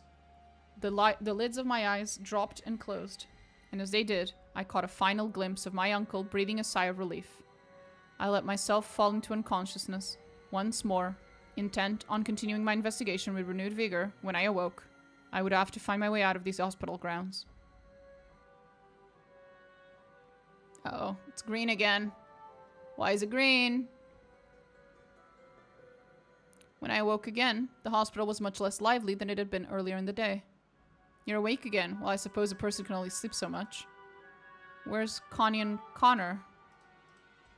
So you prefer treatment from our younger doctors? I'd say I was hurt, but I can hardly muster the energy to be offended. They're somewhere around here. In one of the other rooms, I expect. I'm sure you can find them in one of these floors. I sensed that the doctor would not have released me onto all floors of the hospital if he was worried I would escape, but I had grown restless in the infirmary and resolved to explore the place at length. I could not stay here much longer. The forces against me were marshalling their power, and I had to find a way out. I feel like my character might be... She might be getting a little paranoid. Are you alright, Diedrich?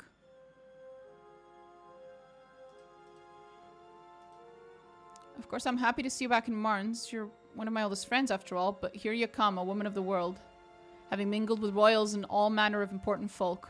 And here I am, just a lad. Still living in the same town I grew up in. Not that I mind, but I can see why the doctors are drawn to you. I haven't seen either of them talk to anyone as much as they've spoken with you. I'd wager one of them might even fancy you. Do you think so? I'd wager all the books on my shelf that it's the case. With that I could have the same easy fortune.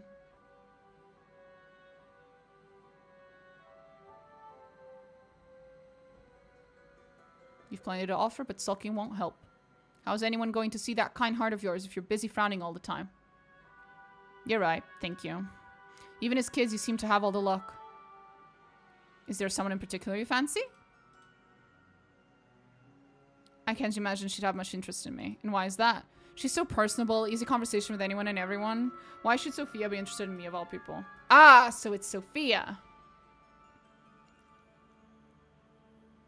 I could think of a number of things why she might be interested. A little, to be fair, in a world with witches and necromancy, maybe she's right to be. You're just the kind-hearted sort I could see her with, as a matter of fact.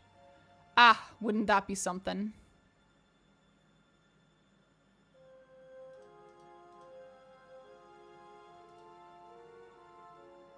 I've known you long enough to know when you're upset. And now we're back here.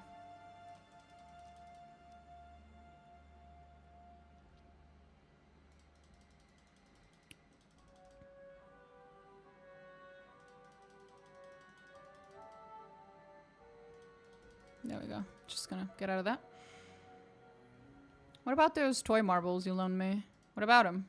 Were they one of your favorite toys? I'll be honest, not really. You were acting pretty oddly, so I didn't want to risk anything else. Sorry. Right.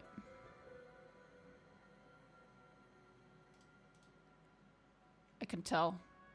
You fucked yourself over by giving me items that weren't actually personal.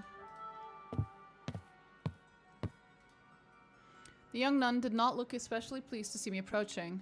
I hope you have not come here to utter some more blasphemy in my direction.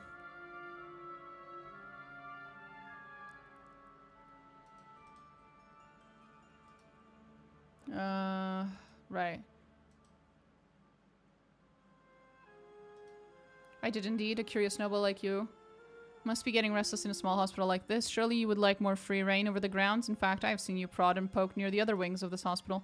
I cannot advise it, but if you wish to explore there, you will need a key, and I just so happen to carry one with me at all times. And you're not offering it out of pure generosity. All things come with a price, 15 crowns. I'm not interested. When you change your mind, you know where to find me. I'll think about it, bitch. I'm being extorted by a fucking nun. Hello. Still stretching your legs. Don't go wandering too far. What diseases are you treating here? Whatever diseases our patients have. Nothing else? Bye. Hello.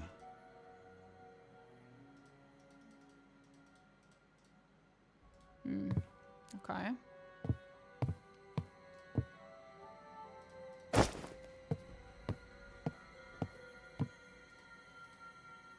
Must have been the master. Holy Leland. Yep. I'll leave it for now because I'm pretty sure he can see me if I try to move it. The man looked gravely ill and did not move. Who the fuck is that guy?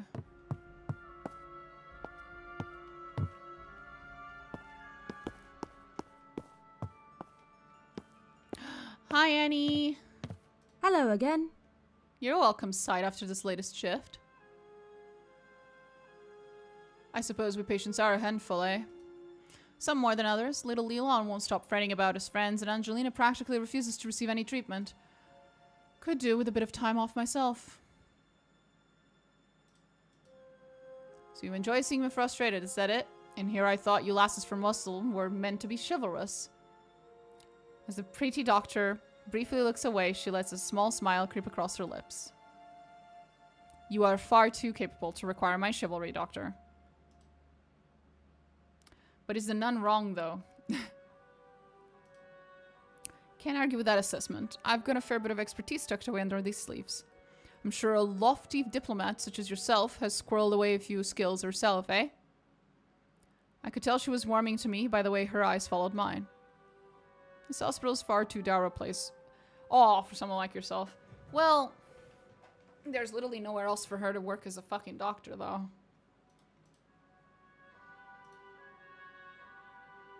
Rosy complexion has seen me through a few Irish winters and a scorching Ralston summer or two. I'll say more than some grey walls and dim lights for me to lose it. She giggled and moved in close to me. Oh, shit. I do believe you've become the best part of my stay here. It's only taken like 5 minutes, but yeah. Really? Even above the staff nursing you back from utter delirium? You'd rate me higher than that, would you? I would. Oh well. The normally sharp-tongued doctor stuttered over her words for a moment, then smiled and blushed a little. Well, that's very nice to hear. I think I, feel the same. I hope I'll be able to see more of you when I leave this place. Well, I hope you won't need to. I mean, I hope you don't become ill is all. Of course I would also love to see you again, once you're no longer a patient. She continued to chatter, overtaken by a nervous energy, which was quite attractive. In the time I have off, I mean, which is not so substantial, but it does exist, and when I have it, well, I am Annie, a healer from far off Ireland. I clicked her, I think. I am Annie, a healer from far off Ireland. Okay. I would certainly not mind. She's adorable. I'm kissing her. This is a gamble.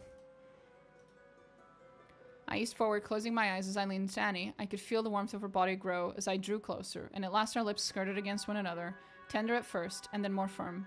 Before long, our tongues reached out and explored each other too. When I retreated from our embrace, I found that the doctor was smiling at me, her eyes misty with happiness. Well, that's not quite what I was expecting from the day's work, but it's a very pleasant surprise just the same. I should get back to my duties. Plus 30. Holy shit. Hell yeah. She ran a lover girl hooked up with Dr. Annie. I got an achievement. Hell yeah. She ran a finger across her lips as she turned away, as though she were still testing the veracity of what had just happened. I, in turn, smiled after her. Oh, you are going to regret this so much, honey. You see, you might think that I'm a noble, but I'm actually broke as fuck. On top of being broke, I'm paranoid, and the forces of evil, or the forces against the forces of evil, might be coming after me. Actually, it might be both. You do not want to associate with me, Annie. Hello again.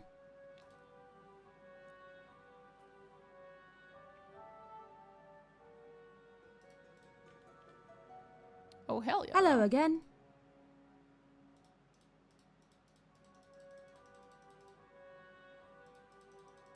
Okay, so you can kiss her again, but that's about it. Hello again.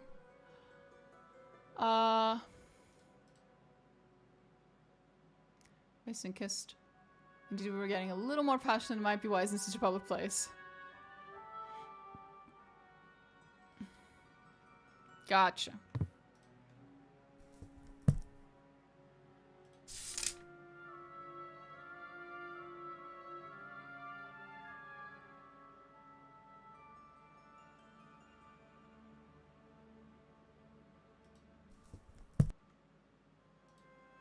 I've already read this one, I think. And that one, too.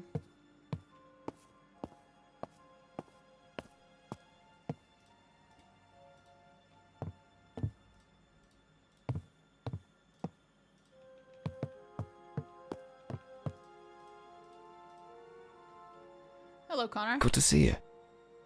Starting to worry you're becoming too familiar with these grounds. If you continue at this pace, you'll become a fixture of the building soon enough.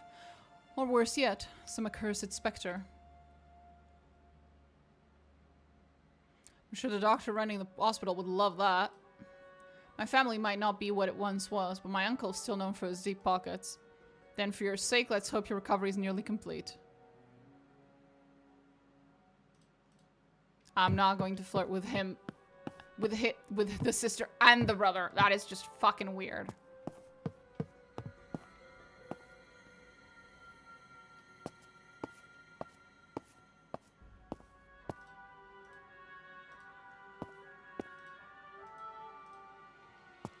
Interesting.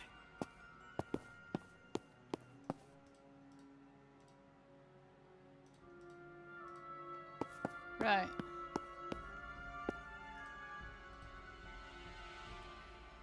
The clock had stopped. Discovered. Okay. As I approached the door, an uneasy sensation slithered into my nostrils and stung the corners of my eyes. An invisible fog thickened the air with apprehension and unease, and my stomach turned, as if I was looking over the edge of a great chasm. In the past, I would have dismissed this as a trick of the mind, but now I suspected something more supernatural was coaxing the fear inside me. Protection this potent must have been hiding something of great value, or great horror. I had to get inside. My mind shouted for me to turn away and avoid the doom that lay beyond the door, but there was no need. The door was firmly locked and I could not get without the key.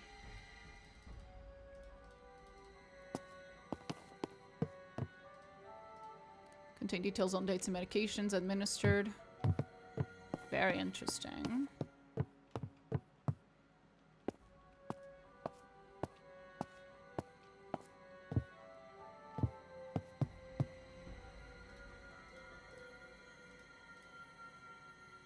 Shit.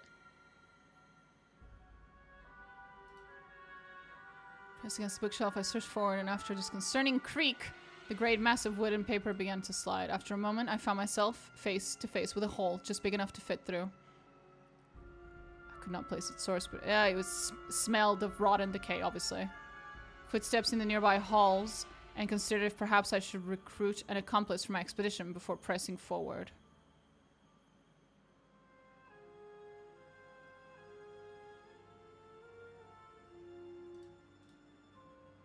I don't need no help.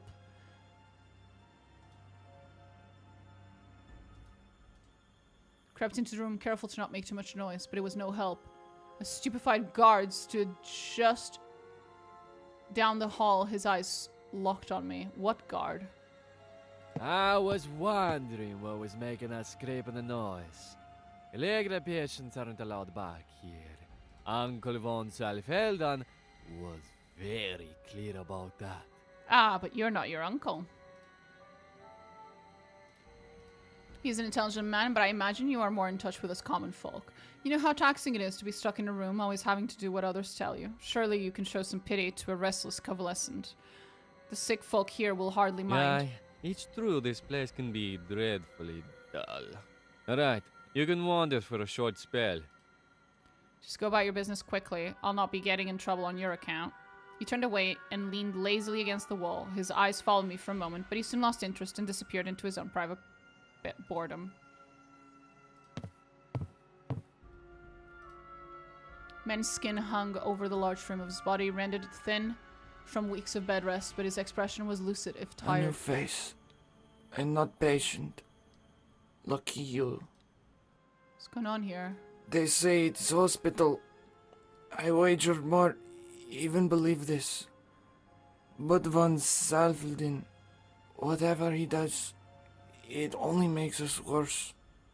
He winced as he repositioned himself on the bed. I've been in prison better than this. What disease do you have? I no say.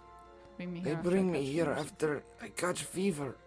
I think it only heat from sun and too many days at sea. But when I wake, these little boils have grown all over my body. I've never seen such things. I think the doctor make them. I think he give them to us.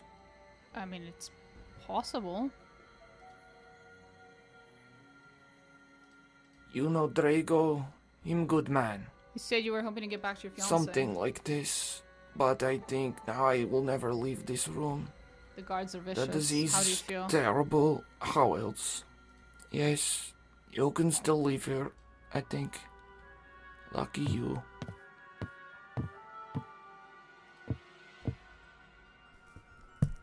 Song of Warfare and Disease.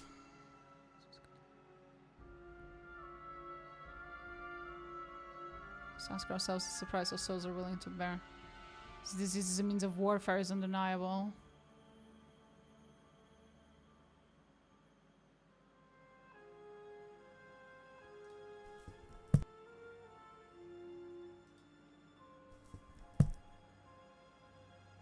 Burden of the sense and the doctrine of attack.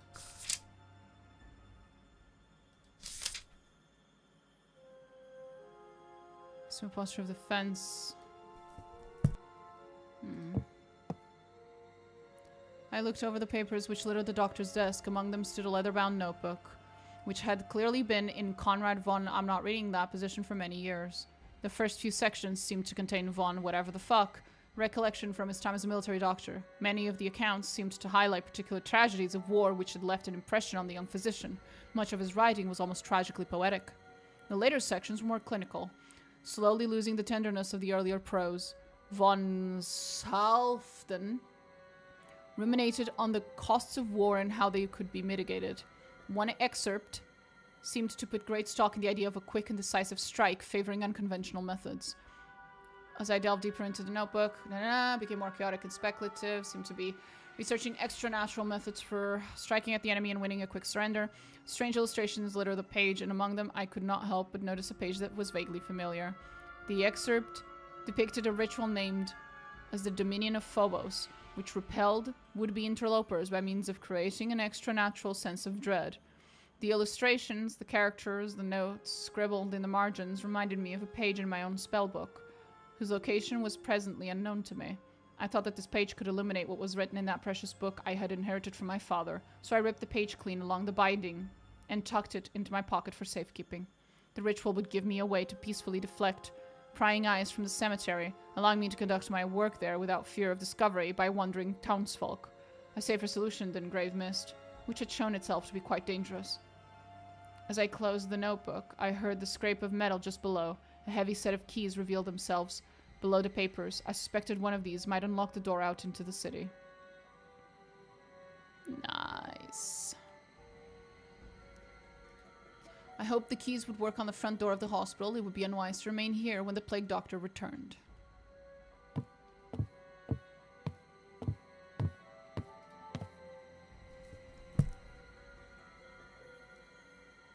Something about the plague.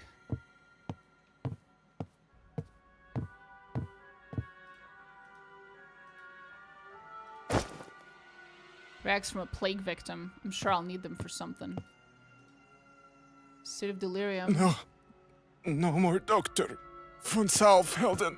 Are you a new doctor? Have you... Oh, they're kind enough. The ones with the fiery hair. Oh, even the... Are you a new... Oh, how wonderful. I've been hoping... You're not one of von Seville. I wonder if they know why their remedies never work. What the doctor really does.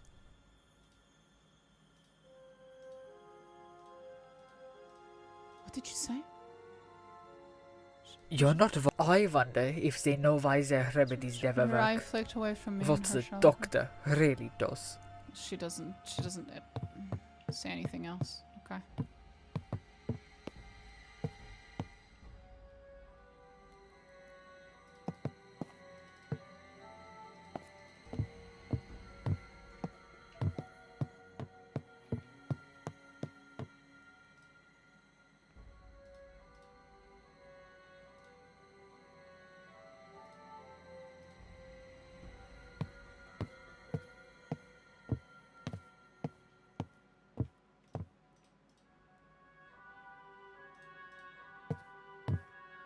Hello.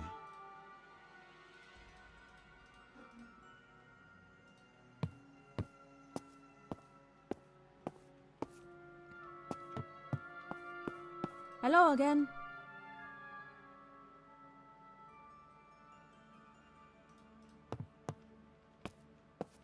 was hoping I could ask her about any of this, but seems like I can't.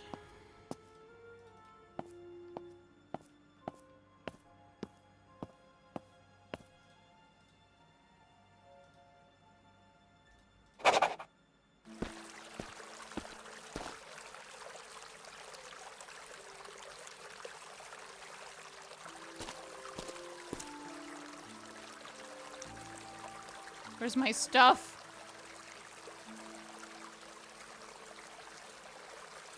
Thank God. Where's my stuff? Where's my books?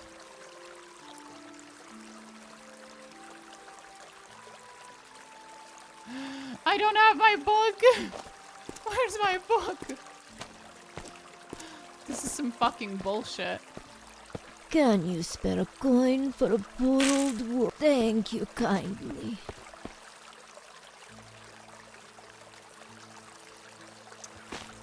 Goodbye. Hello, Sulan.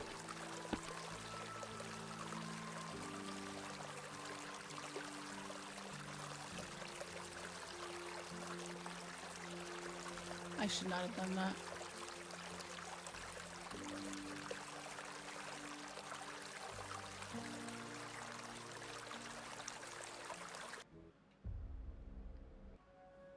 In the graveyard or in your room? Yeah, I'm thinking one of those two.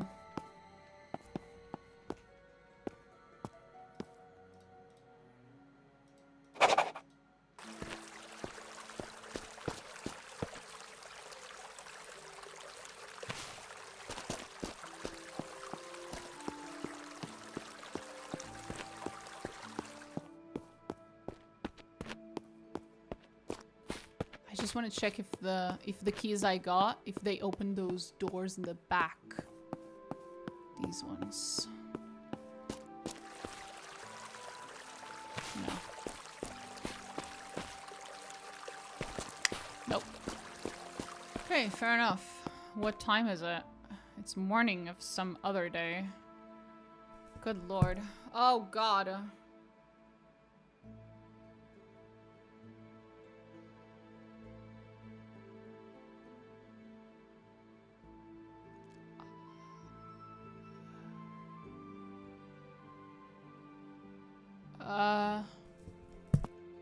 Right. What a giant fucking mess. Well, I should get going. It's quite late. I need to get sleep. Tomorrow is a new workday.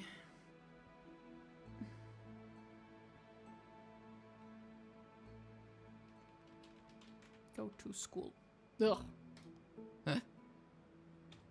As a teacher, of course. I'll see you guys tomorrow. Bye.